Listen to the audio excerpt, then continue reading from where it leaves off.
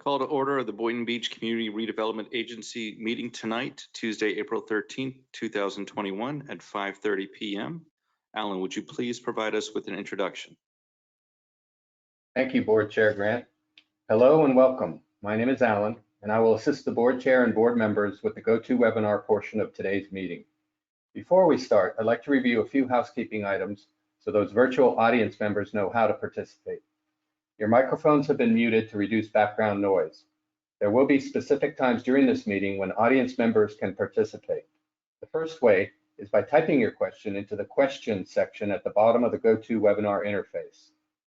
Those items will be read into the record by a meeting organizer at the appropriate time. The second way is by clicking on the raise hand icon, indicating you wish to speak. The meeting organizer will announce the next speaker at the appropriate time and unmute their audio, at which time you should state your name and address for the record. Please minimize any sources of background noise and speak clearly into your microphone during your allotted time. I will now turn control over to Board Chair Stephen Grant, who will be presiding over today's meeting. All right. Thank you very much, Alan. Would everyone please rise for an invocation by Reverend or Minister Woodrow Hay of the St. John's Missionary Baptist Church, followed by the Pledge of Allegiance. Amen. You had it right the first time, Reverend.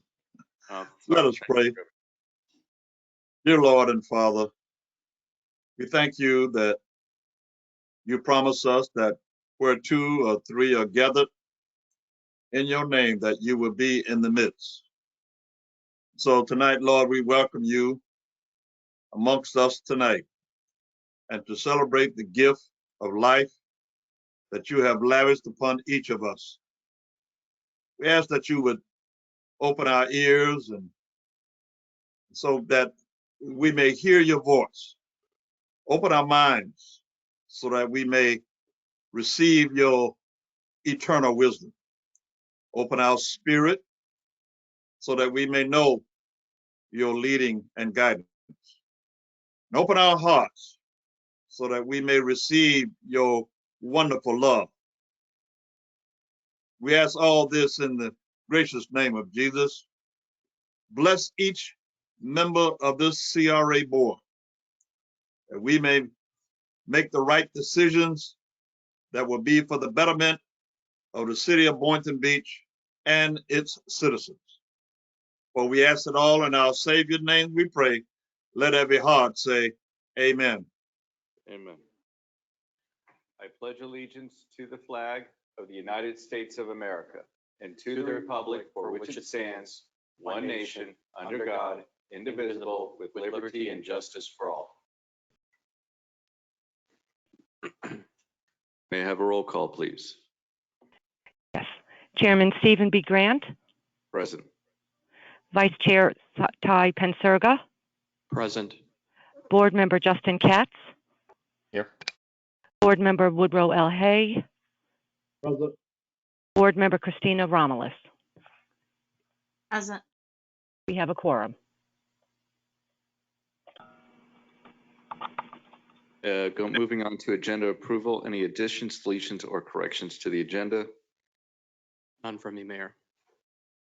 I do want to make sure that everyone has the revised agenda. Yes, I do. All right. Wonderful. All right. Seeing no corrections, may I have a motion to approve the agenda? Motion to approve. So moved. So moved. All right, we have a first and a second. All those in favor state so by saying aye. Aye. Aye. Any opposed? Hearing none, motion passes unanimously. Moving on to legal. Tara, is there any news up here in Boynton Beach or in Tallahassee? Mayor. Yep. Chair, I apologize. We do have speakers in the room. Did you want to move any of the items up for the sake of the speakers? I just don't know how long this will go. So I don't know how long it's, we never know. Yeah, we never quite know. So, but no one's specifically requested to move things up. So unless someone asked you. No. Okay, and we'll just go it as it is. Tara? Good evening, Chair, board members. Tallahassee is moving, and session, I think, has about 3 weeks left to go. There is no specific bills that have been filed regarding CRAs, but there are some interesting bills that are relevant to the CRA, one of which is House Bill 35, which would allow certain public notices to be published online rather than in the newspaper. So we will be watching that, as we obviously do a lot of publication of notices. Another bill of interest, not directly on point, but something we will watch as we are a special district of sorts, is House Bill 1103, which has some accountability and annual report filing and audit requirements, but nothing controversial or specific to CRAs. Thank you. You're welcome. Moving on to informational items and disclosures by board members and CRA staff. Board Member Katz, would you like to begin? Thank you. Nothing to disclose at this time. Thank you. Board Member Hay? Yes, I did have a discussion with Davis Camilleri. That's it for me. All right. Board Member Romulus? Good afternoon. Yes, I also spoke with Davey Camilleri. And Vice Chair Pensurga?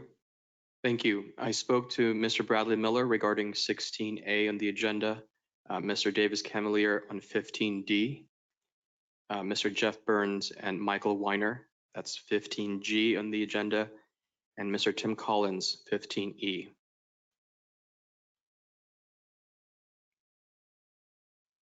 Mayor, I'd like to amend my disclosures and add the ones mentioned by the Vice Mayor. I should write these things down so I don't forget. But yes, I also did meet with Michael Weiner and his partner, and also received a text message from, I'm drawing a blank, Bradley Miller? from Bradley Miller. Thank you. You're welcome. As for myself, I'll relist all the names. Bradley Miller, Jeff Fengler, Tim Collins, Davis Camilleri, Jeff Burns, and Michael Weiner. And Please add Bradley Miller for me in text message. All right. Next, we will move on to announcements and awards, and which is our financial and annual report. Yes. Good evening, board chair and board members. Twee Shut for the record. We are happy as staff to present to you the fiscal year 2019-2020 annual report, which also contains the annual audit as required by statutes. We printed out 500 hard copies, which will be distributed, and in-person interaction with the community, as well as any events, promotional business events, and one-on-one business visits with the businesses, as well as community members when we do have those community meetings. We also distributed this throughout our social media platforms, as well as it's available for download online at the new Boynton CRA website. This year's report contains a summary of the CRA activities for the fiscal year 2019 and 2020, and consistent with the statutory requirements. We have also, as I mentioned before, the audit, as well as the financial information, expenditures, expenses, as well as any of the programs and projects that the CRA has done. It also highlights our amazing COVID-19 pandemic relief efforts and business promotion initiative, affordable housing projects, as well as economic development grant, and also the Boynton Harbor Marina financials and marketing. If there's any questions, I'll be glad to answer them. So I'll show you, that's what it looks like. Thank you. Thank you. Next, we will move on to public comments. Individual speakers will be limited to 3-minute presentation. Please state your name and address for the record.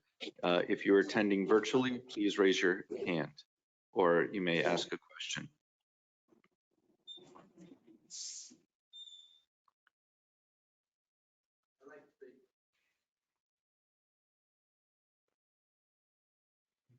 Hello, everyone. My name is Marcelo. I'm a tenant at the Boynton Harbor Marina. I've been in the marina for 28 years. I have a boat and jet ski rental business there. What I'm trying to do is, first of all, congratulate for the beautiful work that the CRA and Mike Simon especially have done for the area there. It really brought up Boynton Beach the way it should be many, many years ago. And that's a beautiful thing to see. My business has been growing. And the reason is everybody knows that people have been trying to get out with their families, enjoy outdoors due to COVID. But my business has been growing very well over the years. And since there's many spaces at the marina that are empty, not being used, I like to be able to acquire and start leasing an extra slip so I could accommodate my business in a better way. And the slip that I'm talking to is slip number 1. I'm currently occupying slip number 3, 4, 5, 6, and 7. But there's room for me to grow since there are empty slips, and I like for the board to give me help and let my business grow and attend all the community better. And that's the reason the whole marina was intended is for have public access. And my business provide that access on a daily basis. I'm open 7 days a week, 365 days a year. I do boat rentals, I do jet ski rentals, provide nice service, treat people right. So that's what I came here tonight to ask, if I can lease a slip number 1 and be able to get more boats into the marina for rentals to the public. That's it. Thank you, Marcelo. Thank you. And so I'll ask Michael or staff, how long has slip 1 been open? We don't have a slip 1 board. Okay. Area that that Marcel is speaking of is the area in front of the open space, which has been, when we did the open space project, it was redesigned so that that area in front of the open space would not have a tenant. And then slip 2 is the water taxi slip. Perhaps that is a slip that until the water taxi is developed that we can discuss with Marcelo, but we haven't had a chance to meet with Marcelo as a staff or as a dock master. So I think like the Michael, opportunity. what I'd like to suggest is that I know that this is something that we need to do the 30 days notice, but make sure that it's slip 2. It's available to the public to reserve. I can hear you, a lot of background noise. Okay. I'm not sure that you understood the area that he's speaking of is next to the CMIS, the large CMIS vessel. And it's been determined previously that that is not an area that we wanted to have a rental vessel because of the proximity to the large vessel and to the open space. So if the board is asking for consideration to convert that into something else, we'd be happy to present that to you. But there is currently not a rentable space there. If there's another slip that Mr. Marcel would like to discuss, perhaps expanding his business to, we'd be happy to do that. We haven't had that opportunity. He's just come to you this evening. So I haven't had a chance to speak with him. Chair. We've had this discussion on numerous occasions, though. Chair. Hello.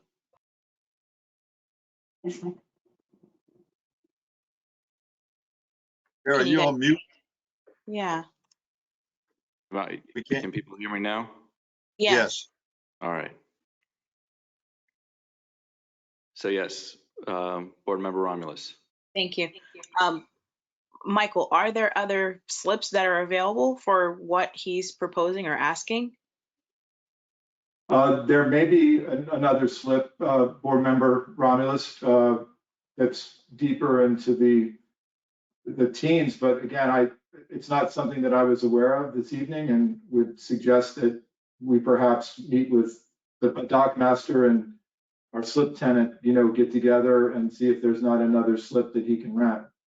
Right, that's basically what I'm saying. If there is another tent, another slip available and that option is open, then I see no issue with that, especially if it's vacant and not currently being used. I am not in favor of slip one or whatever you call it, the unusable slip that we dictated to not be used. I would not want to convert that. That's not what I'm suggesting. I'm simply suggesting if there is a slip that's available and open at the moment, and this is what the resident or the business owner is looking into, then we can entertain that conversation.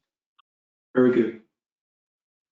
And so can I get consensus from the board in regards? Board Member Hague agrees with Board Member Romulus. Okay. I agree as well. All right. So we have consensus. So that open space next to the CMIS, according to the board, is going to remain open. But please contact Michael Simon and the CRA staff tomorrow to set up negotiations with the harbor masters to see if there's any availability for additional boats for rent. You have to speak into the microphone. Slip number one was occupied by a over 40-foot boat for many years by splashdown divers. Why the reason that now they can be occupied by a small boat, like a 20-foot size? I don't have that answer for you. You're going to have to speak to the CRA staff. And the fact is that the board has given consensus not to lease that spot. So you'd have to speak to the board, not at this time, but at another time. All right, thank you. You're welcome.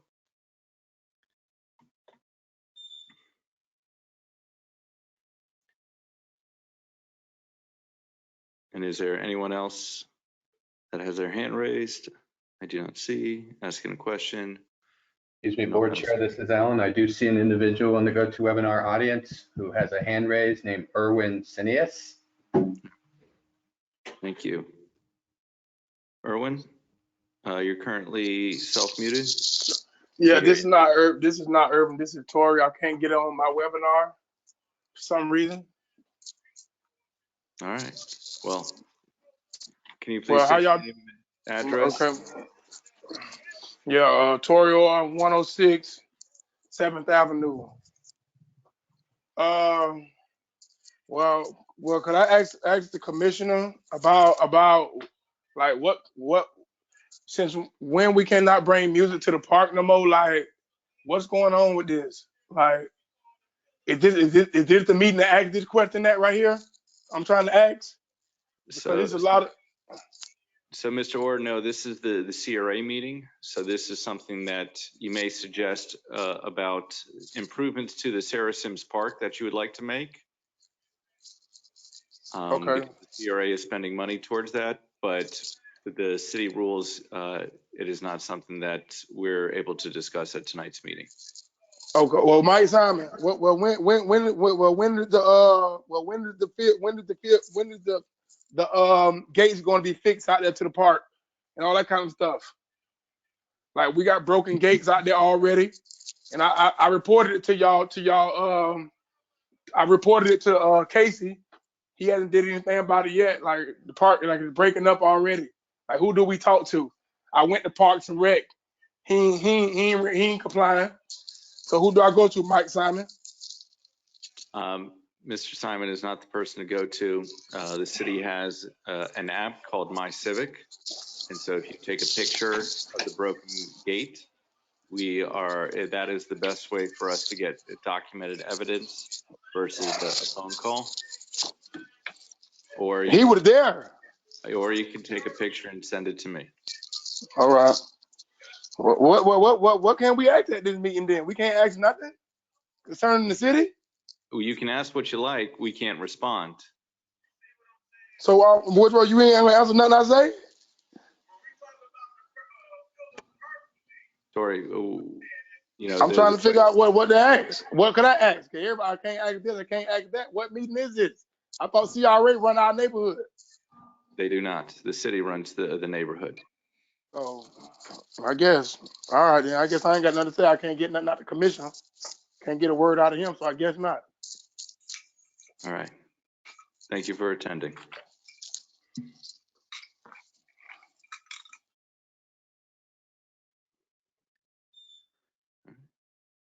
Alan, do you see anyone else with their hand raised?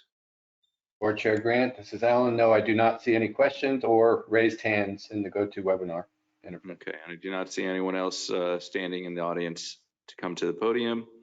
Public comment is now closed. Moving on to the CRA Advisory Board. Michael, could you please brief us on what happened earlier this month?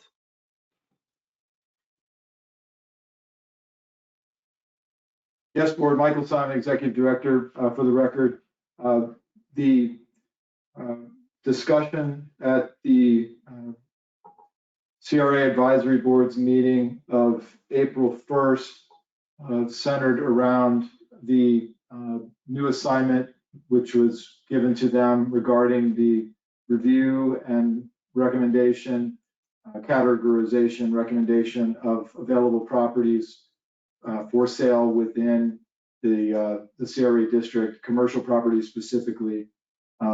The list of available properties was provided to them by staff using CoStar as the commercial MLS system, providing them information on each property and details on each property.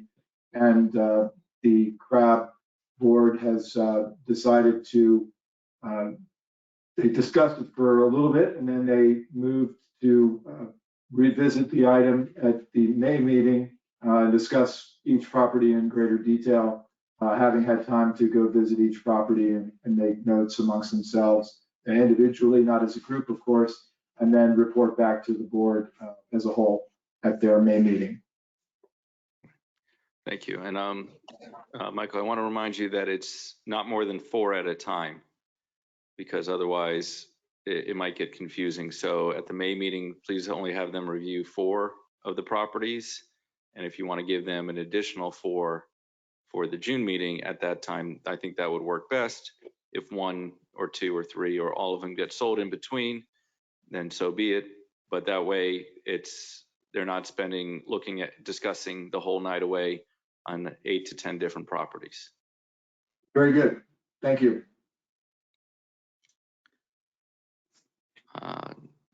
Next, moving on to consent agenda.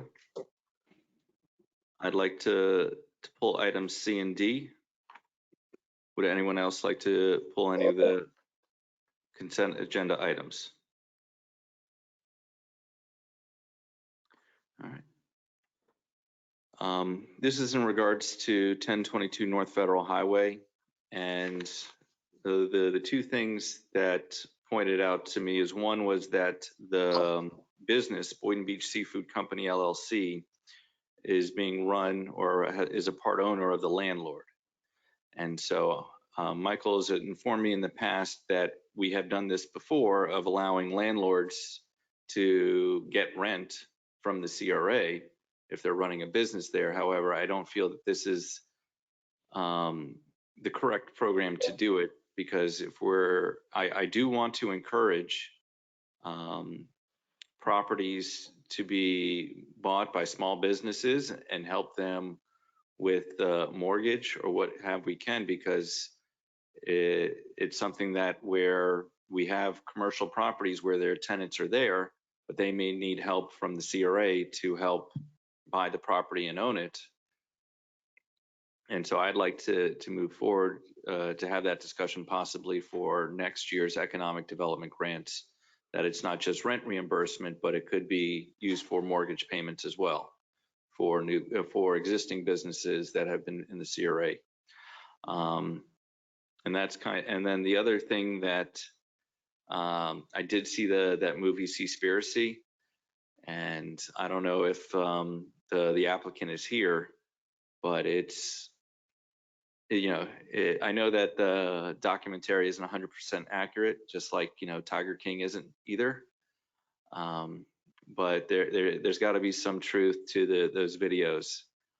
And, for me, I'm not okay with, spending all of this money for another fish market without the possible, speaking with the proprietor to get some more information about what they're trying to do there. because we do have some issues with lionfish. We do have some, but we need to make sure that our local fisheries are being maintained, and I'm worried about overfishing.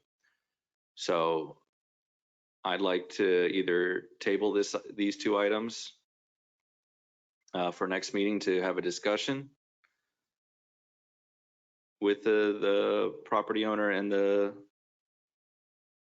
business, so that I can find out a little bit more detail about what the type of business that is coming in. Chair. Chair. Yes. Could you just help me understand a little bit better your concerns? So initially you mentioned you were concerned about some of this funding going to the landlord, and so you'd like to have that conversation separately. Is that right? Correct. Another time. So your other concern is that there might be too many fishing related businesses. Is that? No, I'm speaking this on more environmental aspect of to figure out what exactly is their business model. Are they going to be selling just fish locally? Or are they going to be selling fish from all over the world? To get a little bit more information. In addition, the aspect of a rent payment, we're giving it to the landlord, who's running the business. Normally, when we do rent reimbursements, there's two separate entities, but here, I think his name is Manuel, signed for both, being the landlord and the business. And for me, it's kind of like we would probably want that some of that other money to go to other businesses that aren't the landlord, because this is not necessarily the program. Rent reimbursement is for new businesses to come in. However, it's the landlord creating a new business for himself to get rent payments, which I feel is a little bit of a conflict. If anyone understands that. Chair, I guess I'm just struggling to understand that. I mean, if they are the same entity or separate, wouldn't the money, let's say you have a small business that's renting a space, wouldn't that money still go to the landlord to pay for that small business's lease? I mean, doesn't that all come back to the landlord anyways because they have to pay rent? Or correct, but it's almost in the sense that the landlord could say all the different things. It's like we're paying the rent reimbursement is supposed to be for, I think, a separate entity. It's not the business and the landlord are not supposed to be the same. I know we've done it in the past, and so this is the discussion that I'd like to have to see how the rest of the board feels about it, because I do want to see businesses own the property, but I don't feel the rental reimbursement economic development grant is the way we should be doing this. I feel that it should be a different program. And that's kind of where I would request that, because I believe it's 1/4 owned by the landlord, for it to be reduced by about $5,000 for the rent reimbursement over the year. And then as for the business model, like I said, I saw the movie. It's not a fun movie to watch, but it just made me think, and we do rely heavily on the fishing here, and so I want to make sure that the proprietor is being mindful of all the rules that we have, and has all the licenses and other things like that before he changes the whole building. So I'm not saying no, I just would like to table it to have a discussion with the property owner and the business. So, Chair, those two separate items, I'm open to having that conversation in the first point that you brought up. Absolutely. As far as the second point that you brought up, I don't fully understand how that disqualifies this particular applicant at this time. We can always, stop payments. No, we cannot. We can't stop payments. We can. It is at our discretion. It's completely at our discretion. But once we decide and they make a business decision in that based upon our decision, we could be liable. So there is no stop payments, and I'll ask Tara to confirm that. I just don't understand what the disqualifying factor is. There is no disqualifying factor. I'm saying I'd like to get some more information about the business and the rehab that is coming in, because I didn't necessarily see the plans and understand what's the new business that is going in, where based upon our discussions before, we have the absolute discretions to turn away any business. And so I'd like, before saying no, I'd like to get some more information. Chair, Yes. if the vice chair is done, I didn't mean to interrupt. I'm finished for now. Thank you. I guess just a question for staff, just to make sure I'm thinking right. These are, at least the commercial improvement grant is a matching grant, correct? Correct. Both the rent reimbursement and the improvement grant is a matching grant. And they have to submit, if they're getting a $50,000 improvement grant, they have to spend 50, which means they have to submit $100,000 in receipts to us to claim that 50 in totality. Correct.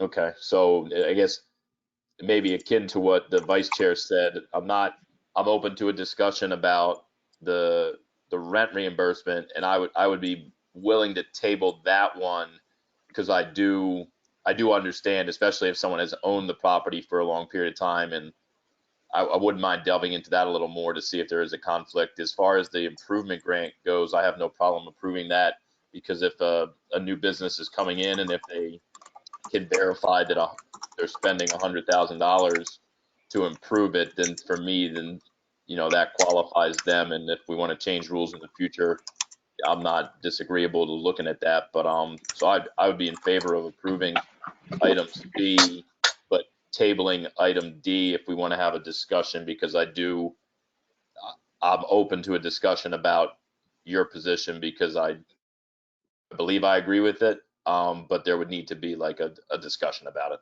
So I would vote to move C and table D, if that's permissible, and just so legal can verify, or staff. Do we have ultimate discretion that even if someone has qualified and met all the criteria, that we could just choose to reject it? So the answer is yes, but I'm hesitating when I say yes, and let me explain. You have set out criteria and identified different tiers of businesses, and you have criteria for awarding both of these grants based on that criteria. At this time, there isn't criteria that matches the two issues that have been raised that we could point to. I am more comfortable if the board wants to have a conversation about how to handle this situation in the future. Perhaps consider change the tier of a certain kind of business based on information, or ask for additional information for that type of business for the first concern. And with regard to the rent and landlord, it's my understanding from staff, and Executive Director Simon can add more to this, that we have in the past awarded these grants to owners for rent, who are part and parcel to the same thing. So I would prefer if we didn't apply it to this particular instance, and would reconsider the grant issues in a further discussion. But of course, you do have discretion to consider it. I would just recommend looking at the terms of the overall program to address these issues in the future. So with that being said, and again, I still respect and want to have that discussion pursuant to the commercial rent versus a longtime owner, to avoid any obstacles or perception that we kind of are creating new criteria or rules on the fly. I'd be willing to move both forward tonight and have those discussions at a future meeting, because I do believe they are valid. Yeah. Yes, Board Member Hay.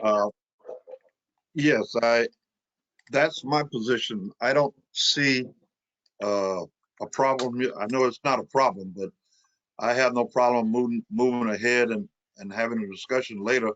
I would like to ask our Executive Director, Mike Simon, basically what was his mindset by putting this on the agenda, if any at all. So if you have any comments on especially D, about the rent, Michael? Board Member Hay, the item before you meets all of the criteria of our current grant program. And so there was and it's a complete application. There was absolutely no hesitancy on my part by putting this on. Again, it's not a condition that would prohibit them from applying or being awarded the grant. And based on our previous multiple years of this has not been a criteria that's been objected to or excluded from our grant program. So I personally had no reason to not move the item onto the agenda. So again, Board Chair, my position is to move them both forward tonight and have those discussions for moving forward in the future. And Tara, I wanted to double check. What of the three categories for tier 1 did this apply for? Hold on, I just had it and I clicked. Bonnie can answer that if you'd like. She's the grant administrator.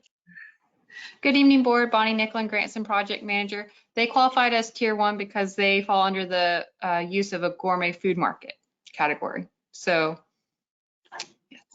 And do we have a definition of gourmet food market?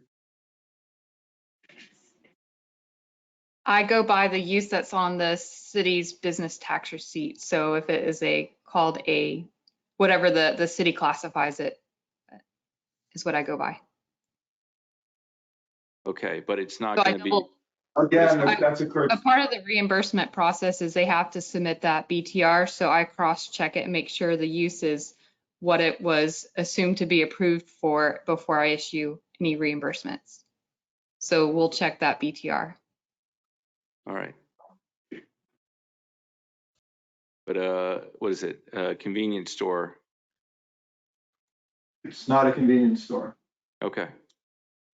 It falls under the category that the city has specified. So that's what we use to base the criteria on for the tier. Okay. All right. So I have a motion. Do I have a second? Second. All right. All those in favor state so by saying aye. Aye. Aye. Nay. I'm sorry. All those opposed? Nay. Motion passes 4-1. As for item and the board member Katz, was that for both C and D? Yeah, I'm willing to move forward on them personally. So yes. Okay. All right. May I have a motion to approve the remainder of the consent agenda? Motion to approve. Second. All those in favor state so by saying aye. Aye. Aye. All those opposed? Hearing none, motion passes unanimously. Moving on to CRA projects in progress. Item 13A, grant closeout for Habitat for Humanity. Yes, again, good evening, board chair and board members. Tweesh up for the record. Before you is a grant closeout for the Habitat for Humanity of South Palm Beach County, their fiscal year 2018 and 19 nonprofit organizational grant program. This is the last grant allocation for this program, as we retired it last year and replaced it with a new workforce and affordable housing rehabilitation grant and the new construction of affordable housing and workforce housing.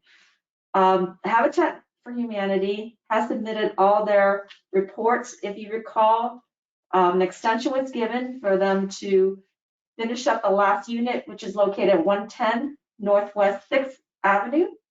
They have done they've submitted all the required documentation, staff has reviewed it, and we expect the reimbursement to occur within the next week or so. If, John, can you go to attachment 4? These are excerpts of their results. So as part of this grant allocation, they completed the development of 3 new single-family units, assisting 3 households. And then again, in this document, if you can scroll all the way down, there's some pictures. Should be attachment. It's attachment 5. So these are the results of the grant activities. As part of this grant, they also needed to improve and help revitalize and do some renovation and critical repairs in the CRA area. And they also needed to conduct home ownership and home building maintenance education workshops, thereby leveraging volunteers and public, private, and nonprofit donations. These are some of the photographs of those activities. If you can just keep scrolling down, John, that'd be great. Or Yuri. I'm sorry, Alan. Keep going. So the result is basically, again, 3 families were assisted for the new homes, 1 villa and 1 detached single family, and then 16 renovation projects resulting in about 47 residents that have been helped. As part of this closeout, also they're required to submit a financial statement review, and staff's are reading that, and there's some revisions to that. But I believe Mr. Jeff Bangler's here if there's any questions. That financial statement review confirms that the money that the CRA has given, which is $75,000 for all these activities, is going to the right places. And this is to reimburse $18,750, which is the last installment of the total $75,000.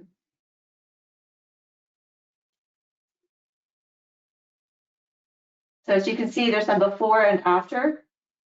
These are minor repairs. Some are critical repairs like re-roofing.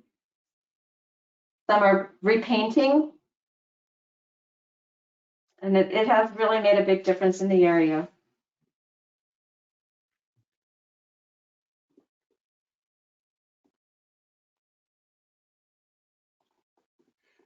If there's any questions, I'd be happy to answer them. May I have a motion to approve? Motion to approve. All right, So move. thank you. I have a first and a second. All those in favor state so by saying aye. Aye. Aye. Aye. Any opposed? Hearing none, motion passes unanimously. Thank you. Thank you. Next, we have marketing, business promotions, and social media update.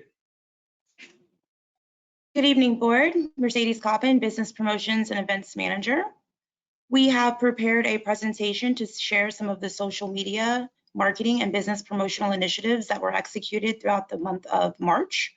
Alan, could you please open attachment 1?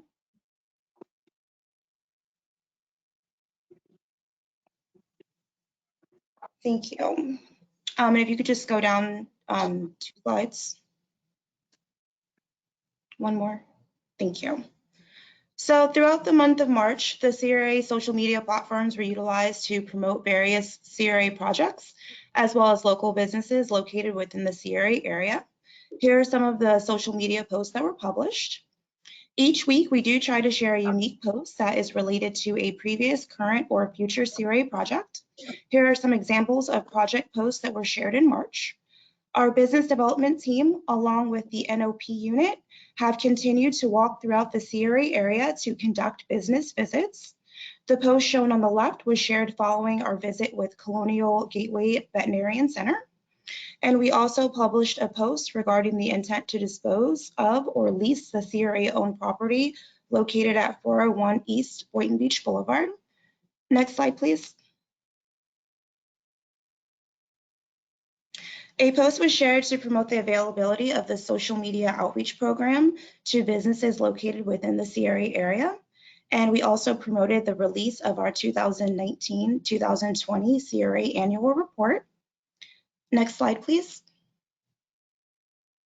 Here are some examples of posts that were shared to promote businesses in the CRA area and to encourage community members to shop and dine locally. These 2 posts were shared to promote the sushi tacos that are available at Bond Street Ale and Coffee, and a seasonal cocktail available at Sweetwater. Next slide. And these are 2 additional business posts that were shared in March. The one on the left was to promote Tropical Island Restaurant, and the post shown on the left was the promotion of the CRA business development video that was created for Link Custom Jewelry. Next slide. And one more, please. Thank you. In March, we published a quarter-page ad in the Coastal Angler magazine to promote the Boynton Harbor Marina. Next slide. One more. Thank you. And last month, we also completed the Boynton Beach Bucks promotion for POPO. The promotion ran over the course of 2 weeks between February 22nd and March 5th. Our business development team worked with management at the restaurant to identify a promotion that would support their desired promotion that they were looking for. They wanted to focus on promoting their lunchtime hours. So the deal that was offered was for a buy one, get one half off deal on their daily $10.99 lunch special. In total, 11 Boynton Beach Bucks 11 deals were redeemed, which reflects 22 individuals taking advantage of the promotion. And a total of 118 respondents completed the corresponding survey that we used to track the promotion and to distribute the discount code. 22% of the respondents stated that they had previously eaten at POPO, and 78% had not yet dined at the restaurant. And they also shared that 53% were residents of Boynton Beach, while 47% were non-residents. Next slide, please. Here are 2 examples of the types of social media posts that were shared to promote the offer. In addition to sharing the offer on social media, the promotion was also promoted with custom posters that were displayed at POPO. It was also shared to all City of Boynton Beach staff via an everyone email and to over 2,300 individuals on the CRA's email subscriber list. Next slide. And at the end of March, we also began the Boynton Beach Bucks offer for your CBD store. That offer began on March 29th, and it was for a $10 off a $30 or more purchase in store. And we will be reporting back to you in May with additional information about their promotion, which just ended on April 11th. The next Boynton Beach Bucks offer will be for Baka Go, and that is scheduled to begin next week on April 19th. Are there any questions? Okay, thank you. Next, we have CRA Economic and Business Development Grants Programs Update. Good evening, Board. Bonnie Nicklin, Grants and Project Manager. This item provides a recap of the CRA's Economic Development Grant Programs. As of tonight's approvals, the CRA has awarded approximately $443,000 to 18 different businesses since October 1st. After tonight's approvals, there will be a program funding balance totaling $55,000. I am currently working with 8 businesses who anticipate submitting applications in May or June. In order to fulfill each of those applications, the program would need additional funding totaling about $245,000. The 8 businesses I'm currently working with are Appliance King of America, Tropical Island Restaurant, Shade Tree Music, Ames Marketing System, Aurora's Mexican Kitchen, Southern Golf Carts, Apex Therapy, and a beauty supply store. Each business is aware applications are accepted and processed on a first-come, first-served basis until funding runs out. If the program does not receive additional funding, we are unable to accept new applications for the remainder of the fiscal year.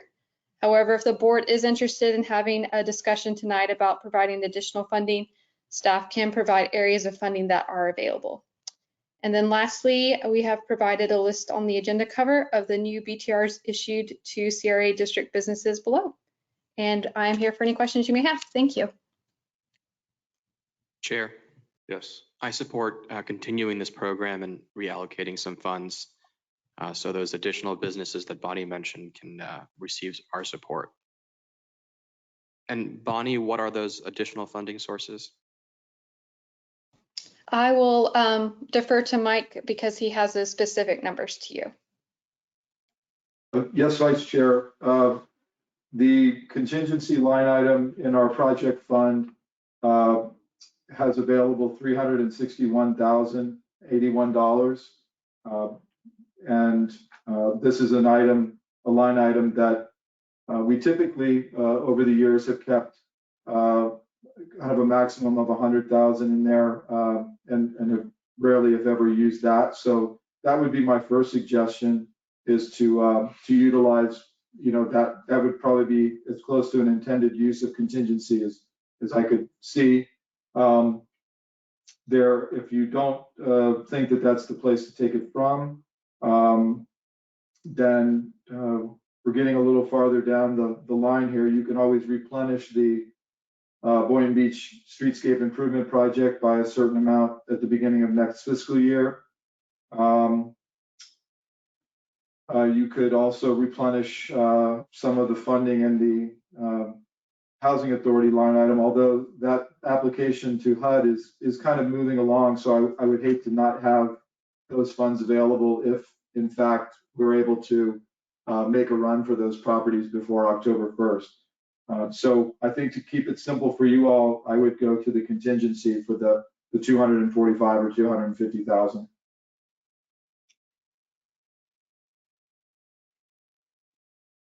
And with that, Chair, I'll make a motion to transfer $250,000 from our contingency fund into our economic development grant program. And Second with some discussion. Thank you.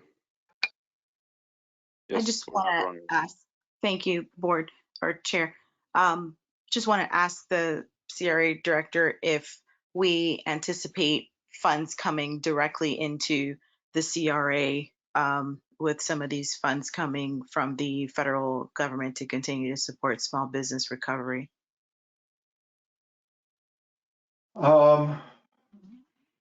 Board Member Ramos, I am not aware or have been made aware by the Florida Redevelopment Association or the U.S. Chamber of Commerce of any funding that would be applicable to an agency like ours. I can't speak for the city. You know, if the city is able to somehow take advantage of available funding as a municipality, you know, through the federal government system, but I have not, am not aware of any for CRA. So I guess the answer would be no. Okay, thank you for the clarification. Thank you, of course. Thank you for asking. For me, did you say we need the 240,000 for the anticipated businesses next month? Correct. Between May and June is what Bonnie had mentioned. And so the situation is that are we starting to tell people or new businesses that are applying that there may not be enough funds? Yes, we do that on a, sorry, Bonnie, but we do that on a regular basis, Board Chair. So what would happen is when and if the CRA finally runs out of funding in this fiscal year, then any applicant, let's say in June or July that applies, they'll be notified that there is no more funding in this fiscal year. The board may allocate funding as of October 1st. So please attend the meetings and support the program, you know, in the budget process. And if they have a complete application, then they would be essentially waiting in line on a first come, first served basis for any funds that would be made available as of October 1st. And what is the current allocation of unspent funds under this, in the sense of that how much is the CRA currently holding for future businesses to get their CO? 54,000, if you approved, after you've approved everyone this evening. So you're saying that the CRA only has 54,000 that they're holding on to because all Correct. the other business have Correct. received Yes, the sir. CO? All right. Yes, sir. Yeah, to provide further clarification, Alan, if you scroll up on that agenda cover, board chair, you can see what's been awarded and which actually has been dispersed. So if that's what you're meaning, so some of these projects are in progress. Sorry, go back down to the chart. I'm sorry, Alan. A little bit right there, perfect. So you can see what funds have been approved and what's actually been dispersed. Some projects, you know, of course, are still in construction, so that money has not been awarded yet. So everything under H Longo insurance is the amount of funding that the CRA is holding, and not including the additional almost 200,000 that we approved today.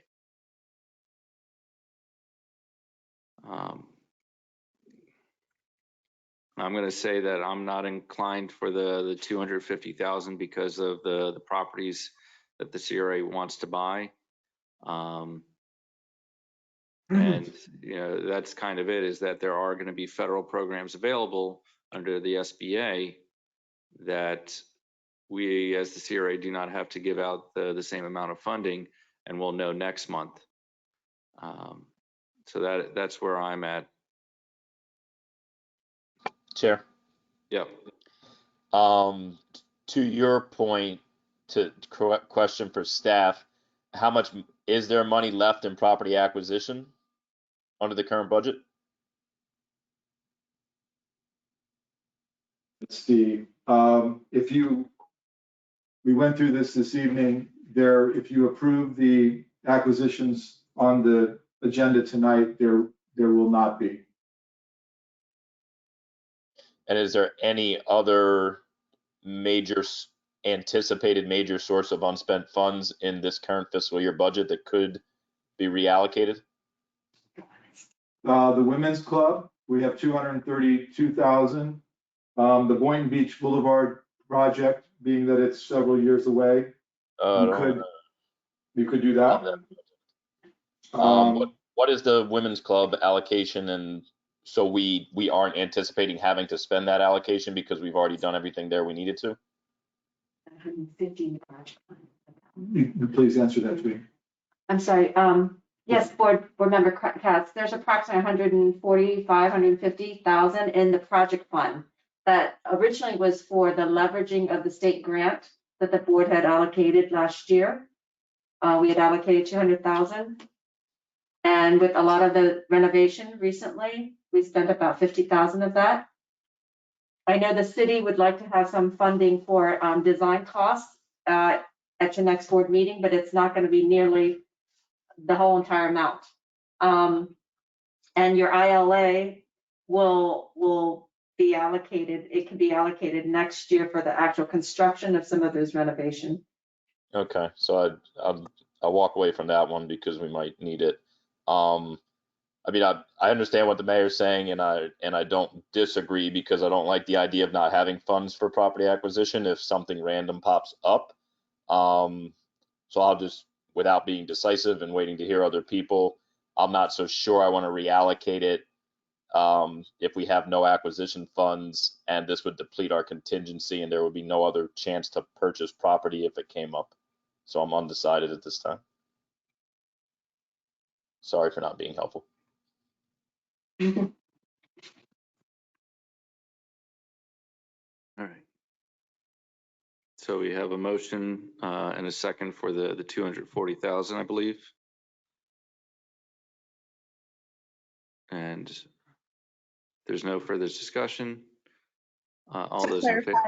Chair, Yeah. sorry to clarify because I got a little lost in the questions. The 240 is not dipping into any of our contingencies or causing any allocation of funds that would put us in any detriment, correct? The 240 is our contingency. Yep. So normally it is 100,000. However, I believe a few months ago, we put the additional funds into contingency rather than the economic development grant program. And so that is where we're at right now, is that we can, because based upon what's the balance in our contingency? 361,000. And we would be taking 240 out of that? 250 is the motion. And that would be just to get us to next month? That would, yes, that would take you through the 8 applications that Bonnie ran through that will appear on your, or would appear on your May agenda if there is funding. If there is not funding, you will not have those applications before you until October 1st if you decide to put funding in next year's budget. So you are out of money as of this evening except for $50,000. So if you want to add any more money to the 50,000 you have left, that's the discussion of this evening. And if you just want to deplete the 50 and wait until next year for other, that's the discussion. Those are your alternatives, I believe. Mayor or Chair, I think I understand a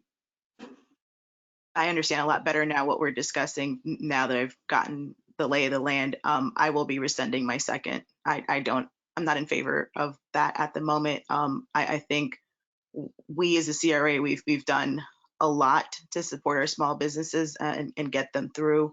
A lot of these economic business development grants are meant to beautify and embellish. I think what I would propose in order to assist these businesses, I do know that we have a 6-month window where if they do not apply within that 6-month window, they're not eligible. I would say perhaps we should waive that for these individuals or these businesses that are in the queue so that they can apply in October when we start over our fiscal year.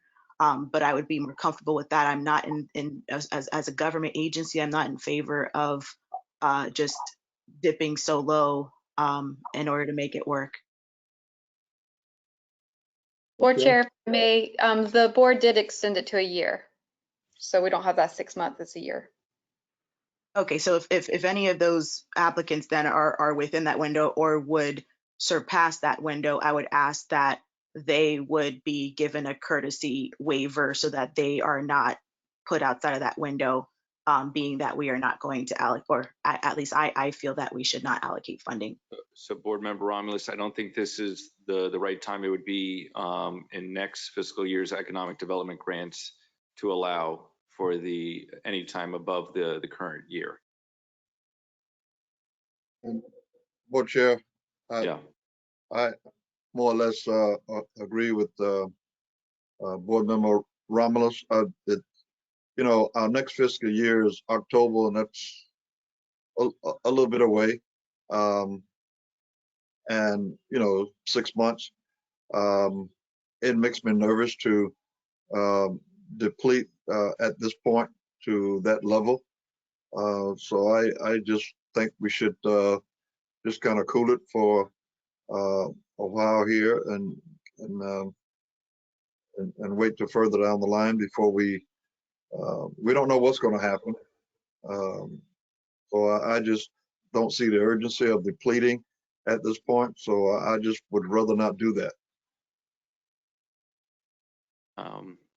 No, I'm in favor of trying to, make sure all the people that are currently under the list to get some funding. And so that's why out of the 360, I would have proposed either 150 or 160 from the contingency to get there.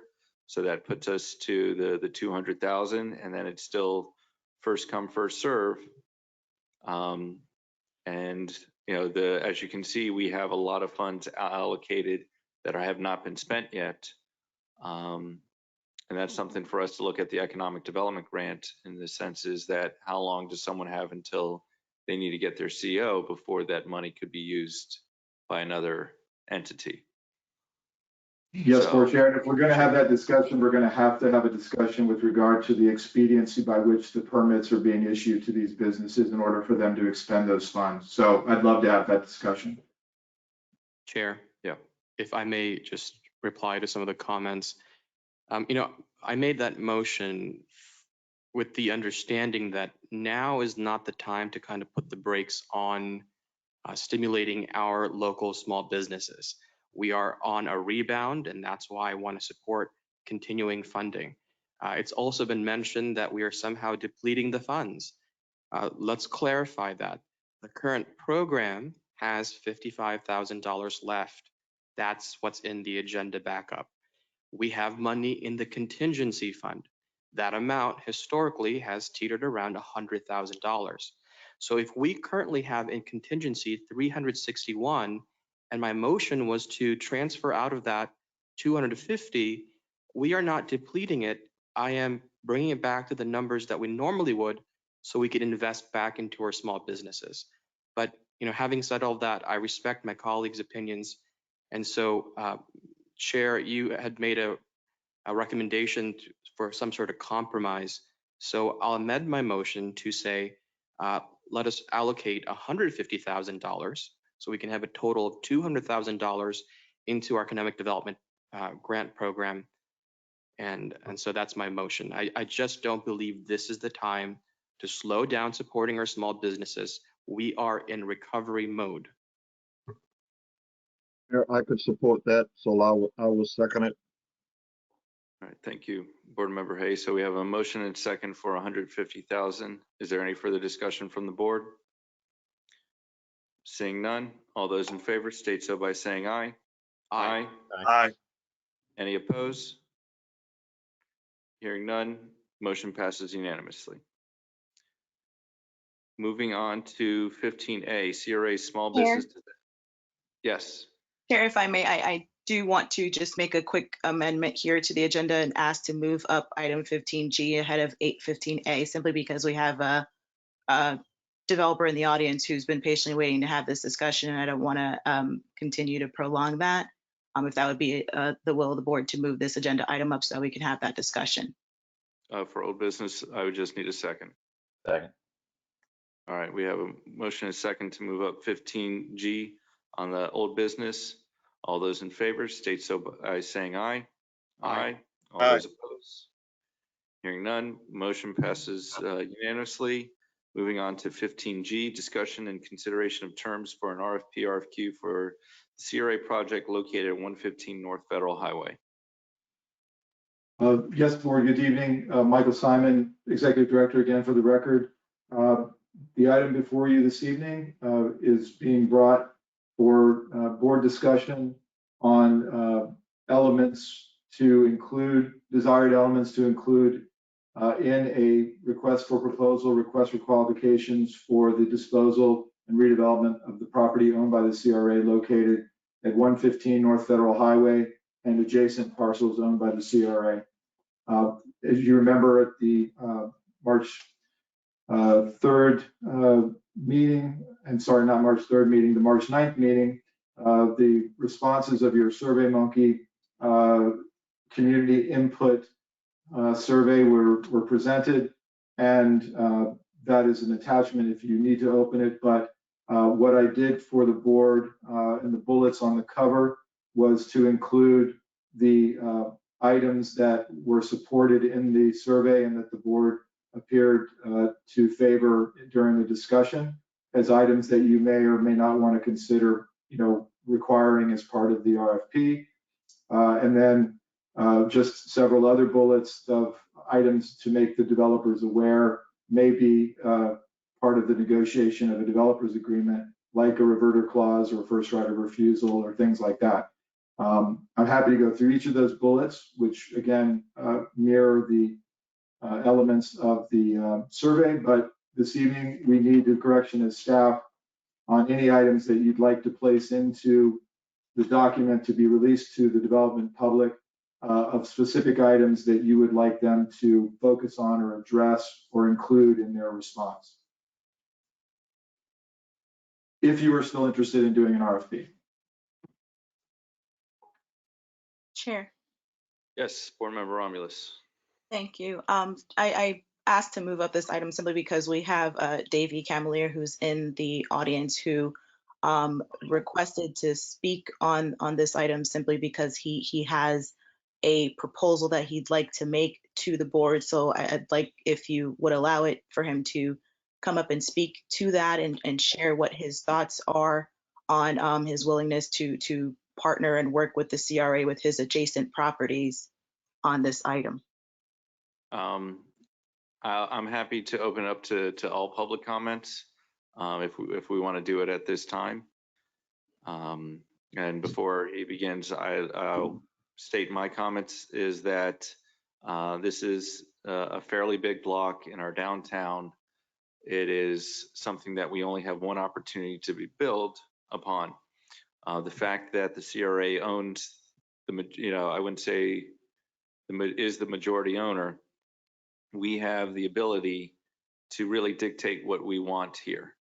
And the item that we skipped over, the tax incremental revenue financing agreement, shows that out of the 20 million that was collected out of 5 new projects, 10 million was given back to the developers through TIF, whereas the increase in property value was 240 million. So for the CRA's $10 million investment, the CRA district increased in property value by 240 million. And so that's something that I want to make sure that is in an RFQ is that it is a public-private partnership in the sense is that the CRA is going to require the developer to take TIF to make the project better. You know, I don't feel just giving away the land is good enough. We need to give away land and money to make this project the best that it can be in exchange for benefits to the CRA, to the city, to the community.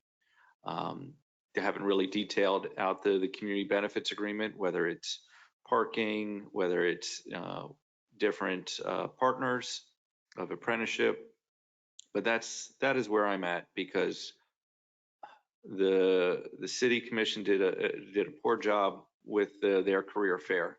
Where out of the 120 people that got that went there, only 8 people got hired. I feel that we as the same people, need to do better with this project to make sure that we are hiring the day laborers or helping with apprenticeship programs for local residents.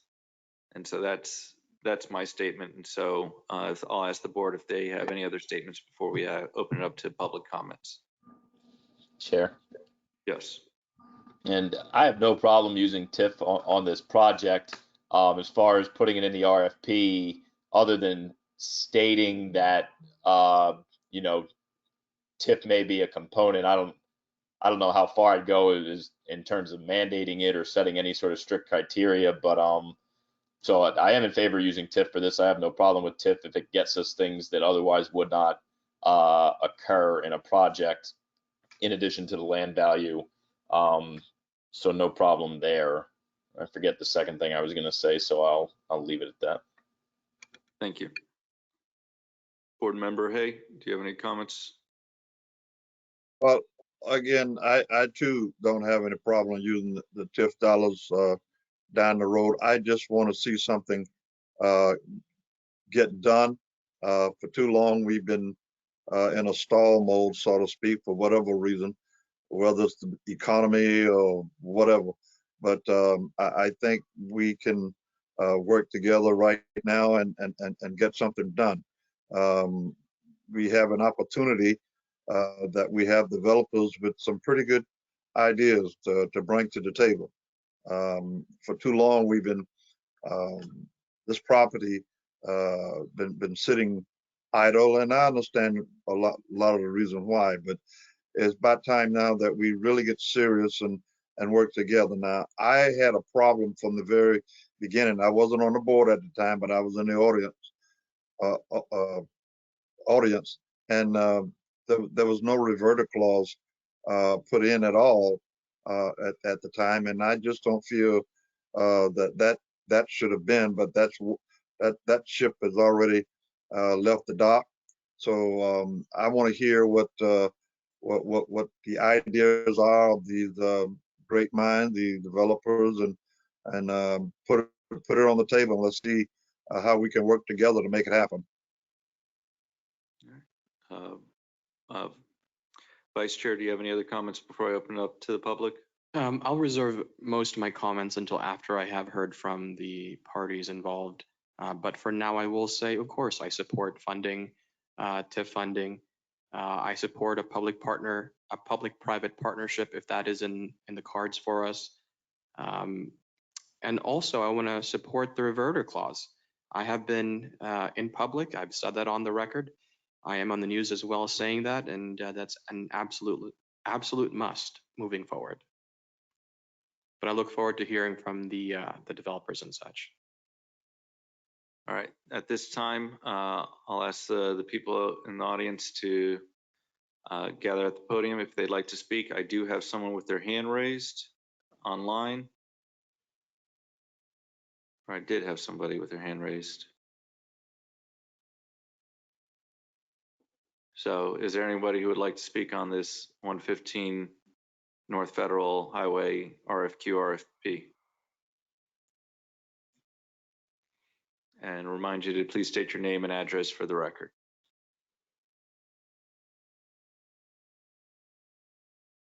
Evening, Mr. Mayor, Mr. Vice Chairman. How are you? and other members of the board. My name is Davis Camalier. I'm a Boynton Beach property owner, and specifically Ocean One, as well as adjacent property owner to the library site that you all are considering your RFP for. I come before you tonight because I've spent considerable time with your commission. I have also been talking and communicating with many people as we come out of the pandemic. And it seems to me that the opportunity is to really try and put our minds together. And I come here to say that I would like to work with the city. I would like to together approach how we develop 115 and 114 Federal Highway.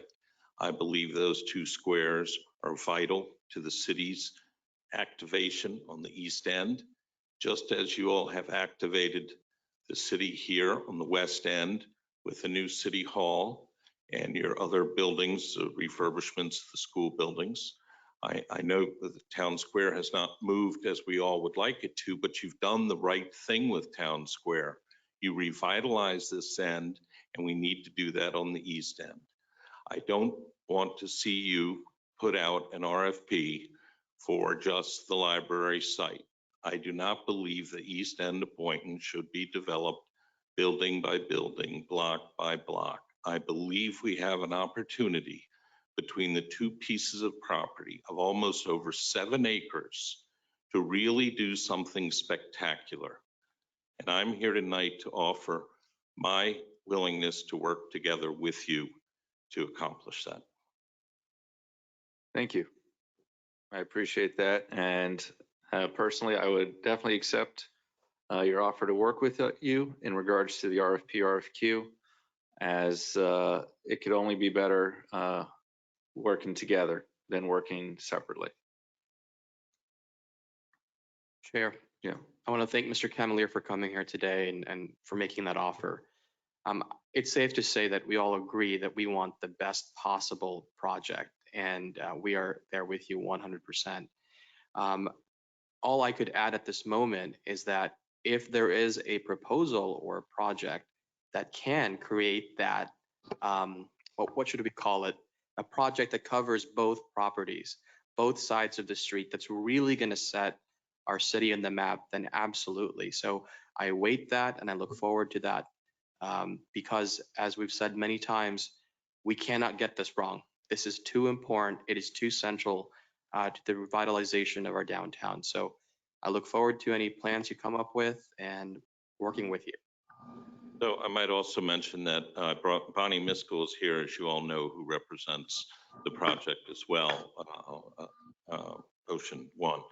And I don't know exactly how we go forward, but I don't think that was my intention tonight. My intention was just to come here and offer a suggestion. And I think, if the commission so feels that it's worth exploring this concept, then I would hope that, we could have Bonnie and the city representatives or the CRA discuss exactly, how to do that.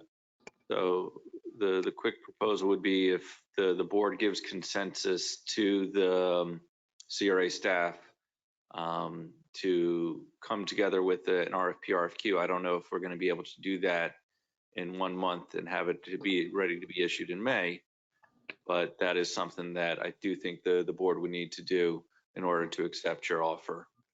I understand that. And yes. You can do a letter of interest as well.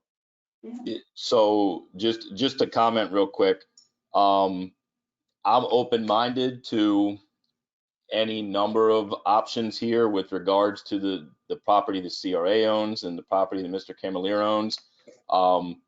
But I do not believe under any circumstance that this RFP for 115 should be tied to activity across the street, because then we lock ourselves into a bigger project with more technical issues, including a parcel that has been stalled out for 15 years. So I'm open-minded, but I don't want our RFP for 115 to be tethered so that the success across the street dictates the success here. I would also add that one way for me to come around to an idea akin to that, if that's what's being requested or that's what the board's entertaining, is to sign some sort of agreement for the CRA to purchase the Boardwalk ice cream property, or to be given the Boardwalk ice cream property in exchange for our property across the street, which did not have a reverter clause and now sits unowned by the CRA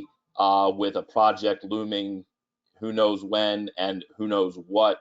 So I want to caution any effort to tether projects. We can make agreements with the property across the street however we decide. We could fully fund anything over there. It doesn't have to be tied to 115. And I'm open-minded to things, but I'm just cautioning and going on the record that a stalled out, financially unfunded project across the street does not sound like the type of thing I want to tether to our 115 project that we own, can fund with TIF. I just want to make sure we don't start to create the narrative that these two projects are symbiotic. If they can play off each other, great. But I just want to make clear that I would move forward with 115 as 115 is. And if we can do something across the street or somehow help them, but I don't want to tether these together, because now to make 115 work, we have to make the property across the street work. And that has been a difficult lift. So I'm not sure that was even what was being asked, but I just want to pump the brakes and make sure people understand that we have a project we control 100% of the destiny. And then we have another project that is privately owned with a piece of our land that we don't have a clue where it'll go. So I just don't want to tether them. I said it 5 times. So I'll stop rambling. Thank you. Chair, Yes, Board Member Hay. I hear what Board Chair, Katz is saying, and I agree with them to a point. I want to be fair with this, because as we all stated, this is something that's very important. What would I think going down the road to keep from repeating what has already happened in the past? This thing, we make promises, and nothing happened. There needs to be some kind of, I don't want to use the word, but penalty for reneging on what we set up and what we agreed to do on some kind of timeline. My thing about a reverter clause is this, is that if you plan to do what you say you're going to do, then there's no reason to fear having a contingency plan. It tells me that if you don't like that idea, what you're saying to me is that you really don't have an intention of making this thing happen in a reasonable time. And I just have a problem with that. So I just feel that there needs to be some kind of penalty in place. I don't know what that is right now, other than a reverter clause, but we need to have something that protects us as a CRA board, as citizens, that if this thing doesn't happen, when we all sit down at the table and agree, this is what we're going to do, and this is when it's going to happen, okay? And if that doesn't happen, then we have to, make some adjustments. That's where I am. And I don't want to play games. I would like to see this project completed in my lifetime. And it just have been sitting so long, I'm discouraged to some extent. And I don't want to feel like this. I really have confidence in David Camilleri, and he's a great guy. I've been working with him for years, but I just don't feel totally 100% about the moving ahead of this whole project. I have no problems, and if you can convince me, I'm just one person, on how this thing could work, and we can put Boynton on the map with some fantastic idea, I'm all for it. I'm open-minded. I'm ready to listen. But if not, we can always put the brakes on and say, hey, this is not going right. We're going to go to RLP, or we can stop it. So that's kind of where I am. I want to listen. I want to be at the table. Chair. Yes, Vice Chair. I appreciate and agree with many things that Board Member Hayes said, but I do want to remind my colleagues that we do have another item on the agenda about TIF funding and how we can secure that. So absolutely, Board Member Hay, I'd love to continue that conversation when we discuss TIF funding. Right there with you. Okay. So, yes, Board Member Romulus. Thank you.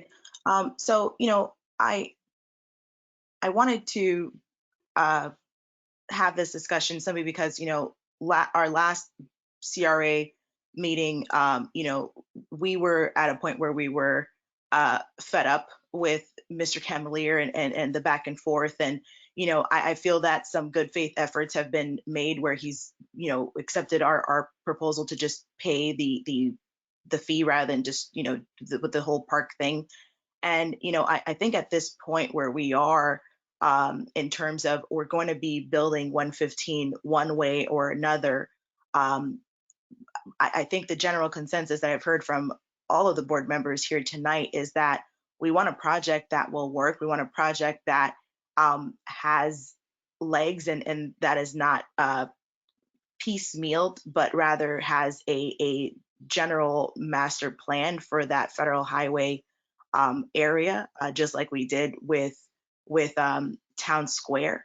And I think there's some viability there. I honestly think that we for those of us who've been here for the last our last two terms, we have learned from the errors of our past, and we won't repeat those mistakes of not doing contingency plans and everything. But I think the benefit actually to this discussion that we're having with these properties is that it's not, it is not land that we have to give away or do anything. We are each equal partners in this discussion. We are each entities that control our own destinies. To Board Member Katz's point, we don't have to develop 115 with anybody.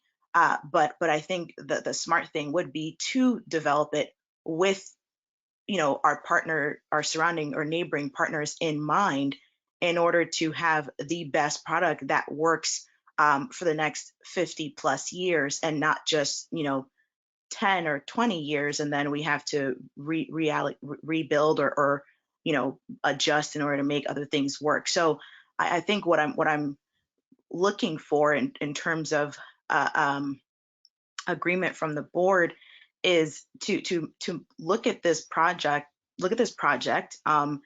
realize that we have finally, and I think we've been asking for this for a long time, and I'm glad that Mr. Camelier is willing to kind of step up and say this. We have a partner here. I mean, he's always been a partner, but I felt like he was kind of behind the scenes, but he stepped up and he's saying he's here. So what can we do to kind of make this project come to fruition together? So I am definitely a believer of let's put action behind our words. So absolutely, I think the next step would be to have a discussion with our CRA director, along with Mr. Camelier and attorneys and such, and make sure a letter of interest or whatever is given that shows his interest to work in partnership with us in either a P3 format or whatever it may be, and then to carry forward that discussion in terms of what is it that we're looking for? Is it that we would reissue this RFP with 114 as adjacent property included, or is it that it would also include the creamery next door?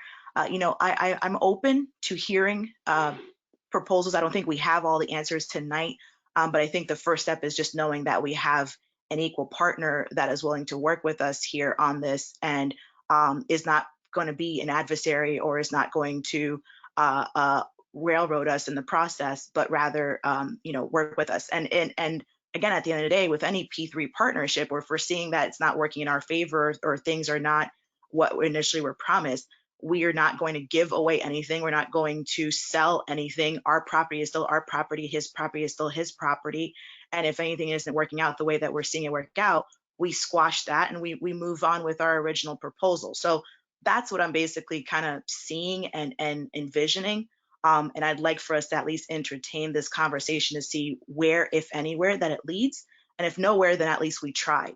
But that's basically what I'm putting out here. Thank you, Board Member Romulus. I'd like to thank Davis and Bonnie from coming here. I kind of want to let other people speak now before we decide anything. And thank you again. Thank you, Al.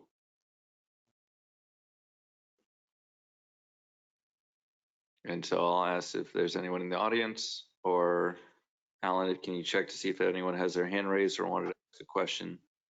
Yes, Board Chair, this is Alan. There is an individual named Jeff Burns who has both a raised hand and posed a question as well. All right, so, oh, our guy stepped down. So Jeff, I'm going to unmute your microphone. You're now currently self-muted. How's that? We can hear you. Excellent. Excellent. This is Jeff Burns, CEO of Affiliated Development. You know, I just wanted to say a few things. I've been listening in to a lot of the conversation, and I think the theme, I guess, that I heard more than anything is that you guys are looking for a partner. And I can tell you our organization has completed $500 million worth of public-private partnerships. And with that said, I'd like to make a suggestion. You know, I know that the purpose of this meeting is to discuss an RFP or an RFQ, and largely how certain things may make its way into that RFP or that RFQ. I can just tell you that based upon experience, the RFQ allows you guys as a board to have a lot more discretion and to have a lot more flexibility with a partner. You know, I think that giving all the moving parts involved with some of the surrounding property owners, some of the surrounding businesses, I think you want to make sure that your partner is somebody who, you know, has the ability to account for some of these nuances that fall outside of the boundaries of just the property that's up for discussion. So with that being said, you know, I'd just like to urge the board to consider, you know, doing a more of an RFQ, selecting somebody who's qualified, who has a track record, who has the funding in place, and has a realistic and feasible project. As you know, the last thing I think people want to do is make a selection and end up with something that, for one reason or another, doesn't get off the ground. So with that being said, you know, I'll turn it back over, but I just wanted to impress upon those couple of points, and I agree with a lot of what Davis had said. I mean, he owns a big property right there. I think that this area needs to be a destination. The conversation for this particular property needs to also include and consider some of the surrounding properties. So with that being said, I'll mute my microphone. Thank you. Yes.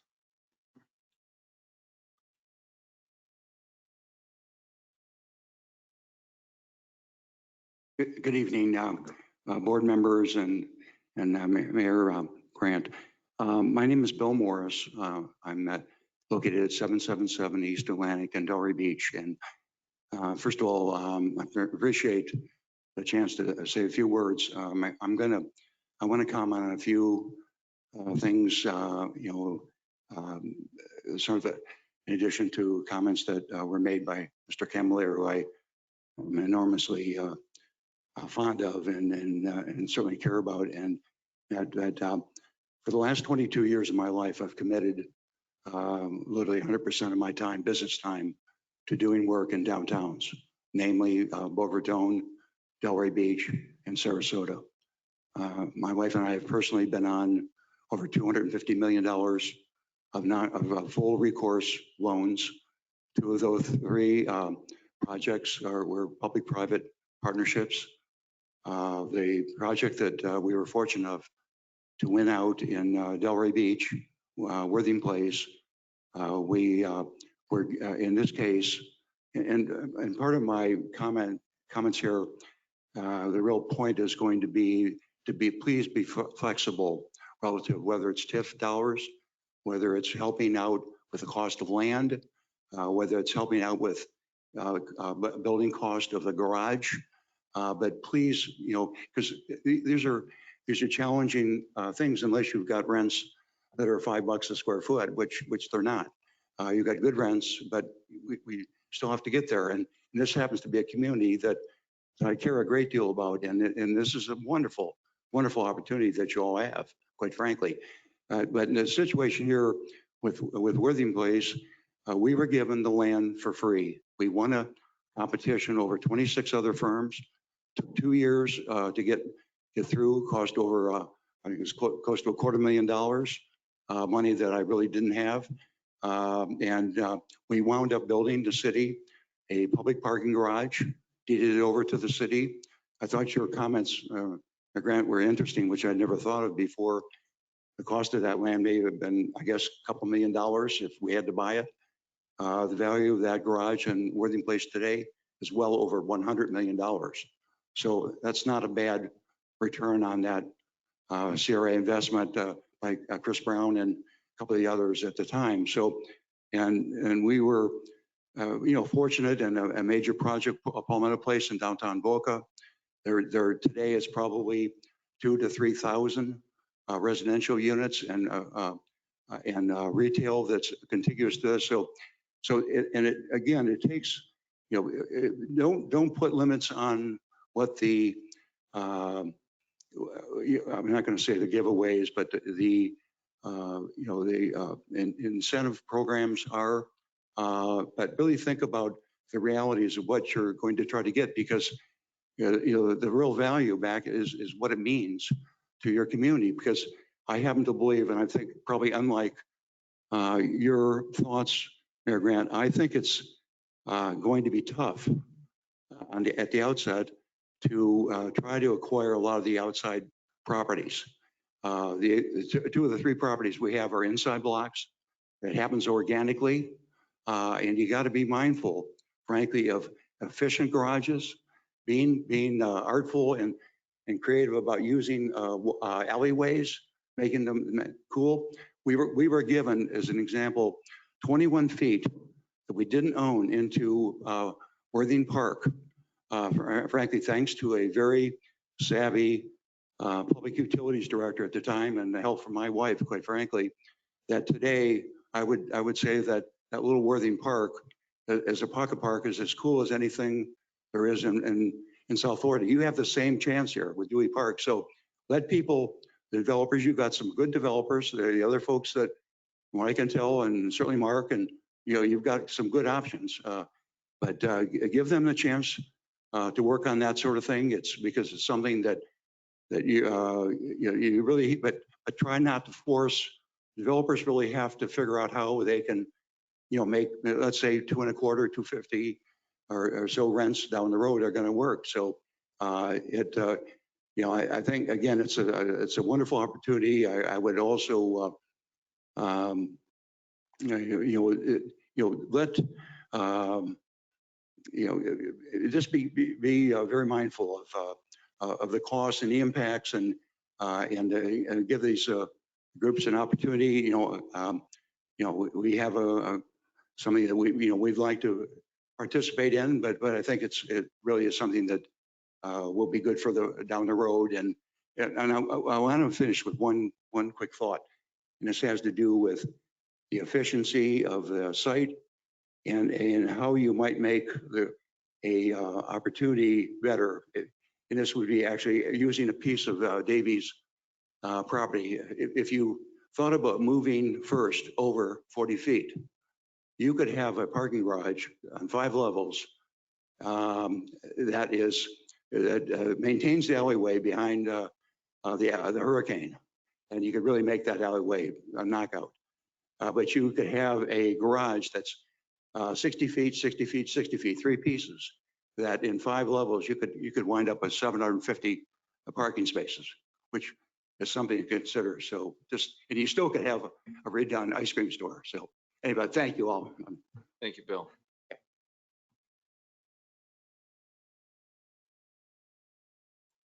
And so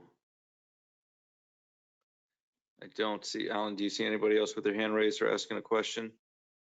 Board Chair, I do not see any hands raised or questions asked at this time. And so, you know, the main thing that this board has to not realize what project we want, it's what do we want in the project. Everyone, we've heard, wants to build. That's not the question. Is that we did a survey, and the commercial activity is what the people who took the survey showed. You know, and that's something that is kind of most important to me, is that I was having lunch at POPO, and I was looking for the office space in our downtown, and I saw the first Financial Plaza, which I asked board member, hey, how long ago that was there? But there really hasn't been any new office space. And when there was in 500 Ocean, a company says, oh, 10,000 square feet downtown, I'm going to grab all of it. And so that's something where I know the CRA at that time with 500 Ocean says, hey, we want office space, we'll help the developer pay for it. That's where I'm talking with TIF. It's saying that, hey, we want it to be easy for people to ride on Palm Trend because of the intersections between 73 and 1. And so that's and that's kind of where, you know, my big focus is the economic development and the transportation, because as Jeff Burns says, it's supposed to be a destination, not for where it's not just where you live, but it's also where you work and play. And so I'm excited to move forward with the RFP, RFQ.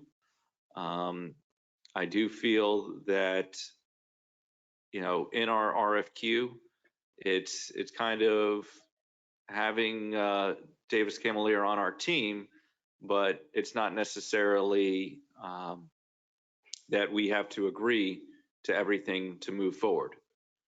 And so that's kind of where I'm at moving forward. I'd like to, you know, move forward with the information that I just said with to CRA staff, to come back with an RFQ to speak with Davis Camelier.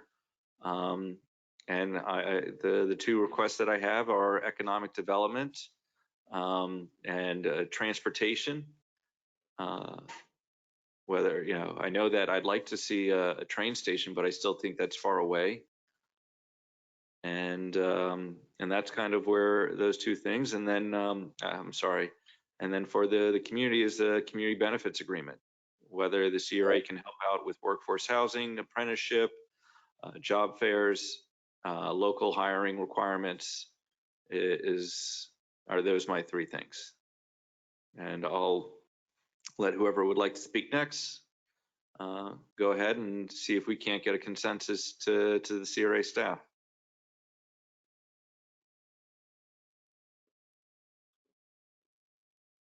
Chair. Yes. So just a question to some of your comments. Are you saying you don't want any residential on 115, or you just want to make sure that there is some office included? Yeah, out of the 340 units in 500 Ocean, there was 10,000 square feet of office. It's something in the sense that I'd like to make the office, or, you know, they have office and retail. I'd like to have a little bit more office space, you know, because the possibility of having a corporate headquarters, you know, making that 2nd or 3rd floor of the project more office space. But, you know, I want to be flexible with the developer to what works out best, because if they're saying, hey, we want to do live workspaces, I'd be okay with that as well. So I guess I'll ask it to you, but obviously the rest of the board can weigh in. Is there any objection? You know, this property is zoned to a much higher capacity than we probably will ever see built here. If we were inclined to put an additional floor or two of office or reserve office space for 1 or 2 floors, you know, and obviously depending on costs and developing higher and all that stuff with the fire code and all that, would anyone be objectionate to anticipating 1 or 2 extra stories or 3 if that's how the, you know, the cost and the economics of it all work out versus taking away from the residential? I would not want to take away from residential. The aspect that we received with, I believe all the letters of intent was an 8-story or lower building because of the fire code costs. And so that's something where the CRA would have to help with the funding. And that's kind of where TIF gets involved. So I'm okay going to the max, the 15 stories, plus if there's workforce housing, they can build a little bit higher. And you know, the CRA and reaching to our county, state, and federal partners to get involved in this project, because I'm also okay with mixed income here, because that's kind of what workforce housing is. It doesn't all have to be workforce. Gotcha. So I would agree that I'd be open-minded to more height. I don't know how much, or I don't know what increments of floors, you know, with the costs and fire code and all that, if it, you know, building 3 extra is good, but 4 is bad, or 5 is good, but 6 is bad. So I'm open-minded to height to try to increase the stuff we're putting in there that are beneficial, especially if it's office, because, you know, it is advantageous, but I don't want it to take away from the economic profitability of the building, which is driven in large part by the residential. I mean, beyond that, I made a lot of comments at the last meeting, so staff still has, you know, everyone's notes and things like that. I just want to make sure that, you know, we own this property and we can solicit properties adjacent to it as we see fit, and pending on their interest in selling or becoming part of it. And I just want to make sure we continue to control the fate of this property, and we don't enter into any sort of agreements or go down a path where we have to ask permission, you know, again, hypothetically, from a property across the street, when we could have completely separate and fruitful negotiations on that property. So I'll just echo that caution again. I don't want 15 to be tied to the property across the street, because that complicates it. We saw what happened with Town Square, where we were ambitious and we entered a P3, and other than the government performing, we have what we have, which is nothing. So I don't want to repeat a mistake that we all are very cognizant of. That is all. Chair. Yes, Vice Chair. I'd be open to a proposal that included office spaces. I agree with you. I mean, if you can work and live in the same general vicinity, that would be ideal. The only thing I would add to that is, you know, I am aware, well, we don't want to reduce residential, but I am aware that at some point, if the building is too tall, the construction cost will reach a point where it will kill the project. So I want to be mindful of that. It is ideal to have office spaces. My only hesitation is that in this, can we call it a post-pandemic world? Are we there?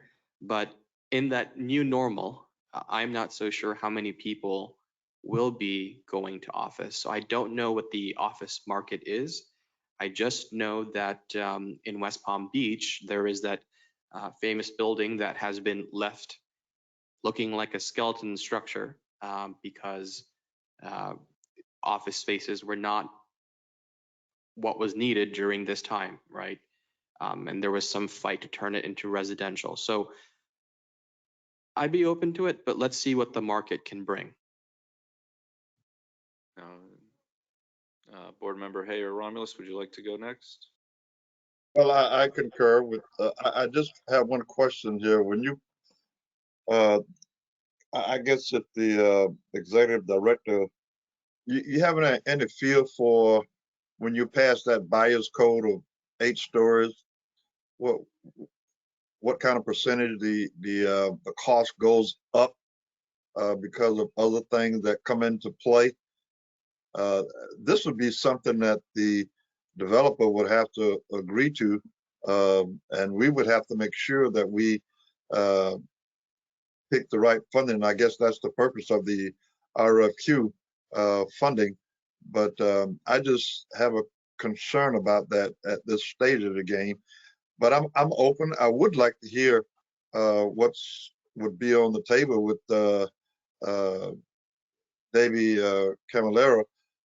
By the same token, I concur with what Board Member Katz is saying. I don't want to lose control of 110 by tying it in with 114, which is the property across the street from 110. But I think we need to look at all options.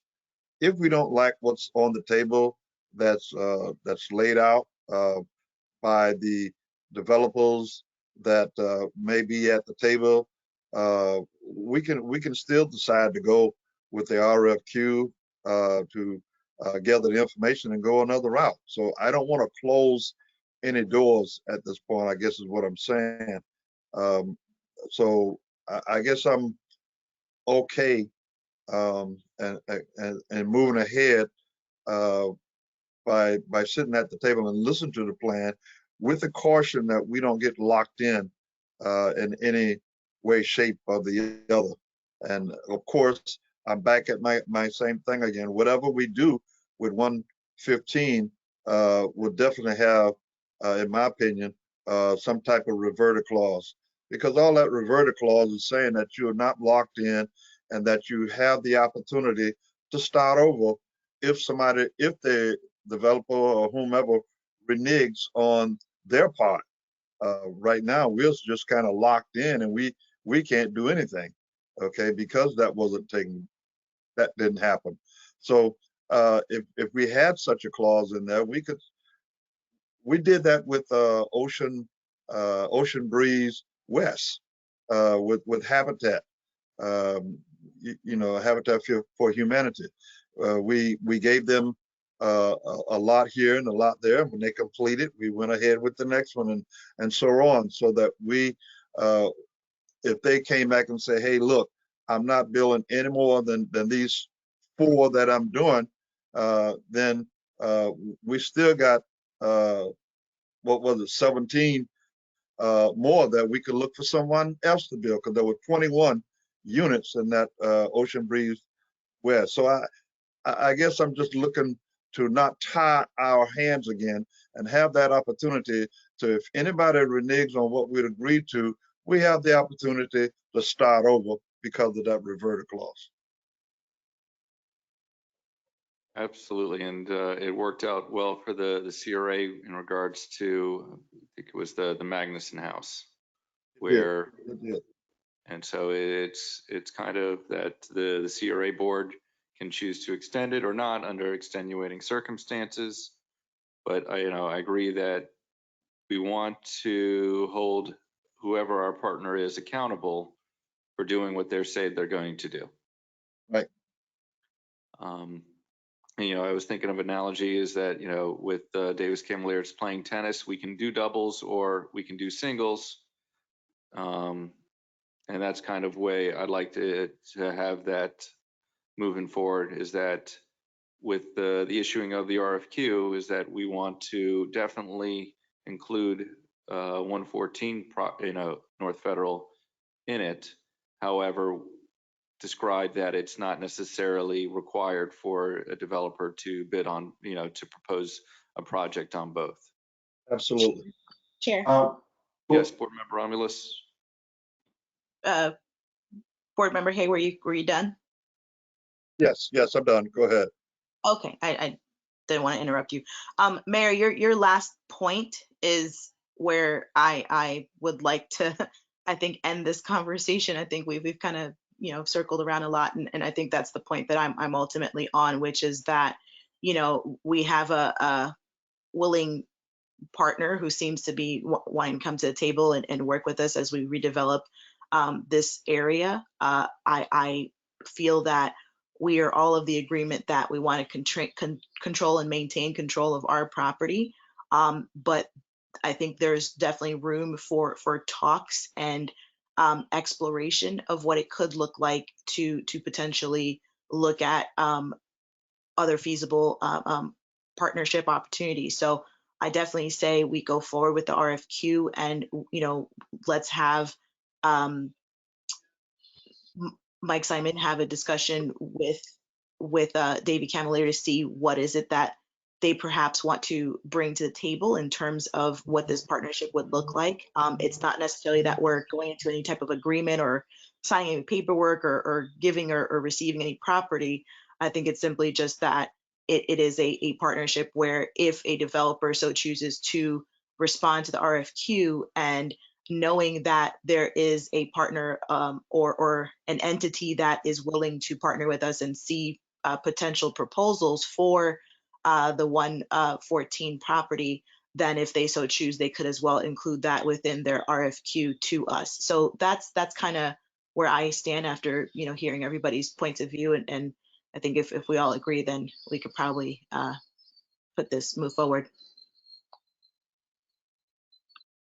So, Michael, do you have enough consensus to move forward with a possible RFQ draft for next meeting? No, board, I don't. No, I don't understand. If I can get clarification on writing an RFP draft that includes property that we don't own, I'm slightly unclear as to how that would be worded. I'm not sure that we went down the list of bullets with regard to the results of the survey. We can always stick those in and you can review them in the next document.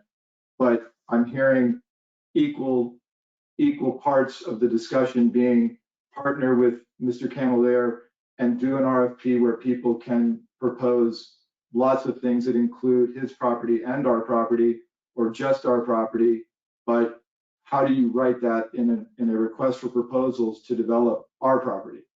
We can't do a request for proposal to develop. I think we're asking for an RFQ. We're looking for the development team that we're going to be working with. And so that's, you don't have anything in front of you for RFQ. Yeah. I mean, I'm having a little trouble hearing you with the, because I don't. Well, what I'm saying is that the CRA board seems that they have consensus that we want staff to talk with Davis Camilleri to come up with that joint RFP that you don't know how to write, so that we come back in May to go over the discussion between the property owners of 114 and our property, because correct, it's going to be different right now if we purchase the property at 16A. Chair? Yes, sir. Has Mr. Camilleri provided permission for us to RFP his property for proposals? Is he accepting proposals on his property as well? Is he agreeing to that? Chair, well, I was going to say, Chair, I think this is the part that needs to be put in writing by Mr. Camilleri, if that's what he's proposing and that's what he's saying to the board, that he would like to be in partnership with us to move forward. Is he proposing that he'd like to have his, I think we need some clarification on that, and this is the reason for this discussion at this point. Chair? Yes, Board Member Katz. Thank you. So I'll try to organize my thoughts, because this is exactly what I was cautioning concern about.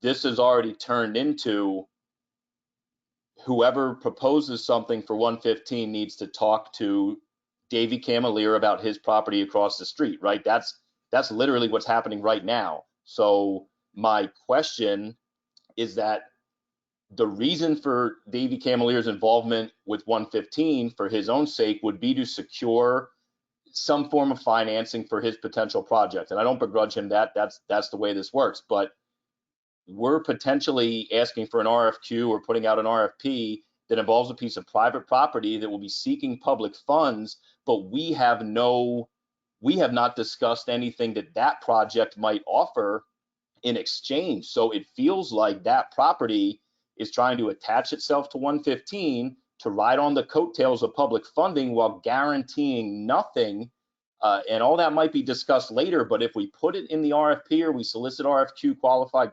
applicants, we are tethering these projects, and we do not know anything about what might come out of the ground across the street because all those deals are dead, other than the fact that we gave away land for a purpose that now doesn't exist. So again, my concern is that we are wrapping a private partner into 115's project, but we have never had a single discussion about what that partner and their property across the street might offer to us. Their involvement in 115 as it stands, if we just move forward with the basic information that's been discussed back and forth here, is that they will be part of this giant project and they will need funding, which we know because that's the reason it doesn't exist. But what has Mr. Camalier talked about putting on his project? The only thing I know moving forward is that hypothetically an age-restricted assisted living facility will be built in a prime piece of downtown real estate where we gave away land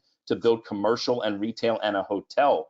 So that, again, I'm repeating everything I said earlier, and I'll cut myself off in 1 second, but by tethering 115 to a private property across the street, I don't understand it from our perspective. I totally get it from the private property owner's perspective because he will be the main beneficiary of this agreement. But why don't we negotiate separately? Because these are separate projects and we own land one side and we own nothing on the other side. I think we're giving away the farm before we even put the advertisement in the newspaper to sell it. I'm confused because it feels like we are agreeing to a private partnership sight unseen to the benefit of the private property owner and with not a single detail expressed about what will benefit the community on that side of the street. I'm very concerned with the turn this has taken. So I seem not to be confused. And so here is what I thought was happening is that the board had consensus for staff to talk with Davis Camalier to see what he was offering as part of the RFQ. In addition, I stated that I wanted to have economic opportunities, including office space, as part of the project. According to the survey, to having mass transit or other other mass transit accommodations, rail ride, sharing amenities, bus stops, trains to be included into the project. And I wanted to have a community benefits agreement as part of the RFQ. I would leave it up to the developers in regard to anything in addition to that to make the project profitable, whether it be residential, retail, open spaces, parking garages. I'd like to hear what they have to say and then work with them. And so that was my consensus of what the board was speaking with, is that the staff, CRA staff, was going to speak with Davis Camalier and come up with what an agreement would be that they feel is acceptable, or if they don't feel it's acceptable, they explain to us why. And that would be, so we're not issuing the RFQ in May, we try to issue it in June. Or the other alternative is that we have a separate discussion, because I remember for Town Square, we had multiple RFQs and RFPs coming out. So the fact is that what would this board like to do tonight? Chair. Chair. Yes. Go ahead, Vice Chair. Vice Chair. Yeah. All right, thank you. I just want to reiterate my position, and so we can have some sort of clarity here. What I heard today was Mr. Camalier coming up here, offering his assistance to be a partner. And at this time, there is no proposal just yet, but I do appreciate that he's come forward to make that offer. So there is nothing right now that stops anyone, staff or Mr. Camalier or anybody else, from speaking to our staff. So here's what I'm going to say. Here's the bottom line. I'm going to move forward with this RFP, and I'm going to remain open-minded again, if there happens to be a mega project and all the players are in place, I'm not going to say no to that. If there's something wonderful around the corner, I'll entertain it. That hasn't happened yet, so I'll wait. But I see no reason to, delay this RFP. And in terms of speaking with each other, we can already do that. That can already happen. So I don't know if we need to direct staff to do that.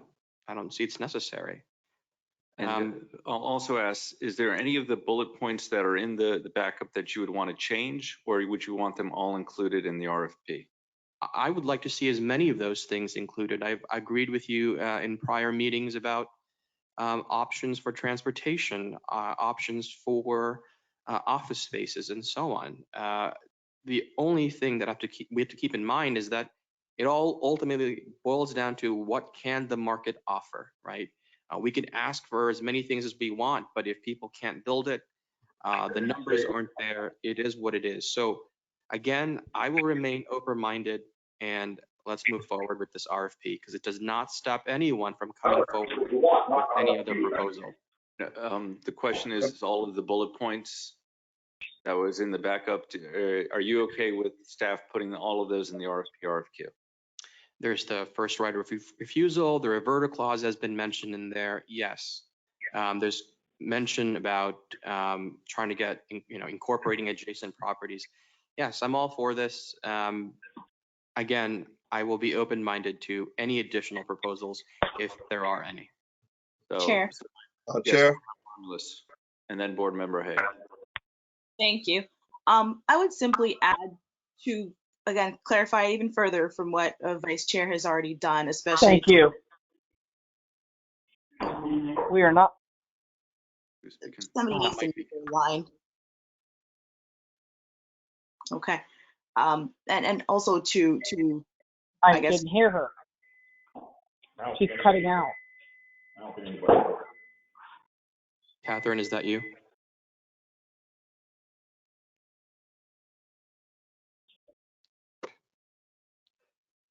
All right, Christina, you have the floor. Okay.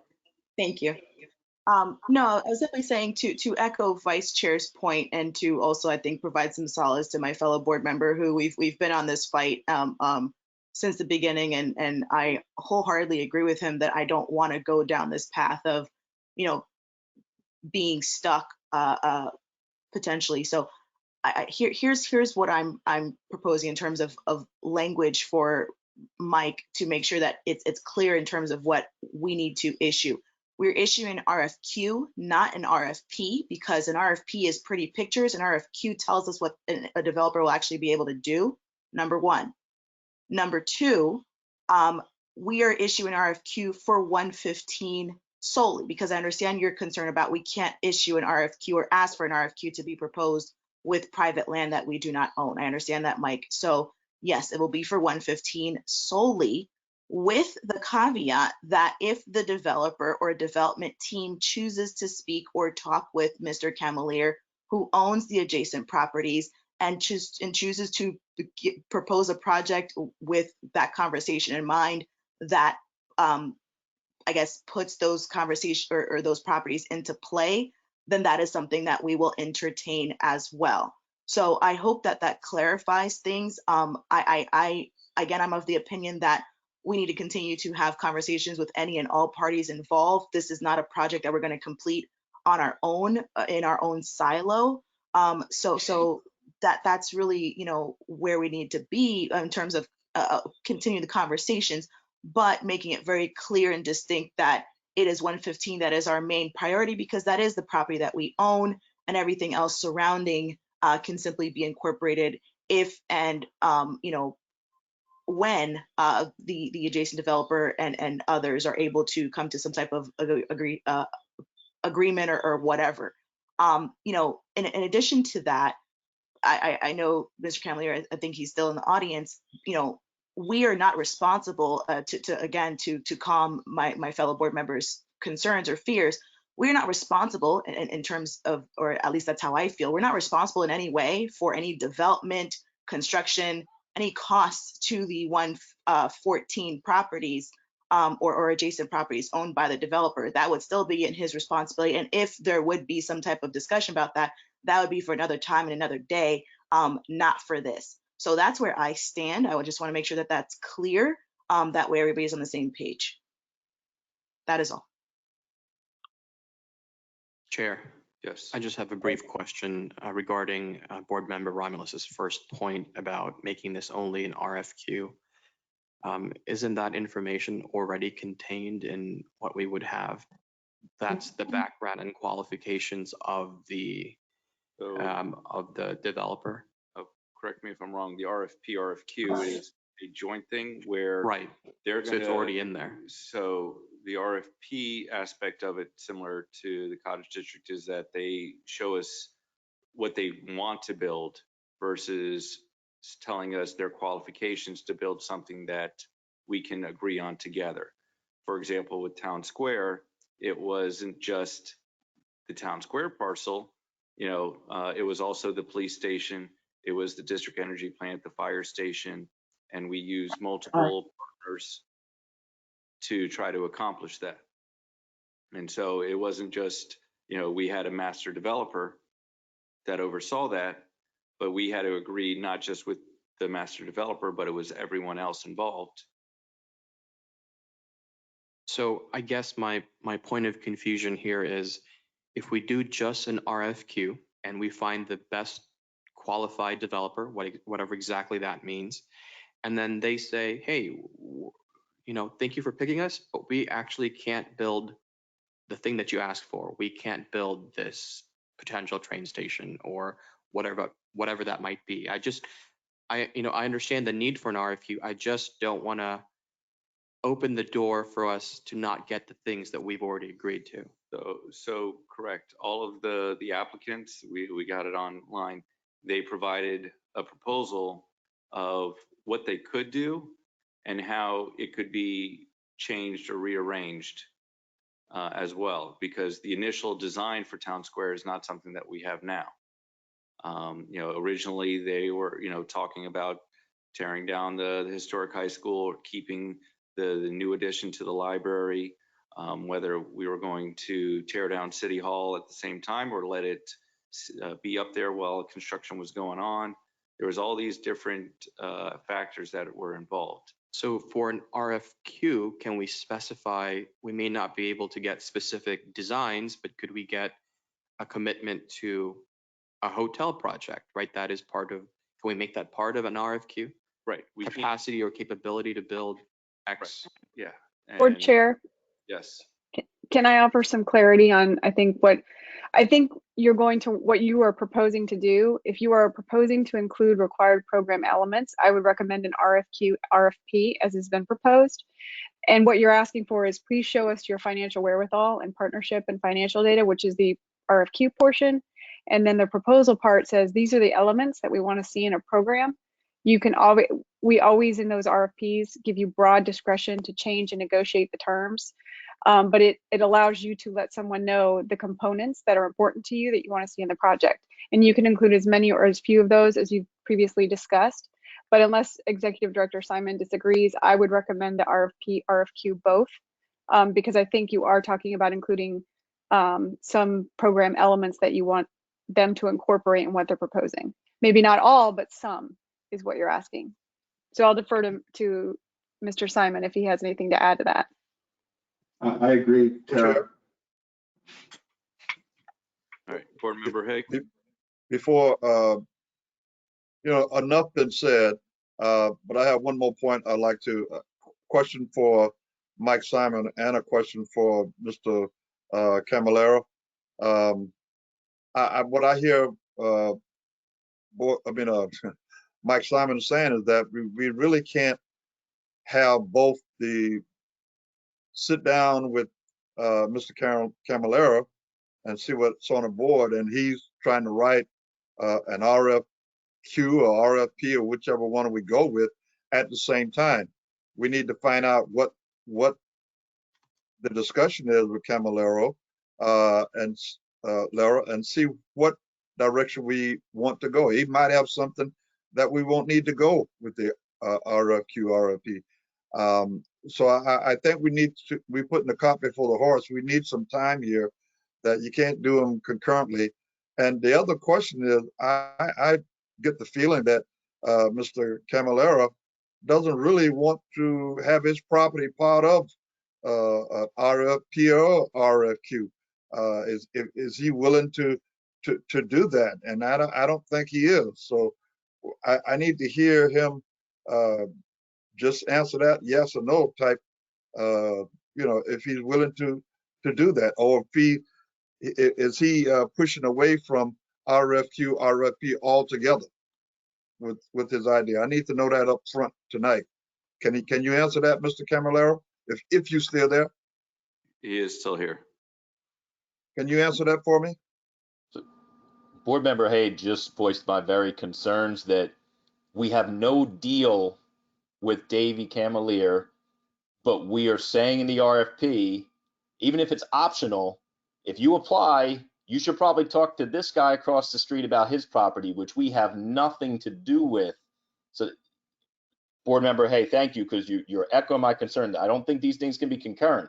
If it's the will of this board to partner with Mr. Camilleri and incorporate his project into 115, that is a discussion that has to take place before. And I'm not a supporter of that because I think we can do these separate, but we can't ask people to bid on half private property with no conditions. We can't even say you have to build a hotel over there because we don't own it. So I'll cut myself off. I didn't mean to interrupt, but No, the cart we're on before the the same horse. page. Board Member Katz, we're on the same page. Ms. Camilleri, can you respond to? Yes, Commissioner Hay, thank you for your question. I think part of your question was I going to give my property to the city, and the answer is that really wasn't what I was thinking. I'm in this business. I think I feel more comfortable being a master of my fate.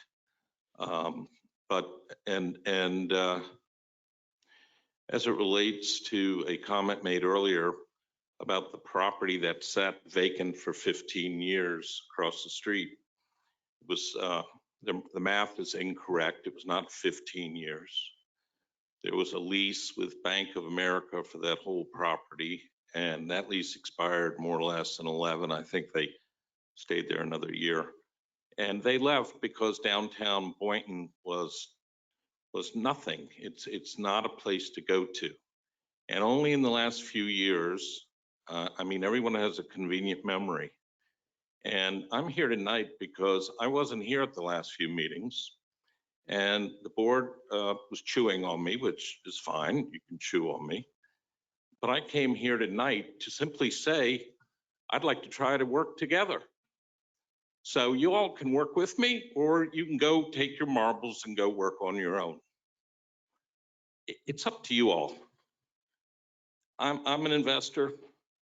I want to maximize my value, my asset.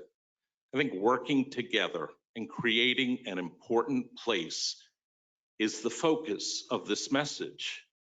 And I think I'm in conversations with people who see that vision, and I believe they will be coming forward with proposals.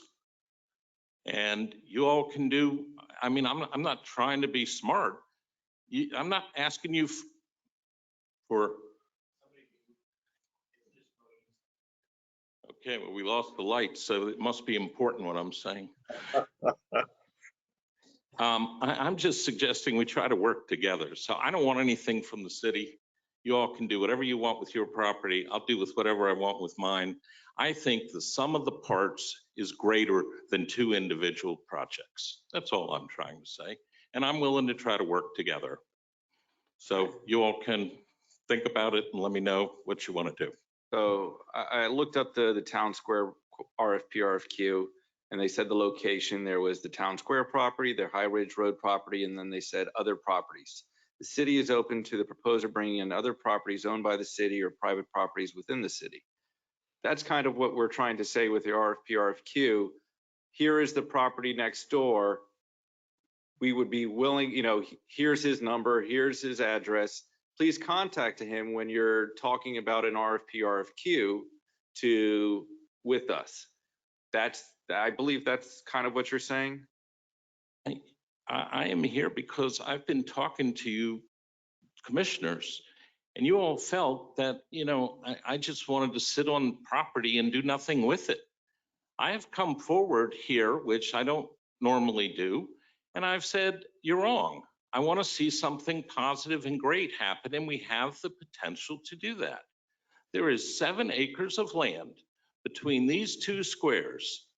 And I just think if you know, the city can do what the city wants to do, the CRA can go in their own direction. I haven't asked for anything other than to tell you, I don't plan on being, I hope I'm not an obstacle.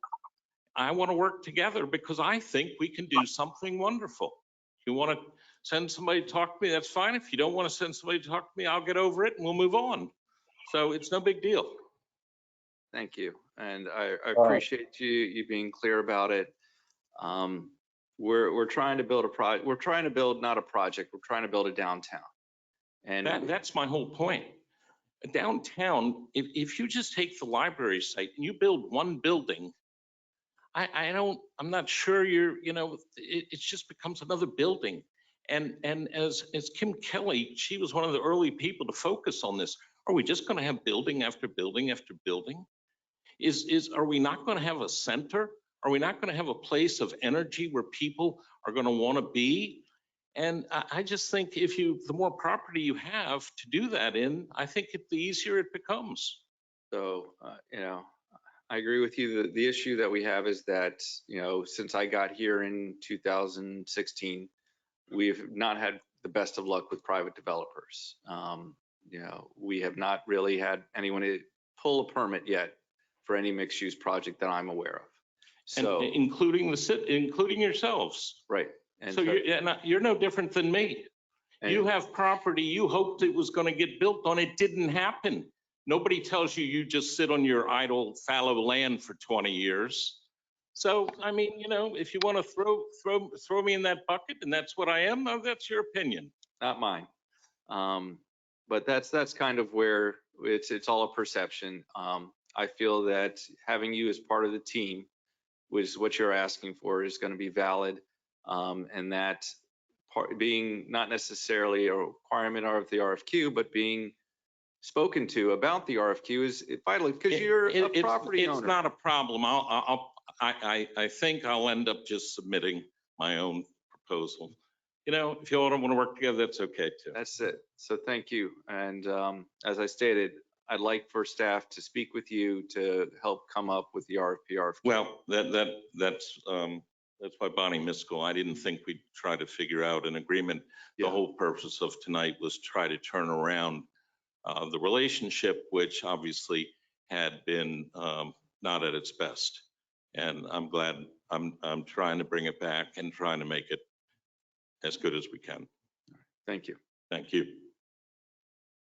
Yeah. Yes. Board member. Can we kind of delay the RFP or RFQ for a month or two and just get input from the idea that Mr. Camilleri is wanting to propose to us and hear it out. And then if we don't like it, we still have time to say no, and we can move forward with what we want to do. But I would not like to move from this point and not have that piece of input. Even you know, we still have the option of saying no.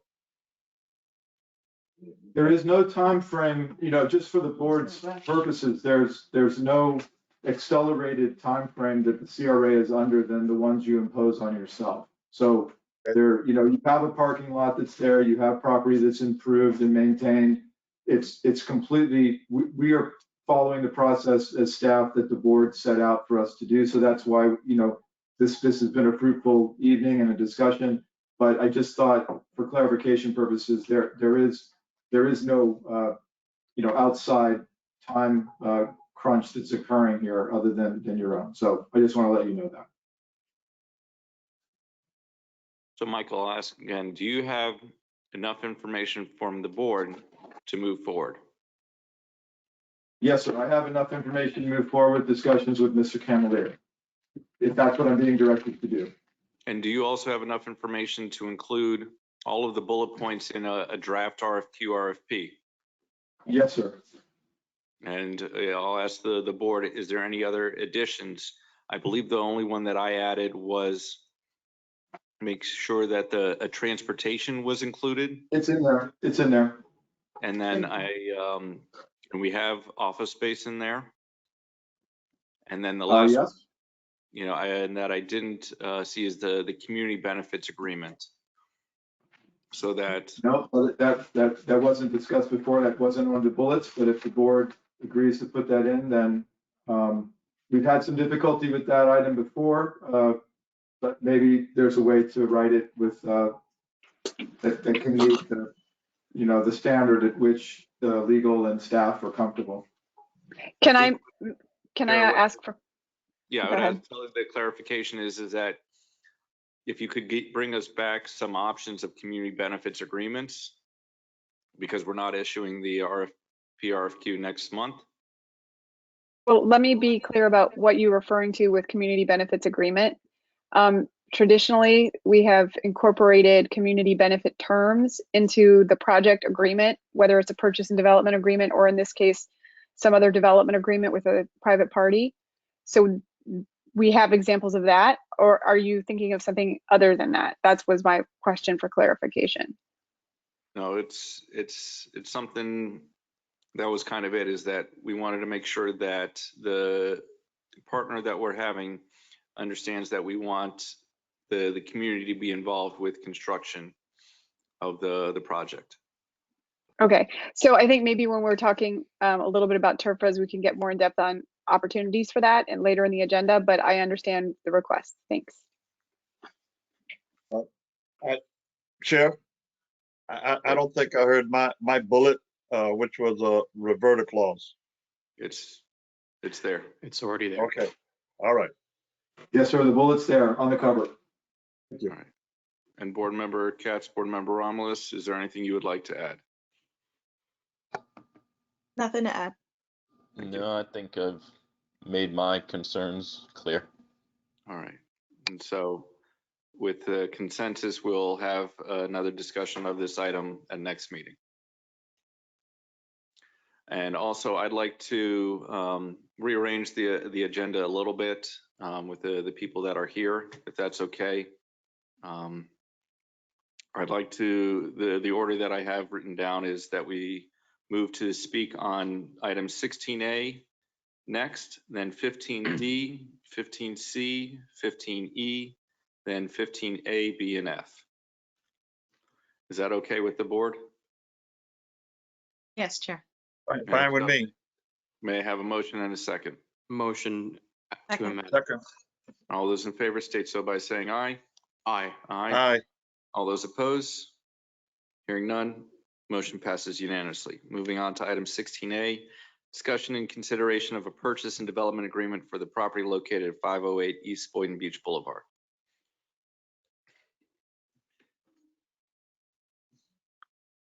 And so my question to Michael is, do we have the funding available? We have the funding available for the deposit as outlined in the purchase and development agreement that's attached, which was $100,000, with the balance of funding to be appropriated and allocated during the fiscal year 2021-2022 budget, available for the closing proposed in November of 2021. And if so, may I have a motion to approve? I'll move. I'm going to second that, but I'd like to hear from the speaker if there is one. Well, he already signed the contract, so if there's any questions you have on the contract. No. We can have the deals done if we agree. So seeing no further discussion, all those in favor state so by saying aye. Aye. Aye. All those opposed? Hearing none, motion passes unanimously. And I'd also like to consensus of the board for that property to be put as part of the 115 RFP RFQ, as we have an option to buy now. I would support that. Thank you. I think this access to Boynton Beach Boulevard will be very strategic. And then we were on to 15D, discussion status of purchase and development agreement with Ocean One Boynton LLC for the Ocean One project. I do see that Mr. Camelier and Bonnie Miskell left, but I believe they're, according to the conversation I had with Mr. Camelier, he is looking to build the park as the time frame to building a project may be not within the next 6 months. Chair, Yes. that's not what I understood. Okay. What I understood was they were willing to pay the fee that we had proposed in lieu of building the park, as building the park was not the feasible option. So Mr. Camelier just came back.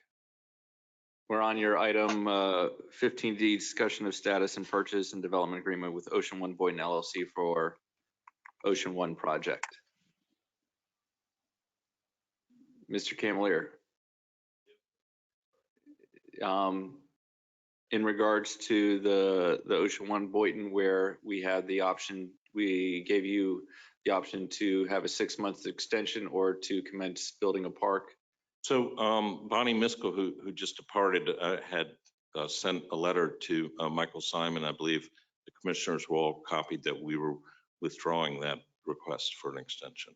Okay, that's what I thought. Sorry.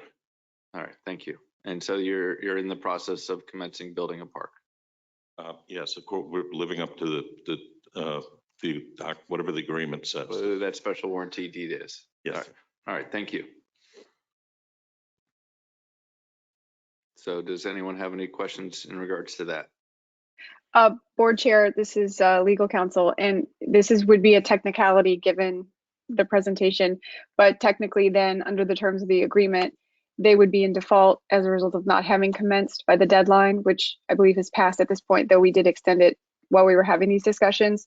So to preserve your rights under the contract, I can send a simple letter noticing them that they're in default and will need to cure by commencing construction, which, as we just heard from Mr. Camelier, is his intention. So if you would give me the direction to go ahead and provide the notice required under the contract, I will do so.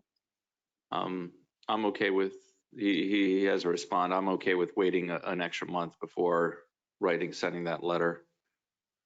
I don't believe we're in default. We've had numerous attorneys look at it, and I thought that Ms. Miskell had spoken to Ms. Duffy in the last couple of days in regard to this item. So I think that's why Ms. Miskell left. We thought this was all a non-issue. Well, as I discussed with Ms. Miskell, there's a commencement of construction date that I believe was last extended to March. There was an offer on the table to do a longer extension that was not accepted, and you have withdrawn the request. So now the date is March. As that has passed, technically it's a default to commence construction. I believe Ms. Miskell was under the impression the terminology was complete construction, and it's commence construction. Again, I don't think it's an issue for the board. It's just a technicality that I was requesting direction from the board on how they wanted me to proceed. I will reiterate that I am totally unaware that we are in default of any agreement as it relates to Ocean One or the park. If your position is that we are, then that's your position. I am not an attorney, and I certainly can't speak to whatever the document says at this moment. And it's up to this board, and my position is to allow a month to go by, and as you said, you were going to commence the park, and whatever. We are, but I don't think the park's due to be completed next month. I believe it's supposed to be completed in a few months, and so the language of the contract speaks to commencement of construction, not completion. So it's commencement that is the key date. All right. Do you have that language in the contract? I do. The special warranty deed? Yes, it was supposed to have been commenced on a year ago, and then you gave a year extension. It's in the attachment. And now there was a request for another extension to February, which you gave, and then to March, which you were negotiating. I don't know that you gave an extension, but you're in the middle of negotiation. But it's simply that the commencement of construction was to have taken place on by January 16th of the park, not the project. What is the definition of commencement? I don't think it's much. I think you have to pull permits and maybe turn dirt. I can look that up right now, but it was my understanding that was the request a year ago to extend starting the park of January last year, which you granted. I'm happy to go build the park. Is that what the city wants me to do? I'm happy just to go do it, and I'll start tomorrow if you all want. That's what I'm It's trying ridiculous. I'm trying to say that we should talk about this next month, not tonight. I'll speak to the board if that's okay with them, that we'll have this discussion about. Yeah, whatever you all want to do, it's good with me. All right. Default me. I don't think that's appropriate. Chair, Yes. I have no problem, giving 30 days because there's some confusion here, but nothing about this is ridiculous because this was an agreement signed in exchange for land appraised at hundreds of thousands of dollars and worth potentially millions of dollars for a massive private project. So this is an agreement that was made. So I support 30 days. Commissioner Katz, I strongly disagree with you. And don't take this personally, but that 60 feet or 70 feet of ground, you could not have built a building on it. I was the only person who could utilize that property successfully. The commission evaluated making it into a park themselves way back then. And you had an appraisal done, yes. And your appraisal said if you build a big building and you have this extra land, it's worth X dollars.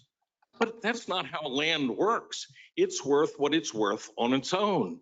And the fact you couldn't even put a ramp in the width of that lot to get to parking, which was required under the code, you couldn't build anything on it. So I have listened to you repeatedly tell me about how valuable the land was. And I disagreed then, and I still disagree. So I respectfully agree with everything you said, because when I say it's valuable, I mean to you. We gave it to you and it's extremely valuable to you. I'm not saying we could have built, a donut shop on it or whatever, but that's just my point, that the agreement that we're talking about was a signed agreement by all parties. So it's just not ridiculous to build the plaza because that's what everyone agreed to, was my ultimate point in this moment. And again, I support a 30-day extension or whatever. Build the park. If you all want to tell me tonight to go build the park, I will do that. Thank you. Chair. Yes, Vice Chair. I think this needs to come to an end. Mr. Camillier came here today to offer his partnership, and now it's becoming adversarial, as we can all see. I'll make a motion that we delay by 30 days the issuance of the notice, so we can move on from this. We'll need a second, or we can discuss it at next meeting. I would second. All right. So we have a first and a second. I would second. To wait 30 days to send out a notice of default if commencement has not started. Right. And to be clear, Chair, the intention here is so we get legal clarity. It doesn't sound like both parties are talking to each other. So, the aspect of legal clarity, okay, it's not that big of a deal for me. Okay. So I'm going to vote against it. But all those in favor state so by saying aye. Aye. I'm sorry, you said you're against it? Yeah. I thought you suggested it. That's just the way he's going to vote.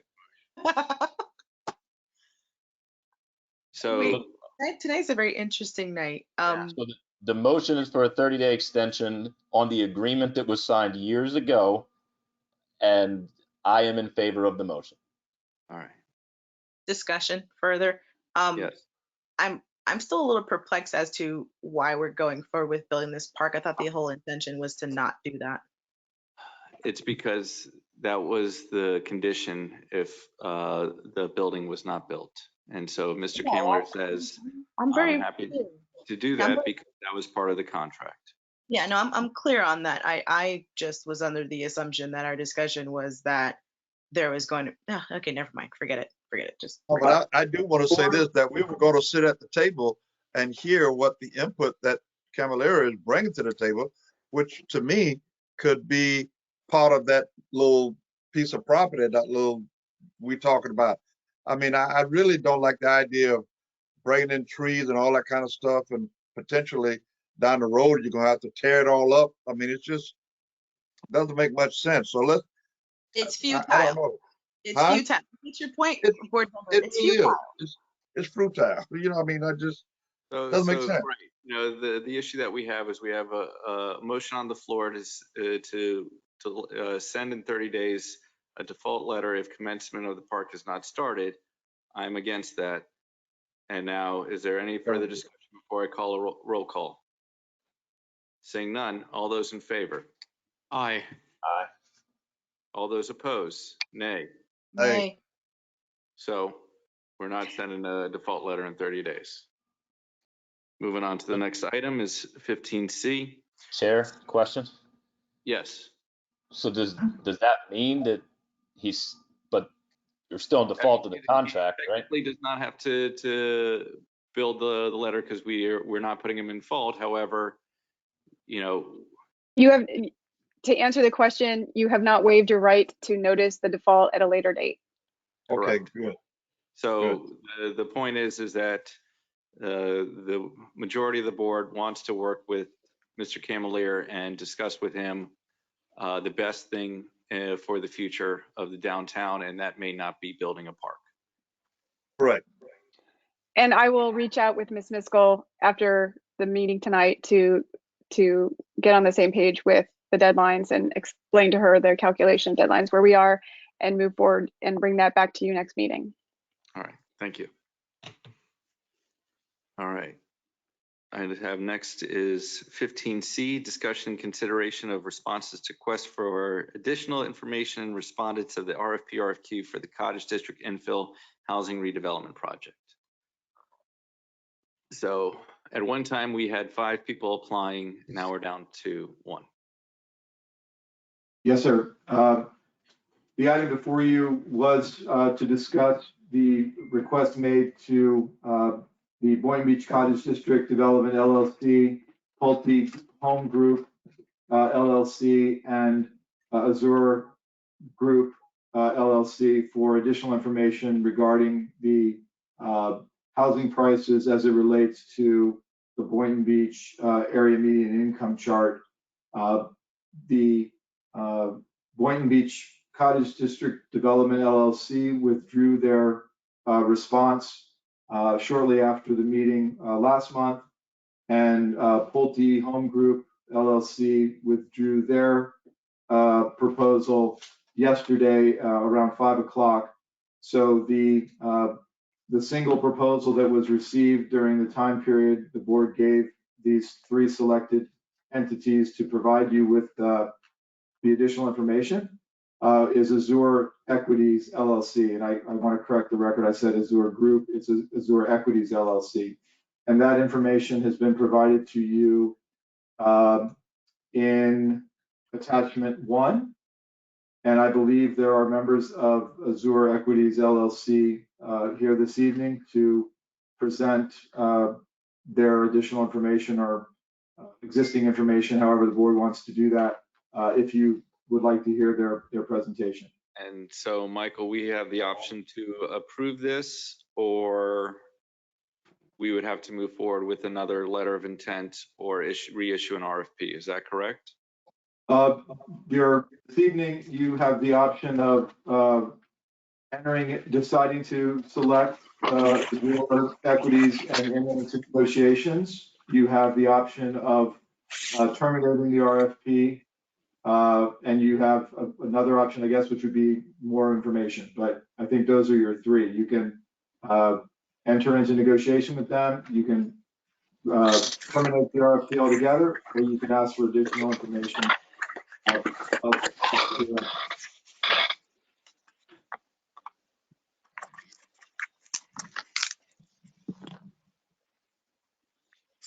right, so who is the applicant? If I can get their name to unmute them? Mr. Gottsman, Frank Gottsman. All right. Mr. Gottsman, are you still with us? Good evening. Can you hear me? We can. Yes. So yes, I'm still here. Been All following the interesting developments. Yes, we don't make things easy here. What I would thank you for providing us with additional information. I'd like to move forward and have you start working out with a purchase and development agreement with CRA. I know that based upon our last discussion with the developer that the city wanted to rearrange their design. So I would probably believe they're going to try to do that with you.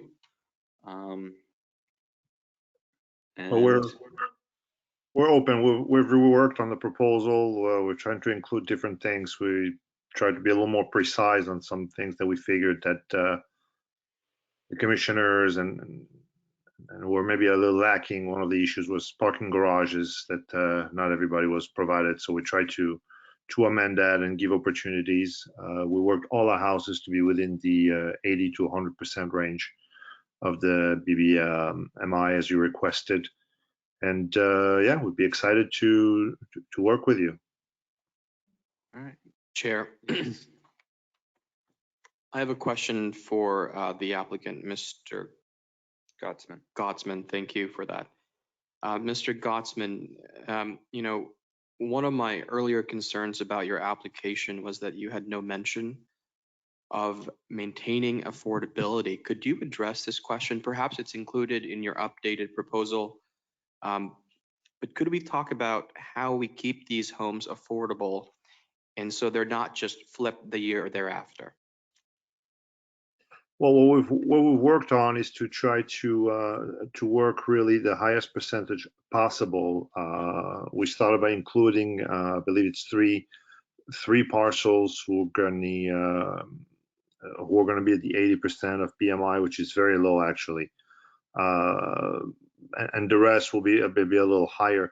We really worked, and that's the reason that we worked so hard. Is the cost of construction has been up, the bank has been difficult. And coming with a product that's really going to work within the definition that was set forth by the CRA. And we believe we're in there. We have different options for houses, which will allow people to actually choose and upgrade if they so decide. But the price starts for a new home, I believe we're at $199, which is very low. And we're working with the Boynton Beach CDC, we're working with local people already. With round of construction to try to include the community as much as possible. But we're very confident working closely with Keturah that this price point that we have those houses is really what the community is looking forward to. We were the first one actually, I think, to approach the community about this parcel. We had submitted unsolicited proposal about this parcel. We had discussed with some of the commissioner with the idea to include the park. A little park with the bus stop where the children were not very safe waiting for their bus. We put a lot of work. I've tried to talk to Miss Oyer, I believe, and I left some messages to her brother. I believe hasn't called me back about trying to include the property next to us, next to the parcel. We haven't really been successful. But we're open to continue working with the city to start developing long-term relationships. Sir, thank you for that. My question's different. Okay. I've seen the data that you've shown, the numbers for your units. That's fantastic. And as it relates to the AMI, that's fantastic. Thank you for that. My question is, how do we maintain that these homes, and that's the key word, that they maintain that affordability is maintained throughout the years? I believe the question the vice chair is asking is not just necessarily the affordability, is that you're not looking to have investors come buy this as a first-time home buyer and then rent it out. So Exactly. I don't want to be flipped. so what is looking at is that we're trying to get home buyers, and what we're not trying to have in the community is investment property owners to rent it out. And so so the ways that we can do that is we have certain associations or land trusts that are possible, similar to what Habitat for Humanity does. They put everything in a community land trust so that they're the lessor, the homeowner is the lessee, but because it's a nonprofit, the land value is not taxed, only the improvement value is taxed. And so that is something that working with the CDC, which is a nonprofit, maybe the city and everyone can work together to create that community land trust similar to what is in Delray. Chair. That's a different, that is not. That was a different model than your RFQ remotely suggested. I just don't know how far out of the parameters of that RFQ you want to venture. Maybe Tara can, if you're directing him to consider that as an option, we may want to. There's one way we could do this, and unfortunately, there's no restriction you could put on people. I mean, we're going to work to find, Boynton Beach residents, so we can advertise and we can go out to the community and really make sure that we have first opportunities. And the CDC has lists of people that want to be home buyers, but we can't really tie people down and tell them, you buy this house, you're not allowed to sell it in a year or 3 or 4. You can, and we'll be happy to discuss those options with Mr. Gotts if the board would, prefer, rather than to negotiate that this evening. We can meet with him and provide him options that have been proven over time that will work. It's up to you. I'm happy to talk about them now, or we can talk about. We're open for that. Originally, our idea was to actually do a rental community but the commissioner mentioned they wanted for us to have a sale product, so we worked on that angle. If there's some things that we could do to reassure whether it's the community or the home buyers, we're working on putting a community that will make sense and that will work for the long term. So yes, we're open for discussion, as long as it's not going to hinder, I would say, or scare people from purchasing those homes, and they're going to feel comfortable coming. Why not? No, I think it's, the best aspect is the building equity, so that when they make the mortgage payment, they're getting a little bit more ownership of the house. Chair. Yes, Board Member Romulus. Sorry. Are you done? Yeah. Okay. I want to just continue on the vein of what you just ended. I am 100% opposed to creating a land trust or any of those other things that would not allow for the property owners to own their properties outright.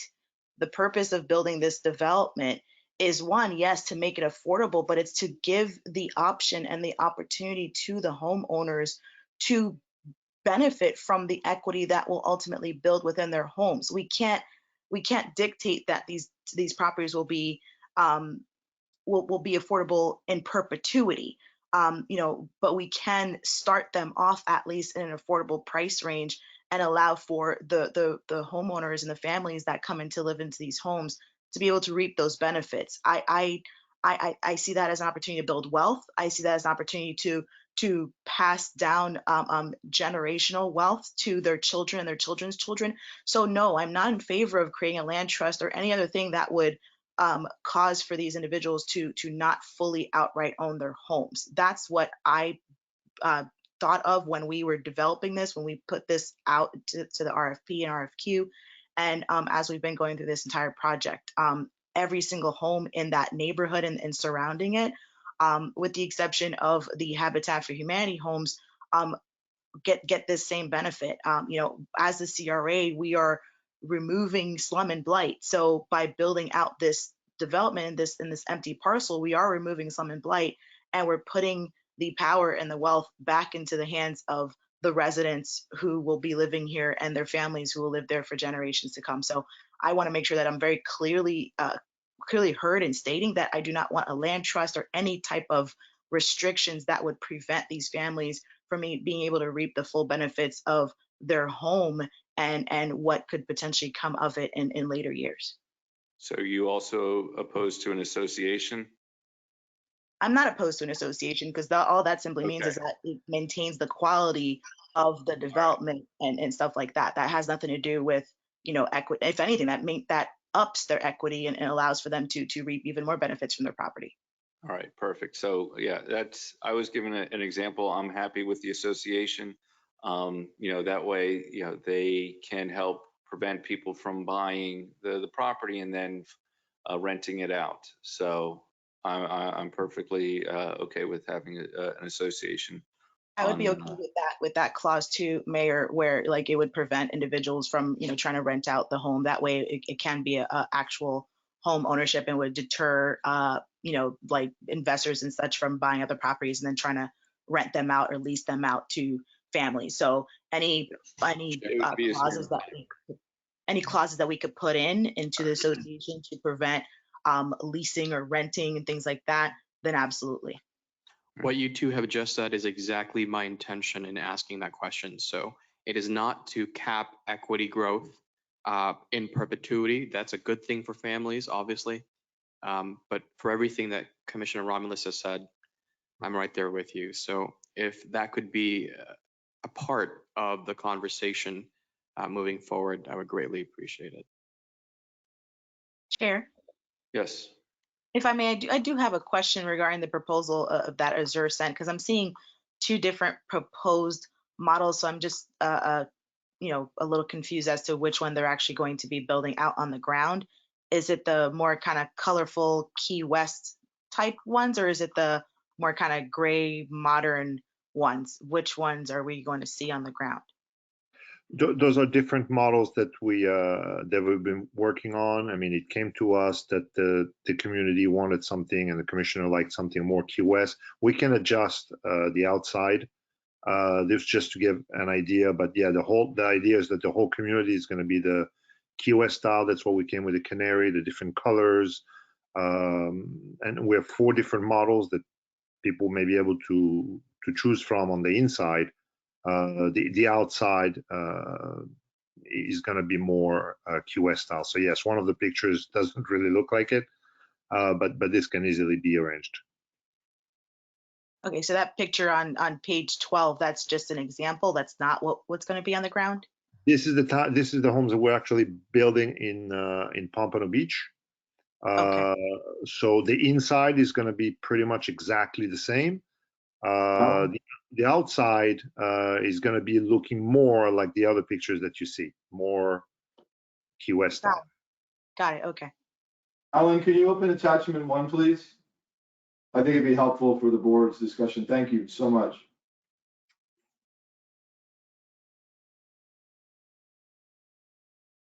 Yeah, this is the style that were originally proposed. We went a little more into details when more information was required, and we included a little bit more details of the different projects that we could include, but we didn't really have the material time to redesign everything and resubmit re-rendered. So we've submitted what we already had. Page 15, Alan.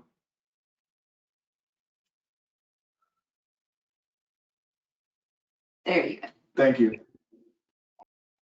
That addresses the comments being made by Board Member Romulus, or is the focus of those comments. Thank you, Alan. So we'll be seeing more of A, B, and C, not D. That's going to depend on the homeowners when they come and purchase the property. I mean, they're going to have the choice. The B and the C are going to be more in the townhomes, so they're going to work more in blocks. But again, the layout is the layout that's ready. We can just pretty much put it anywhere. It's not very complicated. The designs and everything is already done. So if we move through the permitting with the city, it's just going to be the question of which model goes where. Board Member Romulus, there might be ways that the image that you see in D can be adjusted with paint and stucco to make it more Key West looking. So it sounds like the board's directing, or you are, I don't know if there's consensus, but you'd like to see this model, this exterior, blend in more readily and equally with what's shown in A, B, and C. Is that correct? Yeah, I think I'm just a little, it's just a little, it's off. It's more modern and kind of, you know, square lines and all that stuff, whereas the other ones are a lot more colorful and Key Westy. So I just was trying to figure out, are you saying that all of these potentially could show up in the development? And if so, that feel like that would be a little off. Well, there's different model homes. I mean, the A is the smaller ones, so going to be a lot more affordable. And then as you go B, C, and D, the house gets bigger. Unfortunately, we don't know yet how to build a 2,000 something square foot house for $150,000. So, you know, when people pay more, they basically get more of a house. The outside is just makeup. Again, I apologize, but we didn't have the time to do it for D, but it's going to look like the other ones. What's important is the inside. I would say that the size of the size of the house and the availability you have inside. I think all I'm trying to say is, I think for it to be a neighborhood and an association, there has to be continuity. So if you're saying that it will have continuity and it will look similar, then absolutely. It just, from the picture, it looked like it was just two completely different products in terms of, you have a more modern looking home with its square lines and all of that, and then you have like these nice little Key West cottage looking homes. It just didn't look like it matched to me. So, and again, I apologize that we didn't have the time when we're working on it to redo all the images. Okay. So may I have a motion to select Azer Equities as the top? Do I have a second? Second. Thank you. Any further discussion? Seeing none, all those in favor state so by saying aye. Aye. All those opposed? Hearing none, motion passes unanimously. Thank you. Looking forward to work with you. Thank you. Our next item is now 15E, discussion and consideration of letters intent for the CRA owned property located at 401-411 East Boynton Beach Boulevard. Michael, I'd like you to give a rundown of all the different letters, then have the board have any comments, then open it up to the public, and then make a decision. Does that order sound okay? That's fine. All right. Thank you. Okay. Alan or Yuri, could you open attachment, sorry. Yes. The attachment 7. I think it'd be easiest to go through the breakdown on the spreadsheet rather than open each letter. So if you remember, the board purchased the property at 401-411, and in the time of closing to the time of the first meeting, we received a letter of interest to lease the property from Tim Collins and his idea of a Fish Depot seafood market. And that was discussed at the board meeting last month. A notice of public notice of an intent to dispose of the property by way of lease was issued. And during the time period of the 30-day public notice, the CRA also received many inquiries from individuals, and we received 4, including Tim, it's 5, but we received 4 additional letters of interest.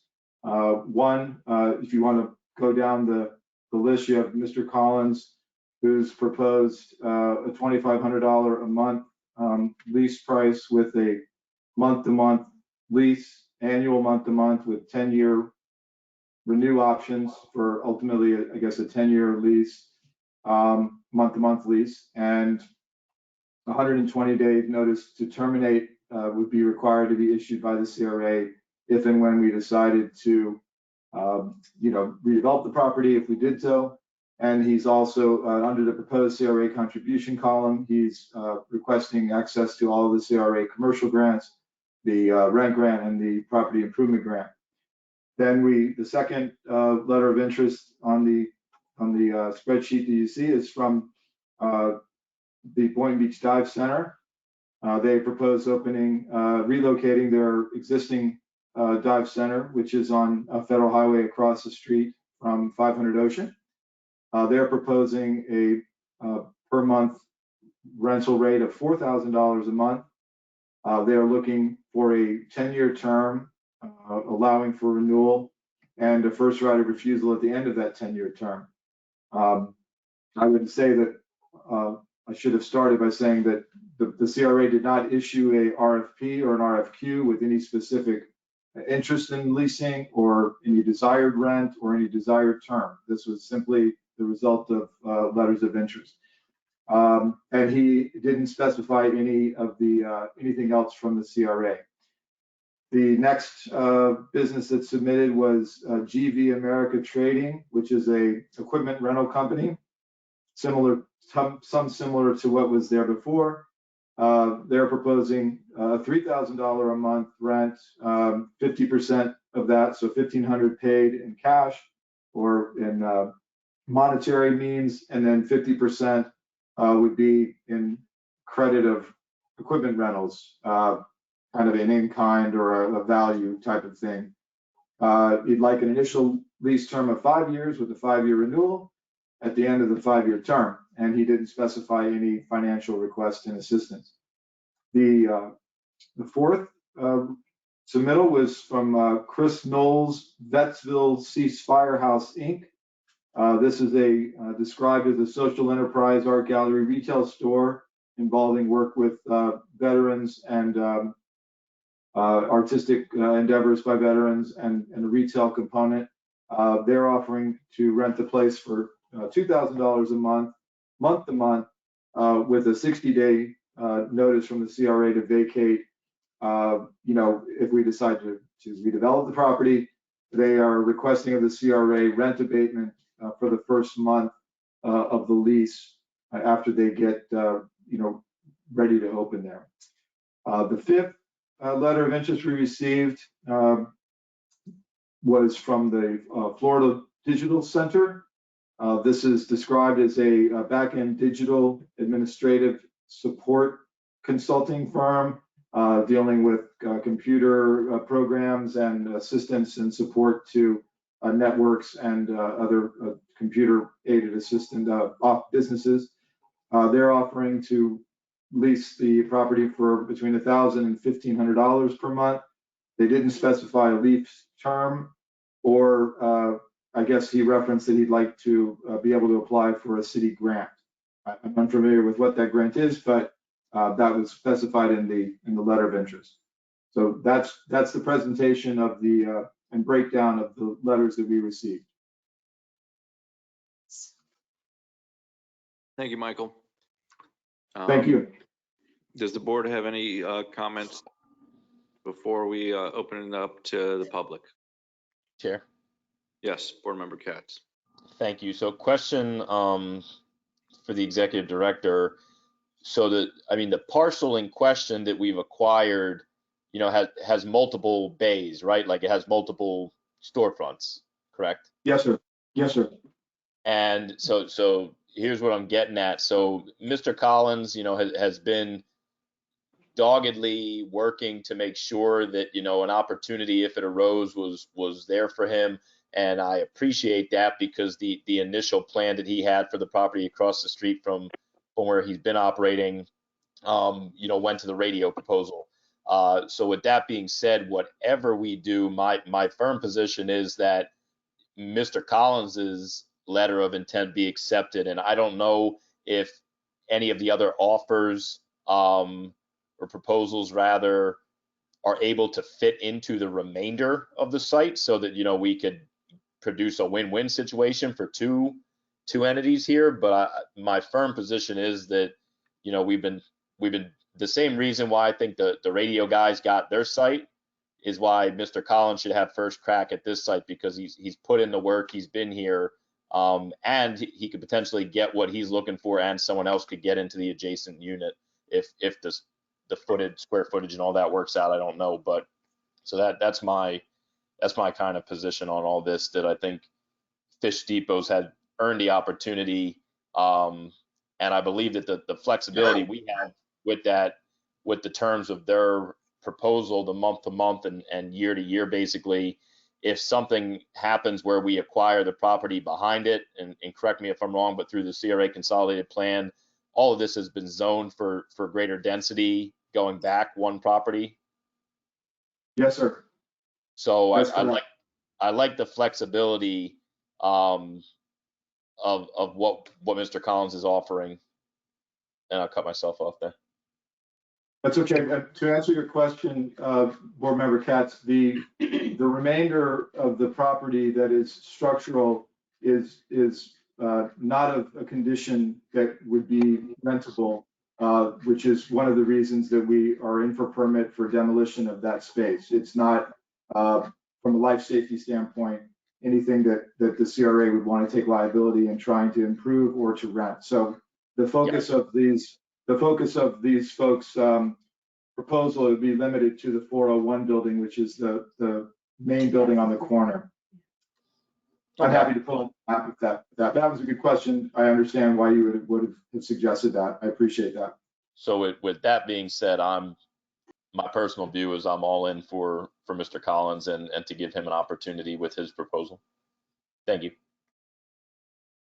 I would support that. And so do I. Everything Commissioner Katz has just said. And so do I. The only issue that I have is that his proposal requires or asks for access to all commercial grants, which is not going to be available because we don't have the funding after tonight's conversation. So I'm okay with moving forward with the Fish Depot.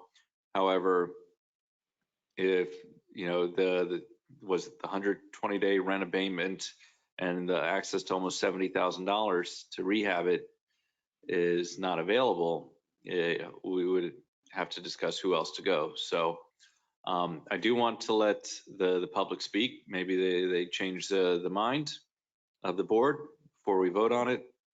Make sure that everyone has an opportunity. Chair. Board Chair? Yes.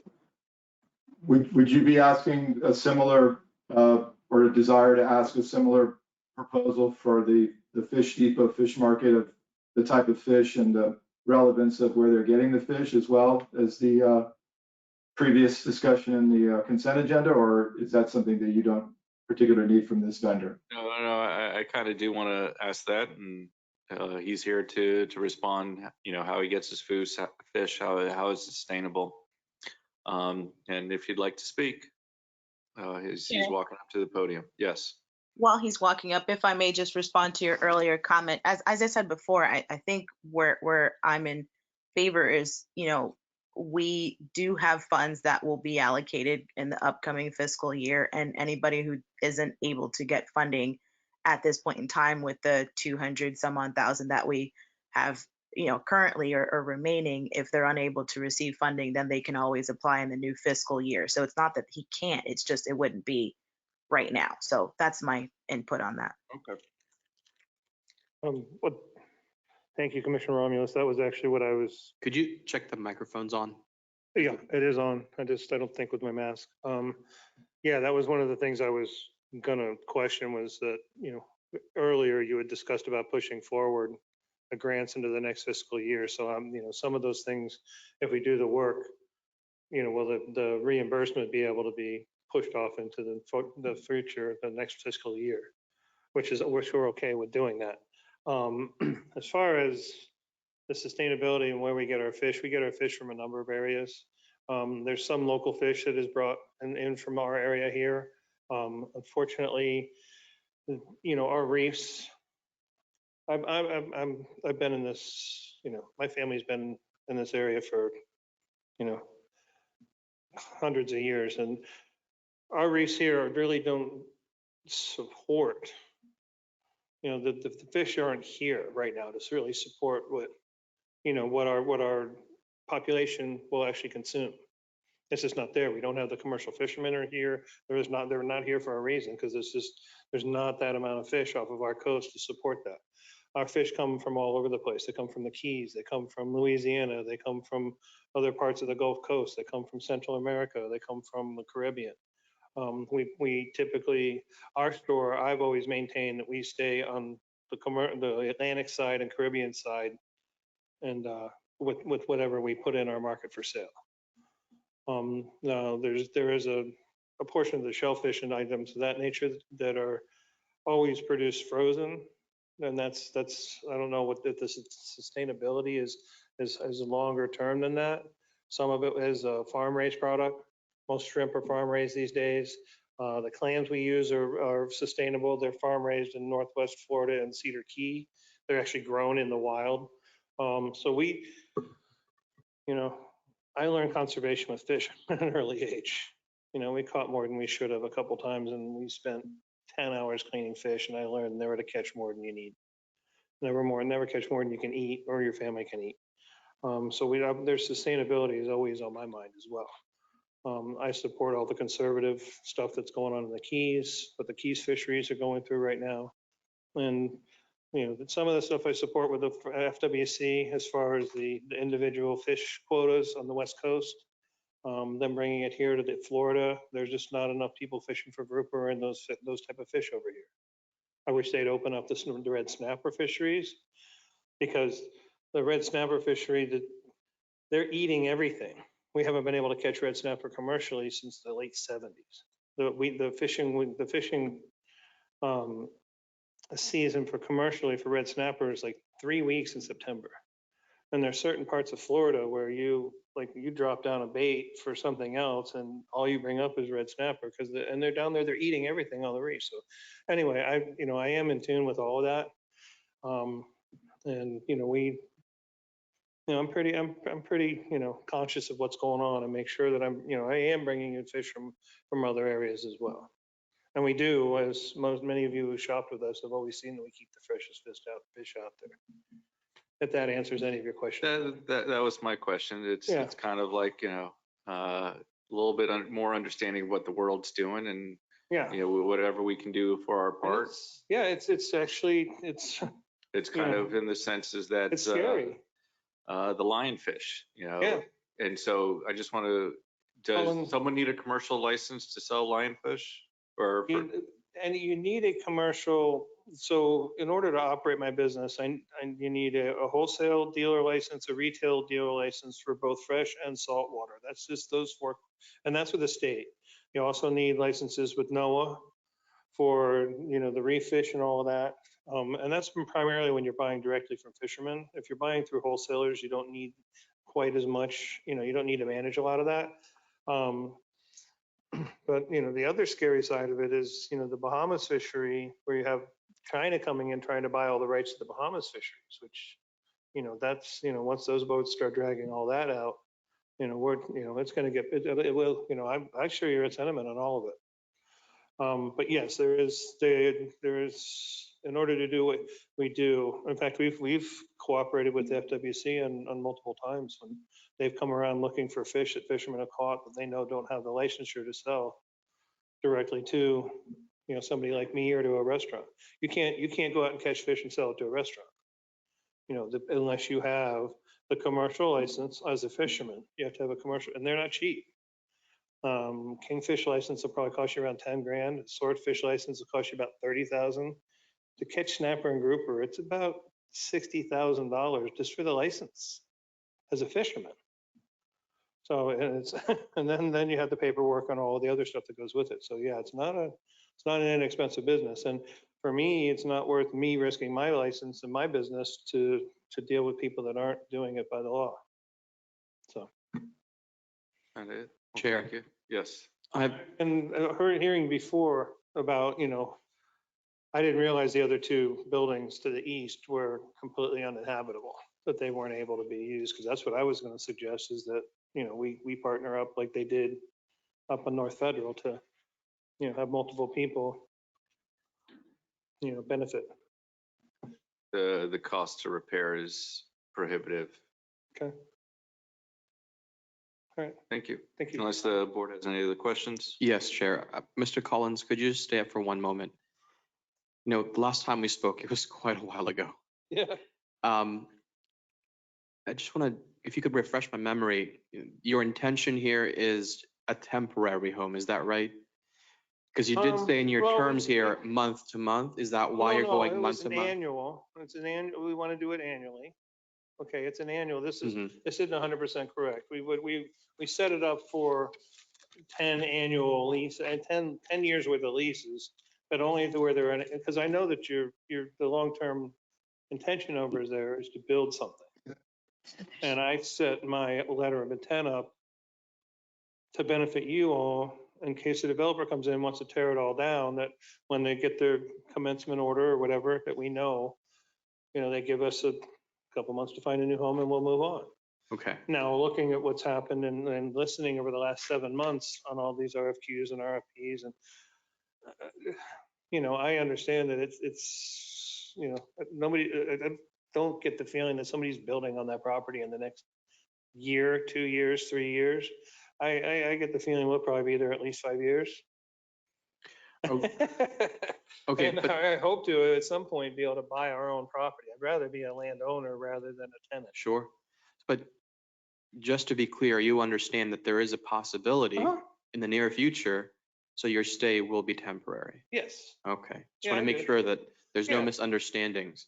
Well, and that was one of the other, I made a request of Mr. Simon a week ago, to find out if there were any additional letters of intent to actually purchase the property, which I know that there haven't been. So there's nobody that's really stepped up to want to buy the property to develop it.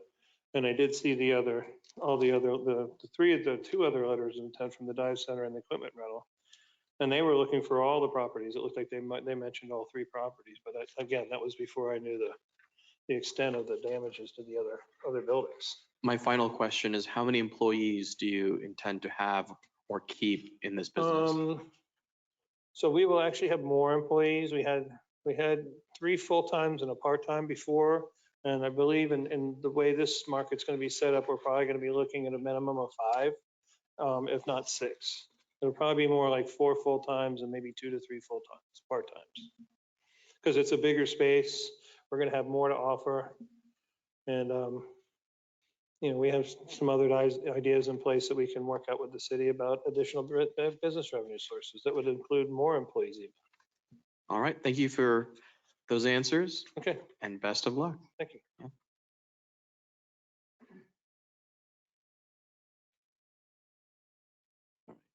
Is there anyone else from the audience or online that would like to speak on this item?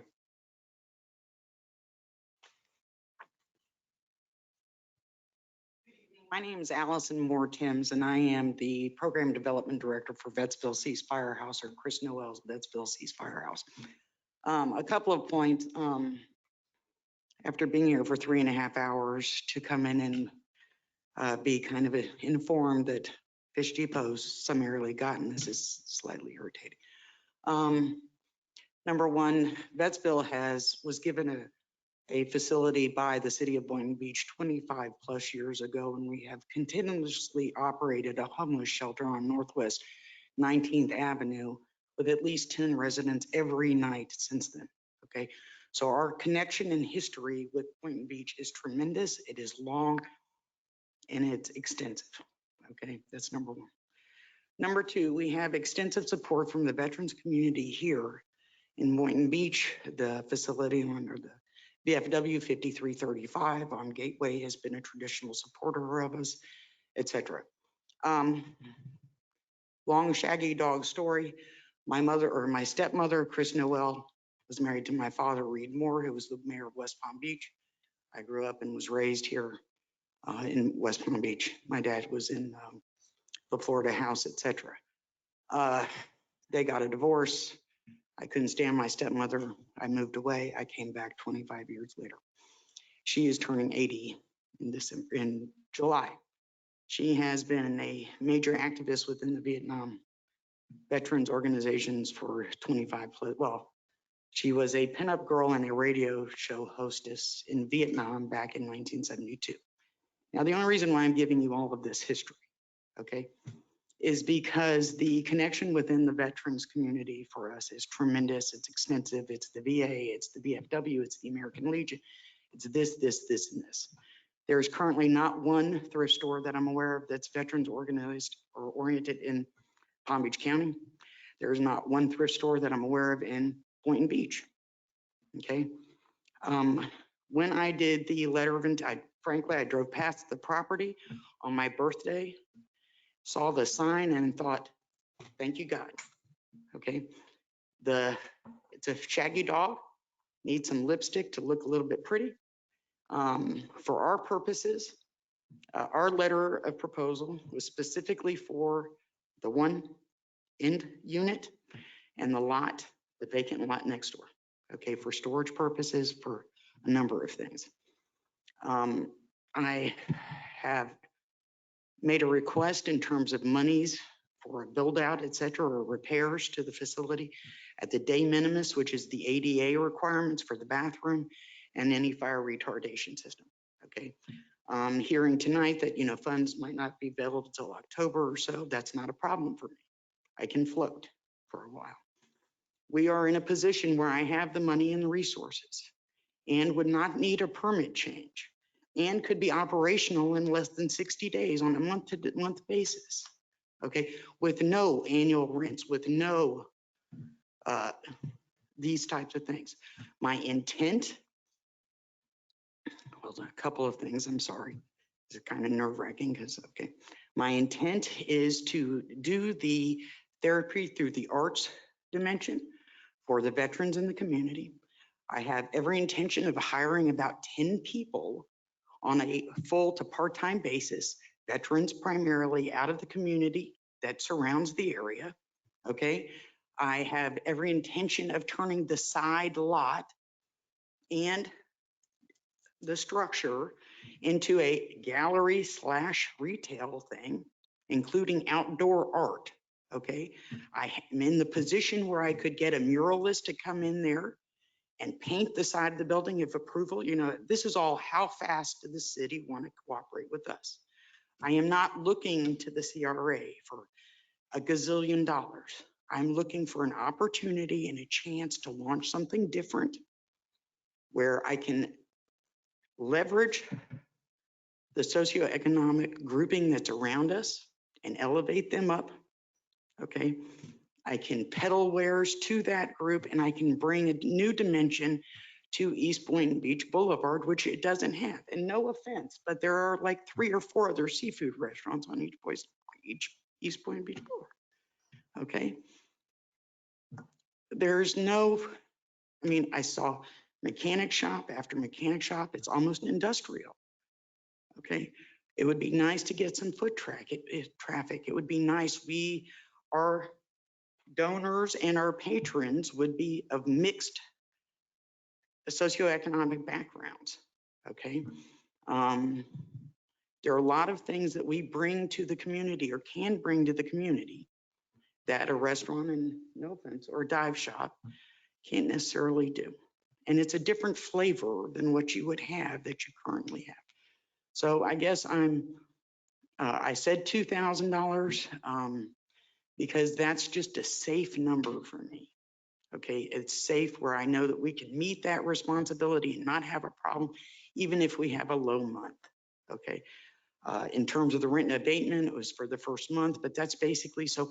Hey, from what I'm hearing is it may take the permitting, may take a little bit longer, but frankly, if we could get a May 1, sign a lease, I want to do an event on July the 2nd at the facility with a tent on the side. And I know I'm insane, but I know that I have skills, I have the drive, I have the resources, the knowledge, and the ability to get this done. And, there's nothing quite like the fire under a rump. Okay, I have that fire. My kid's leaving for college. It's a new day. And I really would like to increase our presence in Boynton Beach. Boynton Beach has been tremendously good to us through the course of the years.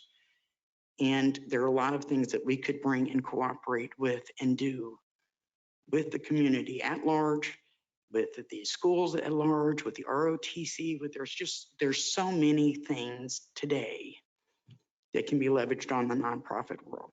So I'm making this request, doing a Hail Mary and saying, please consider us, because I'm not exactly sure if he wants to reconsider his proposal, because it looked as if it was for the full, the shop, the lot, and then the stretch. And that's not an option. Okay. So do you have any questions for me?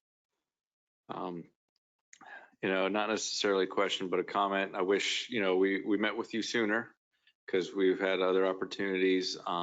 Regardless of what happens, thank you for letting us know about this. I did not know. My apologies. Well, if you happen to have another property, And so that, I'm always open for that. and that's kind of what we try to work with. There is vacant space still left in the city of Boynton Beach, and so it's kind of working with those different property owners to see about what they can do or what they can't do. You being a nonprofit, it's a little bit different, because if there's a rent abatement, it could be considered a donation. Okay, well, if it's a $2,500 or $2,000 issue, I'll walk on that. I don't have a problem getting somebody else to give me that money to give to you. Okay, I'm just saying. I'm trying to, what I'm saying is to work with you to what's best for your organization, a place with foot traffic. And so that's kind of where we'll see what the board says, but thank you for putting your letter of intent. And, I have no problems of generating foot traffic, just as most of my people would drive. Okay, thank you very much for your consideration. All right, thank you. And if there's anyone else, please state your name and address for the record. Good afternoon, Fernando Vargas from 1060 Aldous Avenue over at the district. Everybody's explaining their history. My wife is a police officer, and that's not a safe neighborhood. There's constant calls around there, and I got this information because I looked at a location for my growing business outside of Boynton Beach, which a lot of people do. They live here, but they work somewhere else. I've changed my speech a bunch of times throughout what's going on here tonight. So ultimately, the proposed was 3 buildings, but now the corner lot is what's on the table. If I have the corner lot, I definitely would need some assistance with that.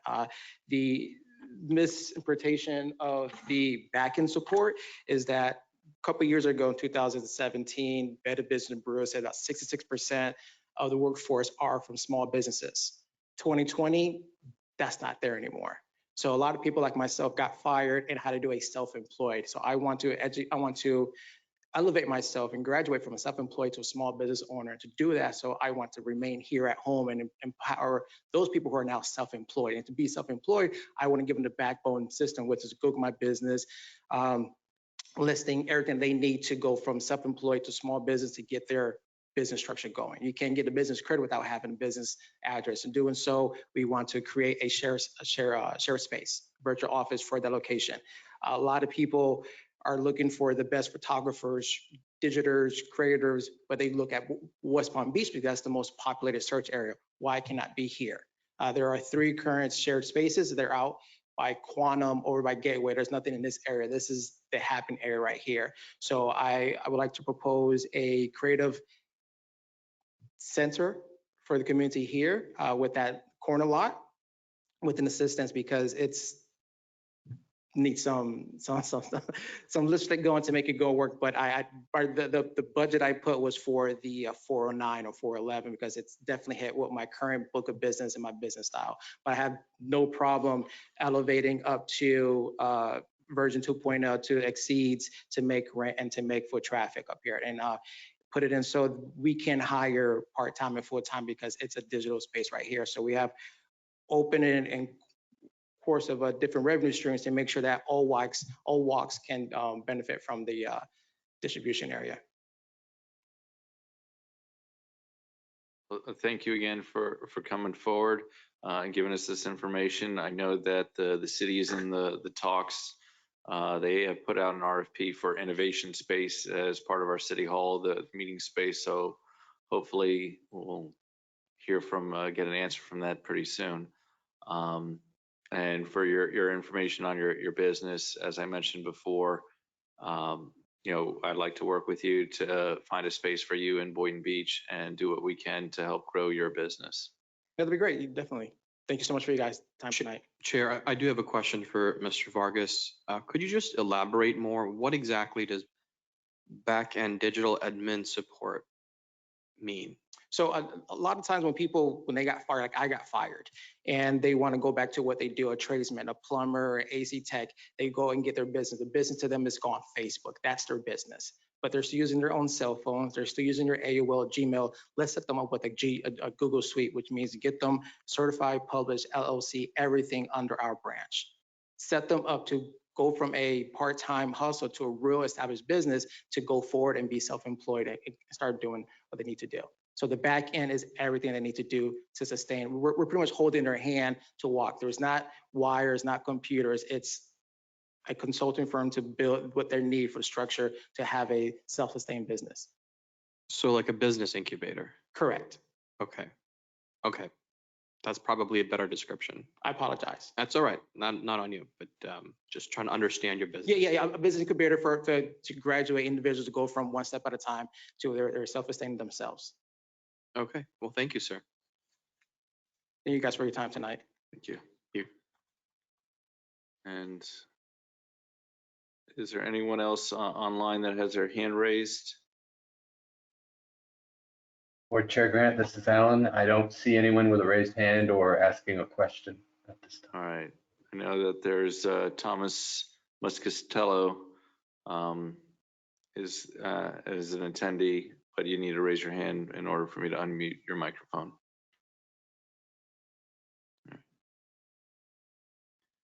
And is Pablo Stracchio? Yes, also attendee, but not raising their hand. Okay. So I'll ask the board what would they like to do out of the options available.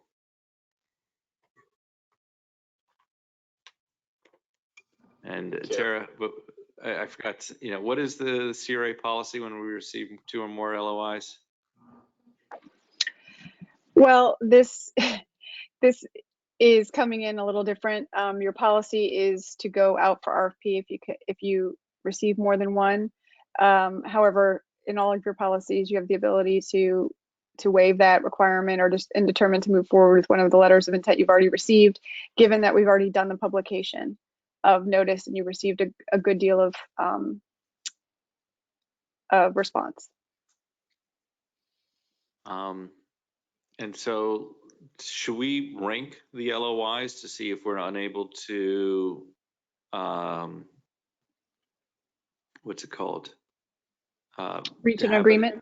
Reach an agreement within a month or 2 time frame, we would go to the second LOI?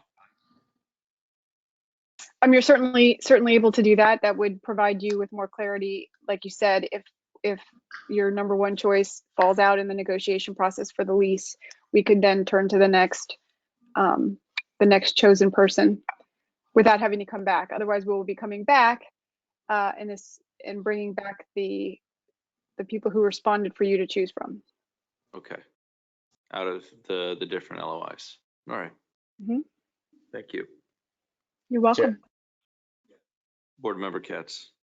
Thank you. So I guess my compromise with that would be, since some of the applicants now becoming aware that the property is really only the corner where they might have anticipated it was the entirety of the parcel, I would be in favor of moving forward with Mr. Collins and working with him. And if that fell through, at that point in time, directing staff to contact these other interested parties, and they could resubmit something that adheres to what the property actually is, because I see Mr. Simon's hand up, but I basically wouldn't be inclined personally to rank them, because some of their proposals don't actually adhere to what the property is in reality, now that everyone knows that some of it's being torn down. Yes. If I may, board, that all of the interested parties, every single one that either submitted to you this evening or just asked for information, were all given the disposition of the 3 buildings. And it was very clear in our email to all the interested parties that the other 2 buildings were going to be demolished, and the status of the 401 was that it was remaining. So if that helps you, all of them knew what was available. Thank you. All right. And so we have a motion to rank Tim Collins in the Fish Depot Seafood Market as the top rank. Second. All right. And is there any further discussion from the board? Oh.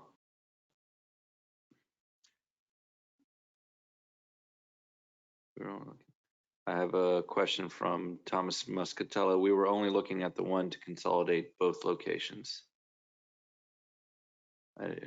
Not enough information. All right. We have a motion. Mr. Muscatello, I'd like to give you an opportunity to speak before I call a vote. You currently are unmuted. Hi. Go ahead. Yes. I just wanted to clarify, we're not really, we only were looking at the one on the corner.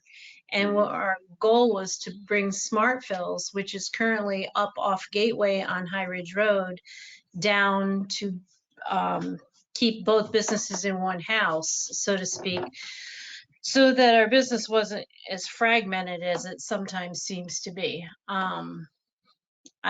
We were under the understanding that the other 2 buildings were being demolished. So, go ahead, Hi. I just want to add that our 212 South Federal was under contract last year, but the developer had pulled out of the deal with the Bowdens and the rest of that conglomerate or coalition to sell all of that property. The only thing that I don't object to anything that was going on. I understand Mr. Collins has been here for a long time. We have been here for 16 years. Our proximity needs to be to the marina, to the dive boats there. So we're kind of limited as to where we can go. But there needs to be, and this is for all of the board members, and I know Mr. Simon and Mr. Grant have heard this before at the Downtown Coalition meetings, is that we need to be able to have rent that is something that we can afford, affordable. That's why if I ever had a chance to bring my 2 facilities together, I could afford a little bit more rent. My wife and I at this time do not even take a salary out of our store. It goes for our 3 full-timers and our 3 part-timers. So our time at the store is just, we just put our time in and don't take any money out of it because we're a 3-month business. We go from the middle of June to the middle of September. As you know, the locals don't like to dive in water that's pretty much under 80 degrees. So the wintertime is really a struggle for us. So I do understand Mr. Collins has been here for a long time. And I understand that you're giving him first dibs on the property. I don't have a quarrel with that at all. The only thing that I would like is that hopefully there is some type of property or properties that could be built that could have a sustainable, affordable rent for those small owners.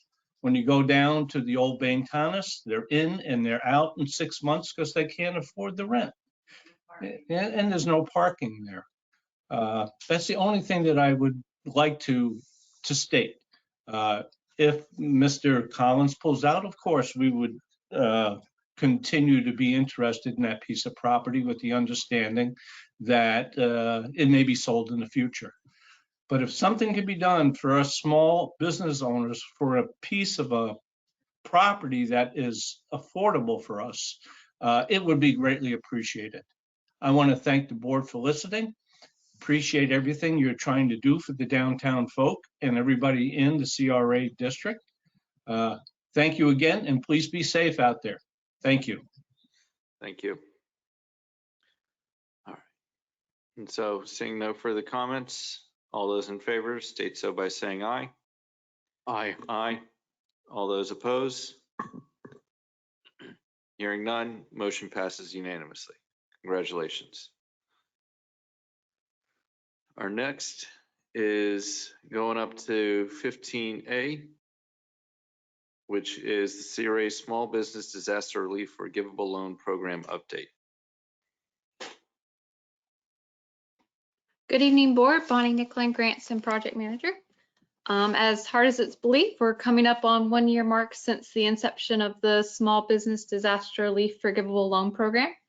As you may remember, this program was created in response to the direct effects of the pandemic to small businesses. Through the program, the CRA provided financial relief to businesses with 50 or fewer employees in the form of $10,000 interest-free loans to assist with utilities, payroll, or inventory expenses. If businesses demonstrated funds were spent on one of these eligible items, the CRA will forgive the loan and the business will not be required to repay it. Loan recipients are now approaching the 1 year deadline to submit the required program documents to request loan forgiveness. As of April 6, 86 of the 101 loan recipients have submitted the required documents and have secured loan forgiveness. However, certain businesses have had unique challenges in meeting their loan requirements for forgiveness. For example, some non-retail businesses do not have sufficient eligible inventory expenses, and certain other business models like real estate agents or not agents, but real estate businesses and hair salons pay their workers as independent contractors rather than employees on a payroll, which is standard in those industries. We have analyzed a number of these cases and believe that a number of the loan recipients have met the intent of the program, which is to keep people employed and businesses thriving within the CRA area. Due to the length of the pandemic, staff also recommends that rent or mortgage expenses should be considered as eligible expenses if the loan recipient did not already receive other rental assistance from the CRA. Staff is therefore recommending to the board a number of changes to the program that would expand the time allowed for repayment and the eligible expenses for loan forgiveness. The proposed changes have been reviewed by legal and are described in the motion on the agenda. I'm more than happy to read those aloud for the record if you'd like, or I'm here to answer any questions the board may have. So there's 15 recipients that are having a little bit of difficulty with the $10,000 under the original program. Not all 15. Some are just non-responsive at this time. Okay. I send out, reminders and do monthly phone calls to each business to let them know and see if they have any questions about the process. And but yes, a few of them are, and then some are just to be determined. Okay. And so may I have a motion to approve the recommendations? I'll move. Thank you. Is there a second? Second. All right. Seeing no further discussion, all those in favor state so by saying aye. Aye. Aye. Any opposed? Hearing none, motion passes unanimously. Moving on. Thank you, Bonnie. Can I just say thank you? Yeah. Everybody for your continued support and, working through this with me. I really appreciate it, everything that you've done. And I don't think the other gentleman understood what you meant by you've been here so long that it's been 7 months worth of coming to these meetings every month and sitting here for 2 to 4 hours or 5 or 6 sometimes. But yeah, I really appreciate that. And we'll make you proud. And I'm actually working with the other gentleman because I think one of the properties Mr. Moore owns over on Federal Highway might work for what he needs. So I think. Right. Perfect. Thank you. All right. Thanks again. Oh, Tim, it's just nice to have you. It's nice to have you remain with us in the city of Boynton Beach.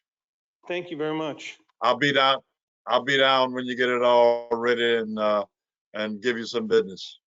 Okay, perfect. I'm already been working with haven't been able to get inside, but so my next order of business is what, to go see Michael and get inside the building? And So what, to respond to your question, is that once tomorrow, staff has directions to contact you and speak with you and determine an appropriate lease agreement and everything like that. And that next meeting is when the CRA board approves the lease, and then you can get in there and start renting the facility.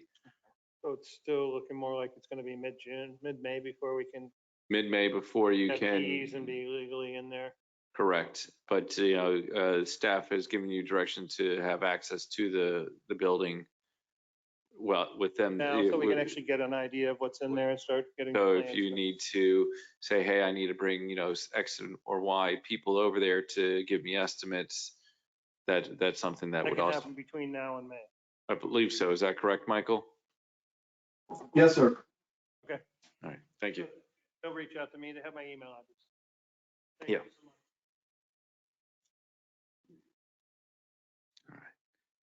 On to item 15B, discussion and consideration of fiscal year 2020-2021 CRA business promotions and event schedule. Good evening, Board. Mercedes Coppin, Business Promotions and Events Manager. The item before you is a list of business promotional events that could potentially take place during the current fiscal year. For your consideration, we have outlined 4 different events to take place at various locations throughout the CRA area. The events include the Rock the Marina and Lionfish Derby. This event was previously hosted in 2019, and it provided an excellent showcase of the marina, as well as the dive charters and restaurants located at the marina. For the Lionfish Derby portion of the event, certified divers will be invited to register in 2-person teams to participate in the Lionfish Derby and hunt the waterways for invasive lionfish.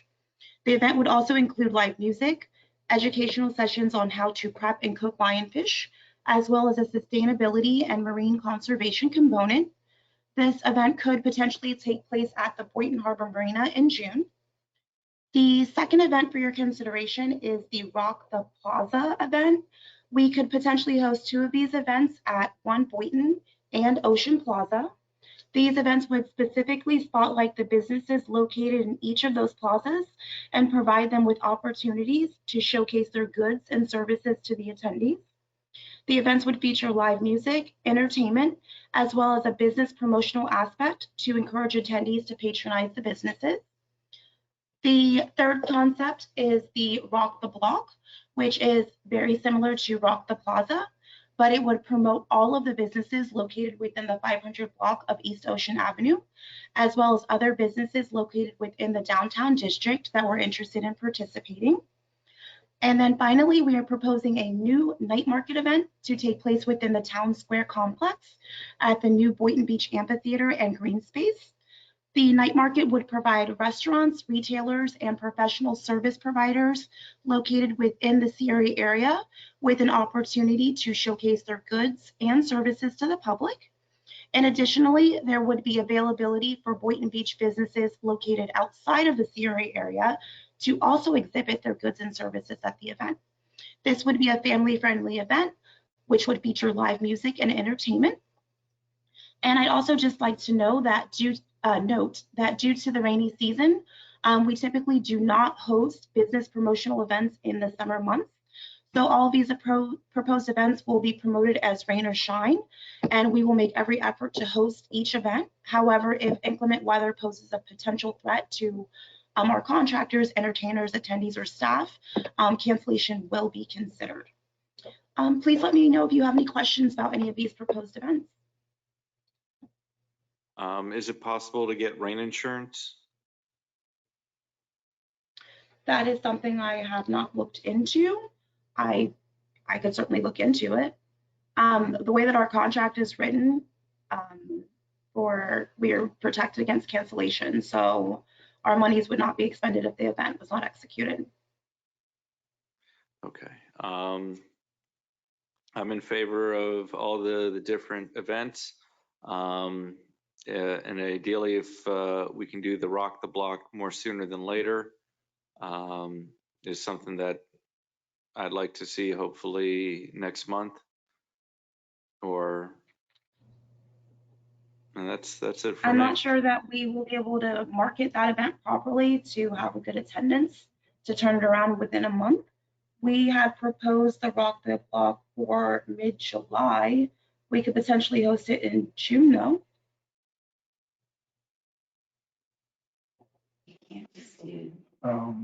So, You're also trying to do Lionfish Derby too in June, correct? right. So That is correct. We do have a Rock the Plaza potentially listed for Ocean Plaza to take place June 18th or June 19th. So we could switch that out with Rock the Block. yeah, I'd like to do that. Okay. And if possibly the 25th or the 26th of June as well. Because I know that the 18th, 19th, 25th, 26th are going to be the days with the most amount of light in our area. Most amount of light. Okay. Okay, we'll look at those dates and try and coordinate with the businesses. Well, we got to hear from the other board members. They have to agree.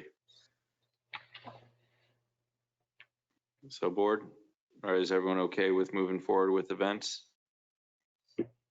Chair, Yes. I have a question regarding the night market. Go ahead. What exactly is the plan to carry out the night market? Because obviously in this complex, there aren't businesses. They're down the street and we're already going to do Rock the Block, right? Do we have businesses that's going to come to the amphitheater? What exactly is the plan? It just sounds a little redundant since we're doing Rock the Block. Yeah, so for the night market, this event, we have identified that we would actually be able to have 53 vendor spaces set up on that green space surrounding the amphitheater. And we would be inviting businesses not just located within the downtown core, but throughout the CRA area. As I've been conducting these business walks with Renee and the NOP unit, there have been a number of businesses who have expressed interest in participating at events when we do resume them. So I do believe that we would have the interest. And then I'm also going to be working with John Durgan to attract businesses outside of the CRA area as well to participate at that event. Thank you for that, Mercedes. That was essentially my main question. I mean, do we have businesses that are willing to go that far away from where they are? If you have the interest, fantastic. Yes, sir. Yes.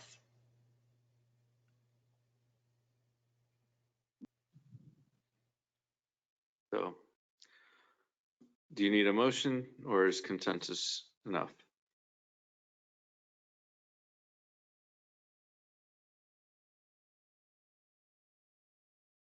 Michael? Yes, sir. I think, I mean, these are already in our, the funding is there and these are originally approved or similarly approved in your annual budget. So I think we're looking for consensus to try to start moving forward with these events and fulfill kind of the goal that we have set out for you.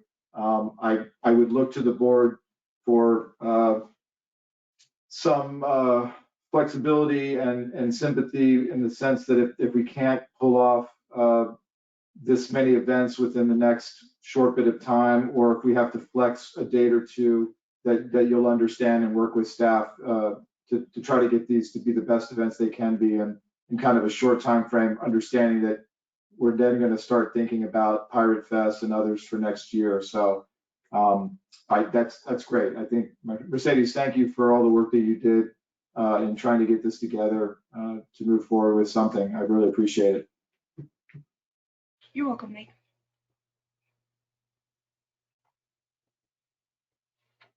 And now moving on to last bit of old business, item 15F, discussions of tax increment revenue financing agreements. Yes, Board, this item is being brought forward to you after some discussion and over some time period and also requested by the CRA Board at the February 9th meeting. You've asked staff and legal to provide you with information on our existing tax increment revenue agreements, some of the results of those agreements, which we provided to you in a spreadsheet, as well as some before and after pictures. Tara has done a legal memo of some items that she'd like to see or have you discuss when you get ready to write a tax increment revenue agreement again from a legal perspective as far as the document itself is concerned. And I've provided some bullets of some things that I would like for you to consider as we negotiate our future tax increment revenue agreements. I'm happy to go through those bullets and Tara through her attachment and the spreadsheet, however you'd like to organize that, Board Chair. I mean, I thought it was very informative of the numbers that were associated with it. And I didn't have any questions. So does the board have any comments or questions regarding the information? Mr. Simon, is there go ahead, Vice Chair, I'm sorry. Anything that Mr. Simon you'd like to highlight? Well, I think indirectly some of the items found themselves in the discussion on the 115 and the Ocean One items, kind of indirectly. But I think when you look at future agreements, some of the things that there's no question that the result, as the board chair mentioned and is clearly stated in the spreadsheet, there's a large financial benefit to all of the as a result of all of the projects that were done, in an association with our financing or our additional financing. But I do think that there, over the time period, there are some things I'd like to have the board consider for future agreements, which would be just again a very clear statement of need and of gap and the financial structure that's involved in how they came up and derived the financial gap or the need for our funding. What is related to the dollar amount that they're asking for, and not just kind of a random or unsubstantiated and not included in the agreement. We want to have that amount of money that they're asking for included in the agreement, and that my suggestion would be that once that amount of money has been repaid through the term of the agreement, if you reach that repayment amount or that cost amount prior to the end of the 10-year term or 5-year term, that the document then expires, so that you're not reimbursing the developer for taxes that they're paying beyond the point at which the money they wanted to begin with. So that's the first thing. I think we've talked about this generally speaking at each discussion on a tax increment revenue agreement, that I think the transfer and the sale of these properties amongst the developer and other entities really needs to be tightened up and greater consideration given to reimbursing the CRA for the funding that we've provided up to that point, and to having those agreements terminate with that sale or transfer, especially if that sale or transfer involves any type of profit or additional value than what was originally established, or at a loss to the developer, the original developer.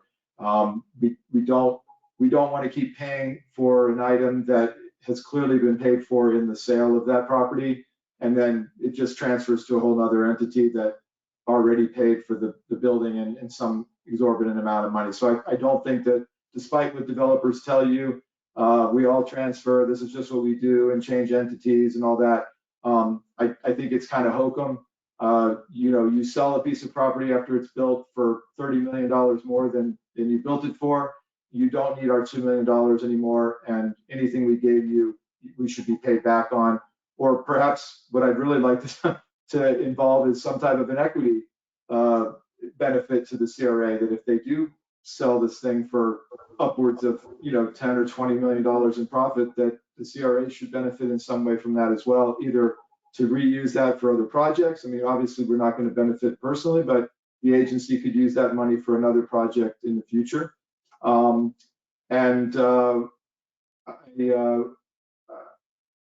think that we need to consider again, what are the particular goals and objectives that you would like to incentivize, that not just every project that needs or wants assistance from the CRA because it's just better to get assistance. But if you have the ability to determine during these requests for assistance that the particular project or the particular issue that they're bringing up is really an important issue, and it is something that can qualify for the public's assistance, not just that the benefit to the public is having more tax revenue for the city and the county and the CRA, but if we're jumping in and assisting and providing money to a developer, that in fact it is something that has an overarching public benefit. And that can be whatever you determine. If it is just a tax increment that's created, then great. If it's affordable housing, great. If it's office, great. But I think it's better to have kind of some circle of intent that the developers know that just a standard mixed-use project of a standard mixed-use project isn't automatically entitled to get that funding because the lot's vacant or the owner wants more money for their land than probably the land is worth. That there should be, we just need to be very diligent, in my opinion, on what it is that they're looking for assistance with. So that's I appreciate you asking, and that's kind of the summary I would put forth. All right, thank you. And does the board have any comments? Yes, Chair. Vice Mike. Fine. Board member Hay, please continue. Okay. Mike, when we have a piece of property and it's developed and we pay, a certain percentage, not the whole TIF, but a certain percentage, but then the developer turns around and sells that whole project and he makes a cool $1 million, $10 million. Should we not have a policy that says, as far as our owing the rest of that TIF dollars to him is now null and void because he's getting away with making a profit plus our TIF dollars? And if I'm not mistaken, that just seems a bit unfair, unless I'm missing something here. Could you kind of, does that make sense? Yes, sir. Yes, sir. Yes, sir. It does.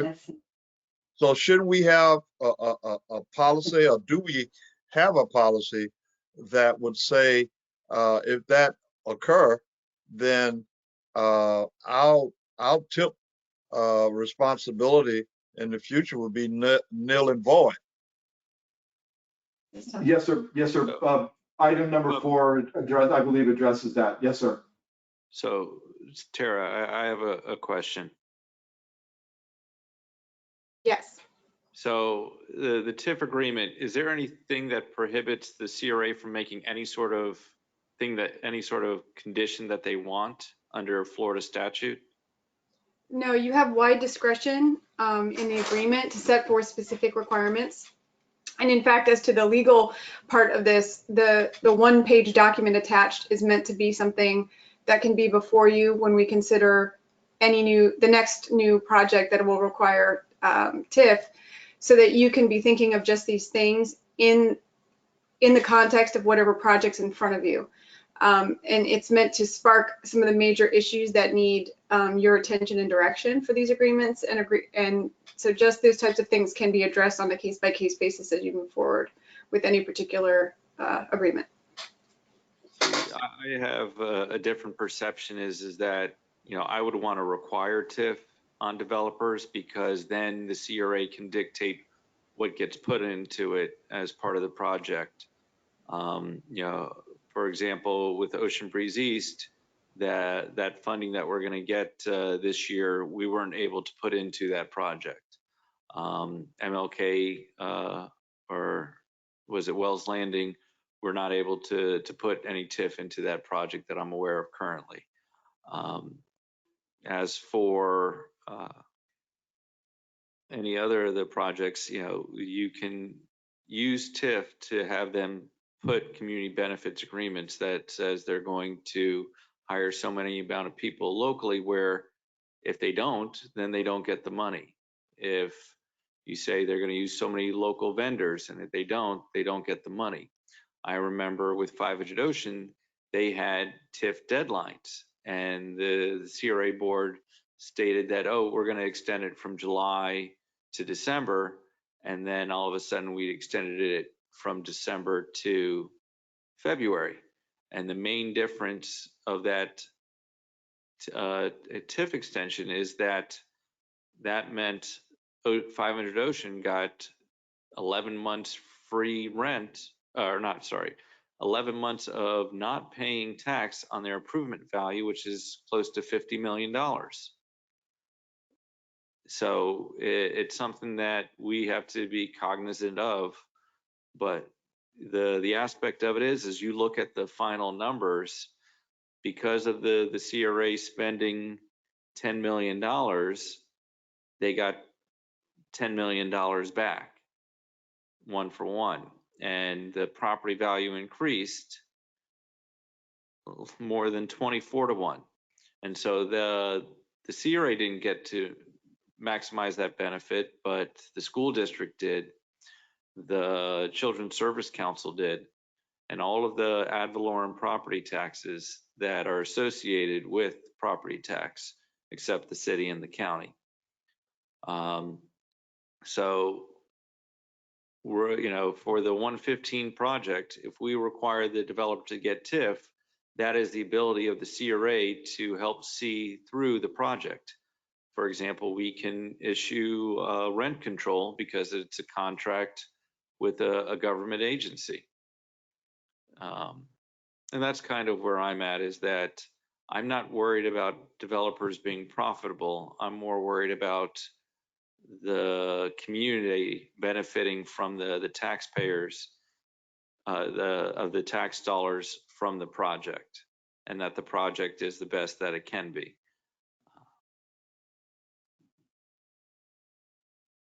Chair, I would concur. Chair. I would concur, and I would simply just add that, you know, developers are in the business of making money. That's why they do what they do. If there was no money in it, they wouldn't be doing it. So I think it's more so not a matter of penalizing them by saying, well, because you're making a profit, we're not going to give you money. I think it's simply just, if there's a necessity to give money, then we get to give those money on our terms. Correct. And that's kind of it, is that sometimes they might say, we don't want the money. And if we own the land, it's something like, no, we want you to add solar panels to this project. We want you to have reduced rent for the commercial tenant or a residential tenant. And the CRA is going to be paying that difference. Yes, Vice Chair. Thank you, Chair. So listening to what you just said, I don't think it's an either or, right? It's not developers making a profit versus community benefit. I don't think that's the situation here. I'm in agreement with you. We should get community benefit. But this isn't about them profiting or not profiting. Of course, they're going to profit one way or another because that's why they're in business.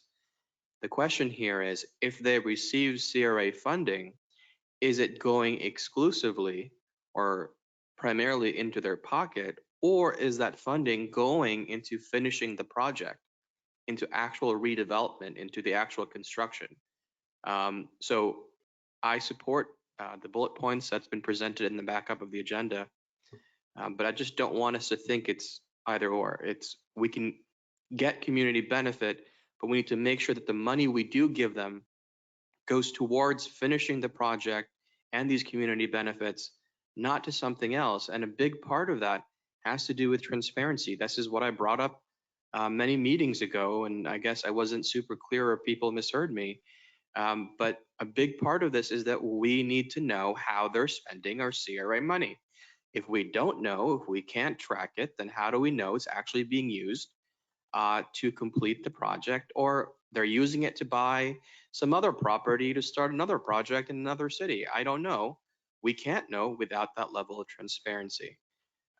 So absolutely, I support these bullet points that's been presented to us.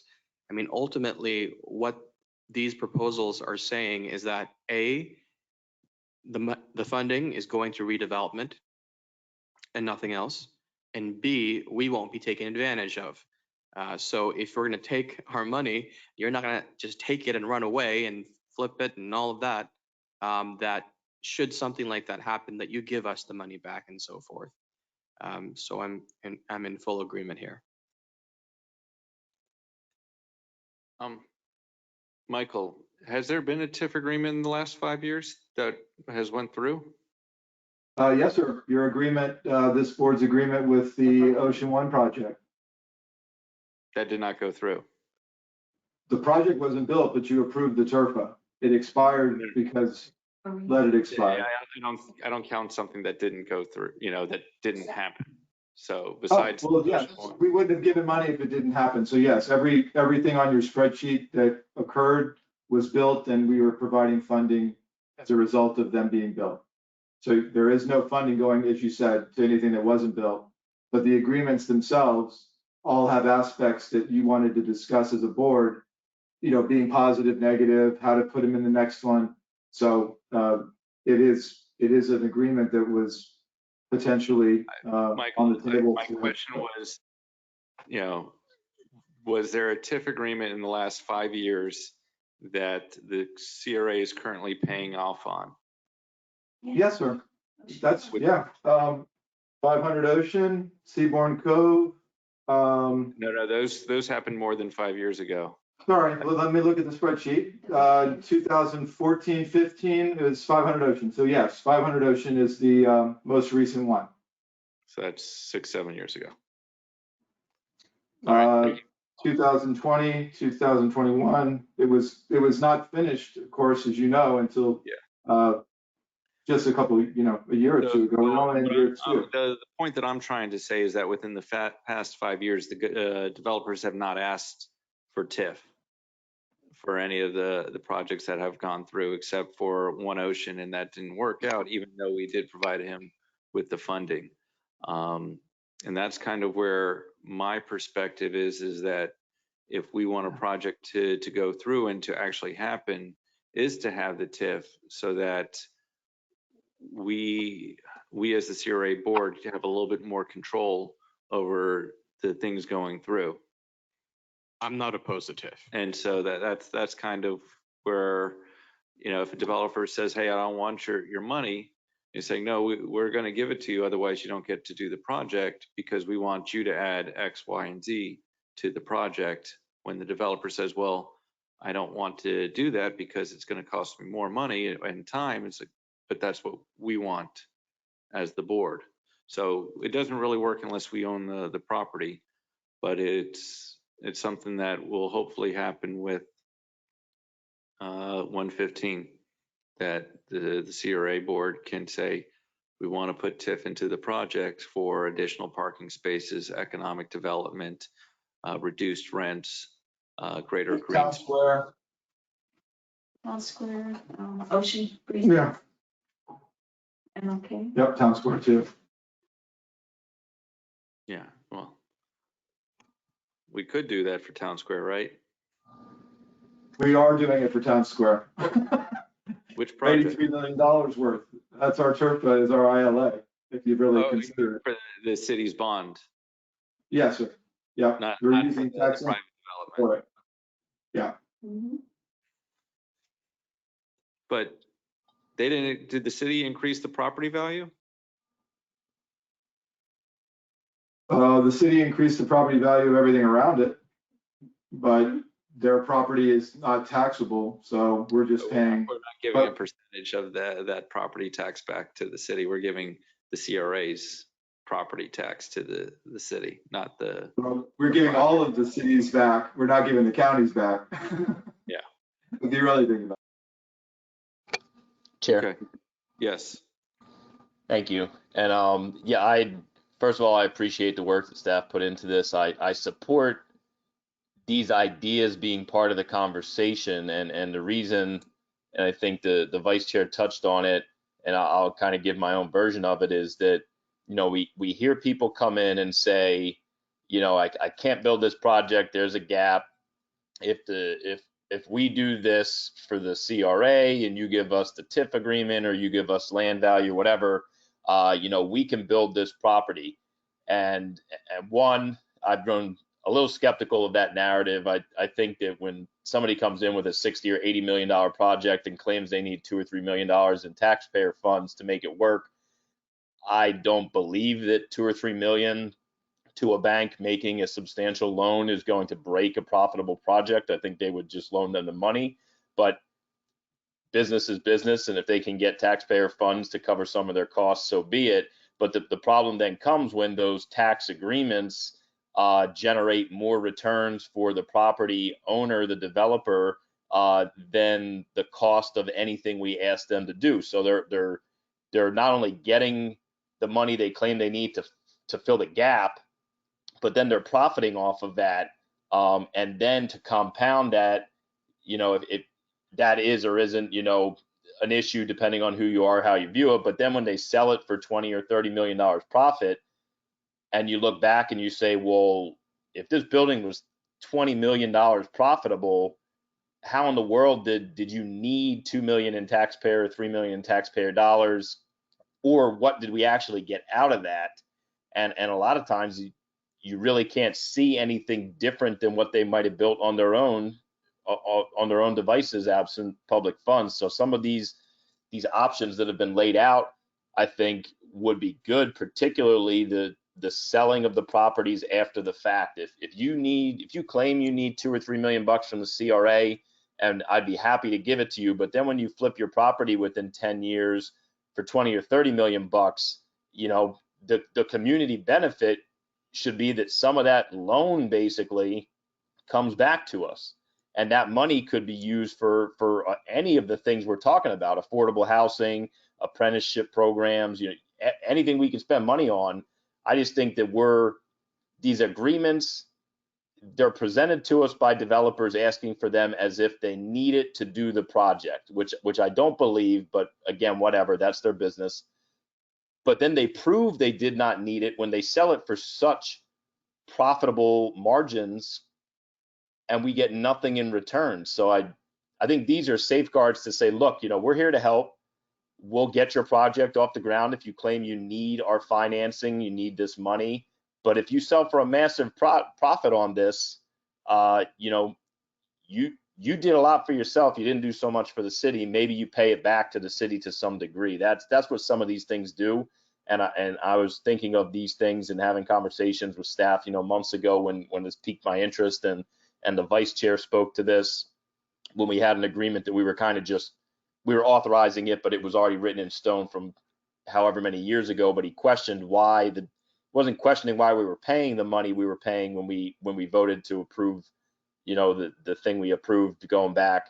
He was saying, how does this agreement make any sense? I think, not to put words in his mouth. So I think, to me, this stuff clears up some of those, you know, why are we doing this 5 or 10 years later when the benefits run out, when the only true beneficiary at that point seems to be the business. And I don't begrudge profits, but I do think that when taxpayer dollars are spent, if the argument for getting them in the first place is obliterated by a massive profit on the end of the business owner, that maybe the argument they made 5 years ago or 7 years ago looks like it was just a money grab.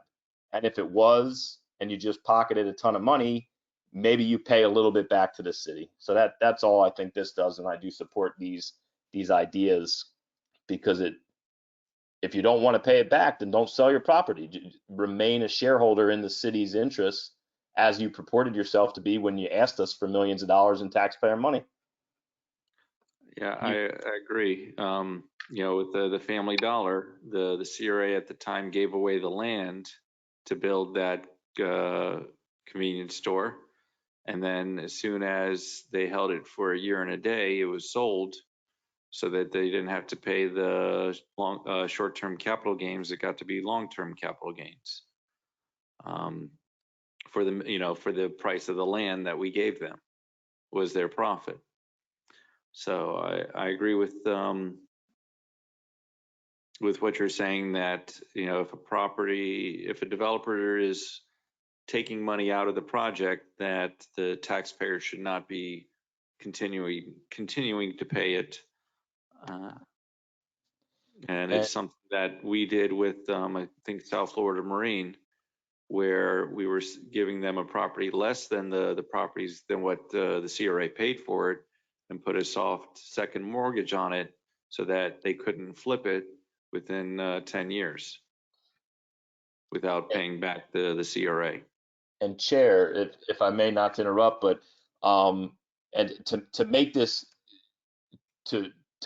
even more visceral, in these types of language agreements, these provisions that are in the backup and the bullet points, I would even go a step further and say, look, because we do this sometimes where we make decisions for big money for big business developers, but then we get someone who wants to get out of a mortgage from the CRA that assisted them, and it's like 40 grand, and we, not intentionally, but we rake people over the coals when they try to break an agreement for 40 grand on an affordable house because maybe they want to move out of the neighborhood because it didn't turn out the way they want. But then we do these multi-million-dollar agreements, and people walk away rich. So I would go a step further with this concept and be open to discussion, whether it's legal or not. Tara could weigh in, but for these types of things where we might give millions of dollars in incentives to a business to develop, and if they develop and sell and we get that money back, I would have no problem saying that in a situation like that, when that money comes back to us under this type of agreement, that it is earmarked explicitly for small businesses or for workforce and affordable housing. That way we use taxpayer dollars for businesses to do big things with big money.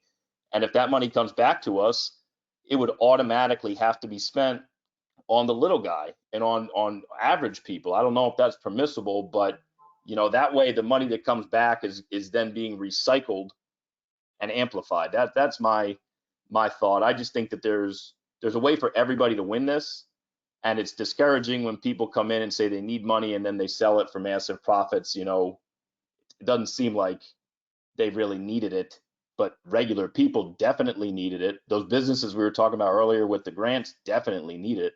So that's my rant. Thank you. And is there any further comments from the board?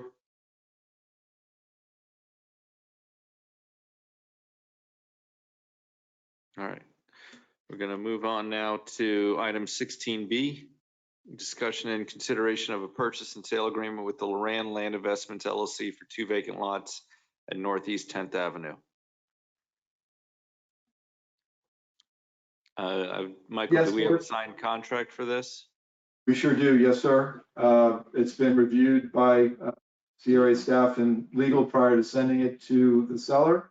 And the seller has responded by accepting the agreement, and it is attached for your approval and execution for the purchase of those 2 lots on East MLK Boulevard. If you'd like to see the map or anything else for it, we're happy to pull it up for you. It's amazing to think how much value MLK Boulevard has now. And With that, I'll accept a motion to approve. Because if we try to do a counteroffer, they may not accept it, and then we would lose the opportunity of a signed contract. Motion to approve. Second. All right, seeing no further discussion, all those in favor state so by saying aye. Aye. Aye. Aye. All those opposed? Hearing none, motion passes unanimously. Thank you, board.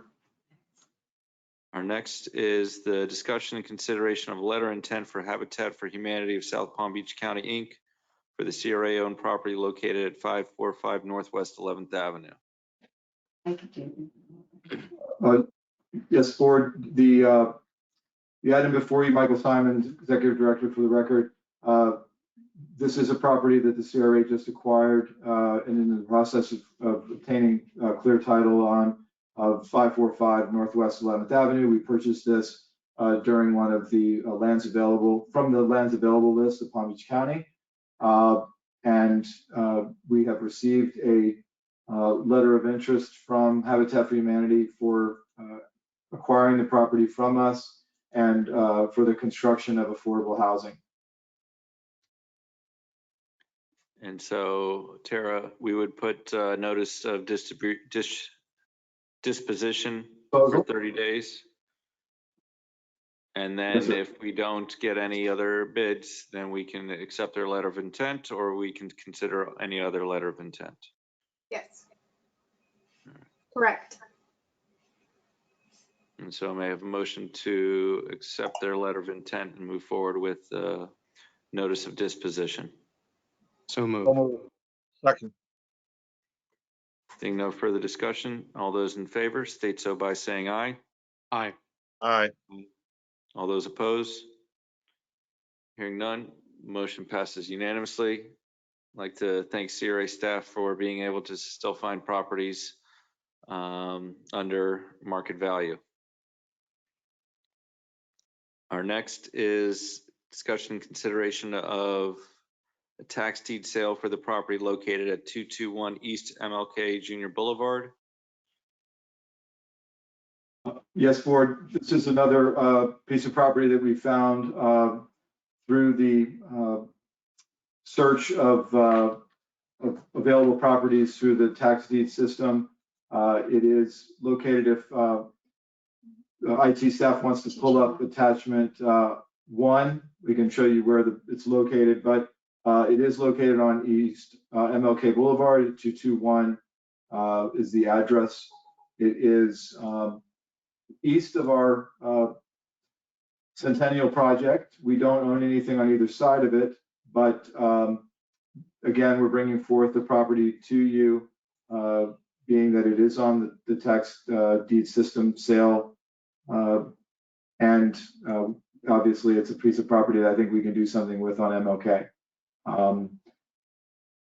The property appraiser has it assessed at our market value of $103,000, and that's about 85% of market. So I was suggesting not to exceed 125 on the single lot. This is a single lot, whereas the Loran properties was a double lot and a single lot. So it was almost 3 together. You know, I saw what the price of the property on Seacrest went for. I saw what we just paid for the land properties. And because those were both vacant and there's an improvement on this. And the caveat is that because the city is a lien holder, I believe, is that correct? Yes, the city has maintenance liens totaling approximately $4,000 and outstanding water bill of $4,700. Oh, and they're not accruing daily addition? Mike, Yes. hi, Chair. It's Teresa Utterback, Development Service Specialist. Mm-hmm. There is one larger ongoing lien of $344,034.12. That one is accruing and can be it's eligible for a reduction. The other ones are not. All right, thank you. You're welcome. So, well, I would like to match it with the 175,000 if the CRA has that still available. I think they do in the contingency if need be. You're recommending one. I'm sorry, Board Chair.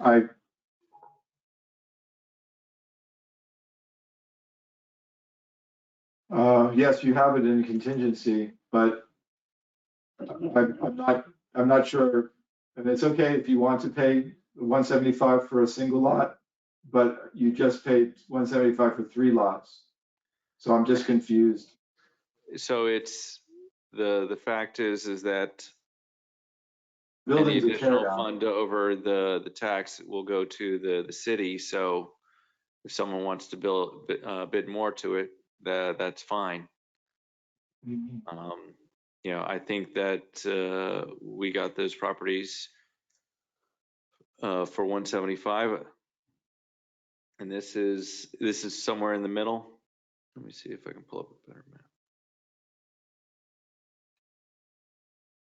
Yeah.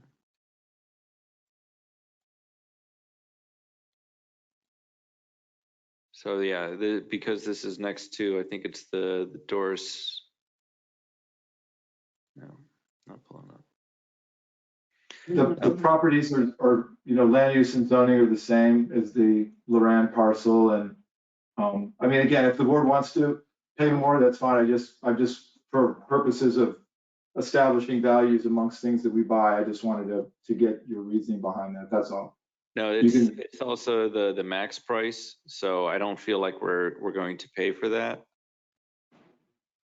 Because what ended up happening with Seacrest is somebody bid, I think, 1,000 or 2 more than us. So instead of us getting it at 50,000, someone got it at 51,000.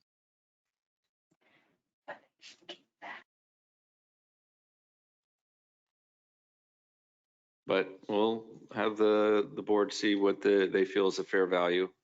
Board Member Hay, this is your district. Yeah. I think it's a bit overpriced.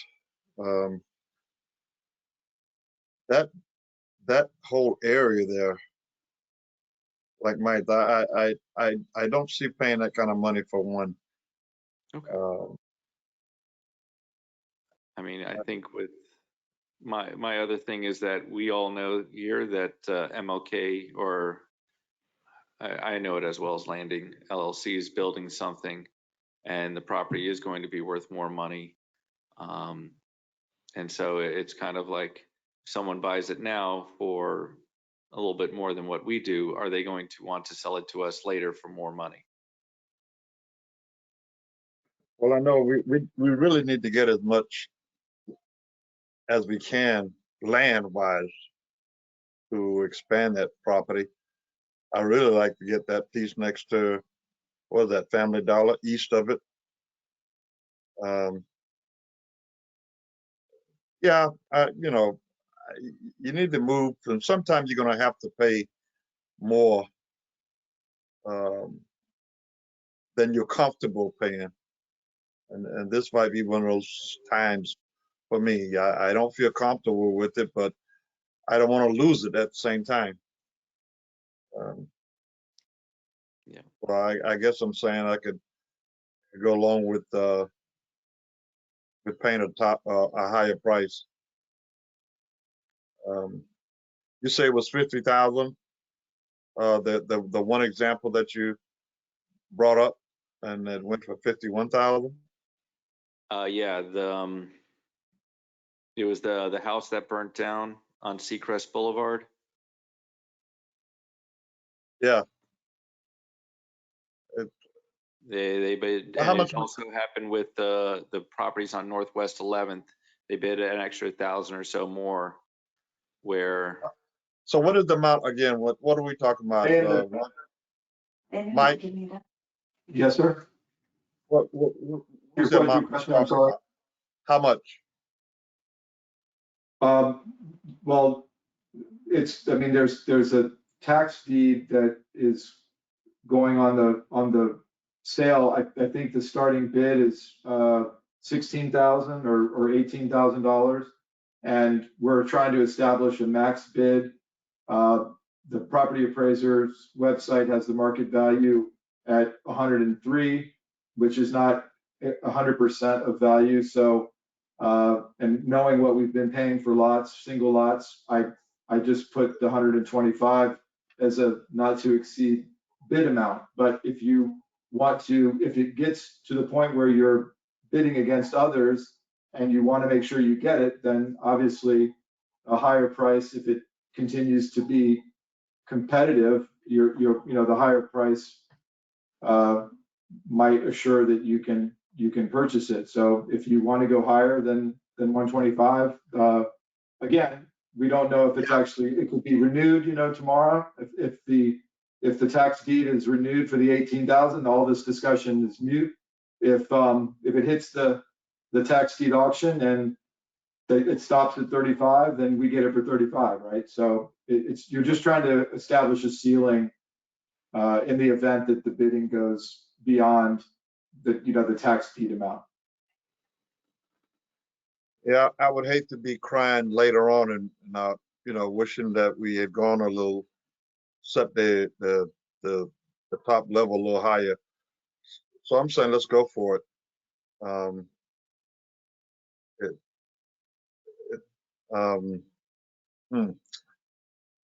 I do feel uncomfortable, but I say let's go for it. Go 100, go over the 125. Is that what you feel? Like, I've seen the tax deeds, for similar properties that weren't as nice going for 105, 110 because of the structure that is on them. The building's uninhabitable, the building is uninhabitable, just so you know. I realize you see a roof, but it's structurally uninhabitable. So we're really looking at a vacant lot. If that helps you with anything.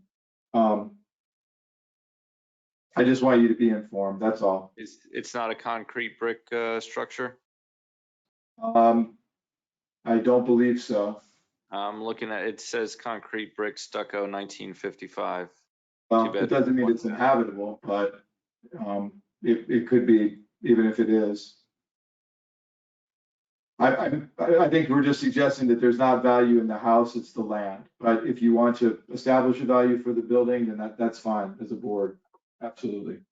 So I'd like to, board member, hey, if I can meet you in the middle with a maximum bid price of 150.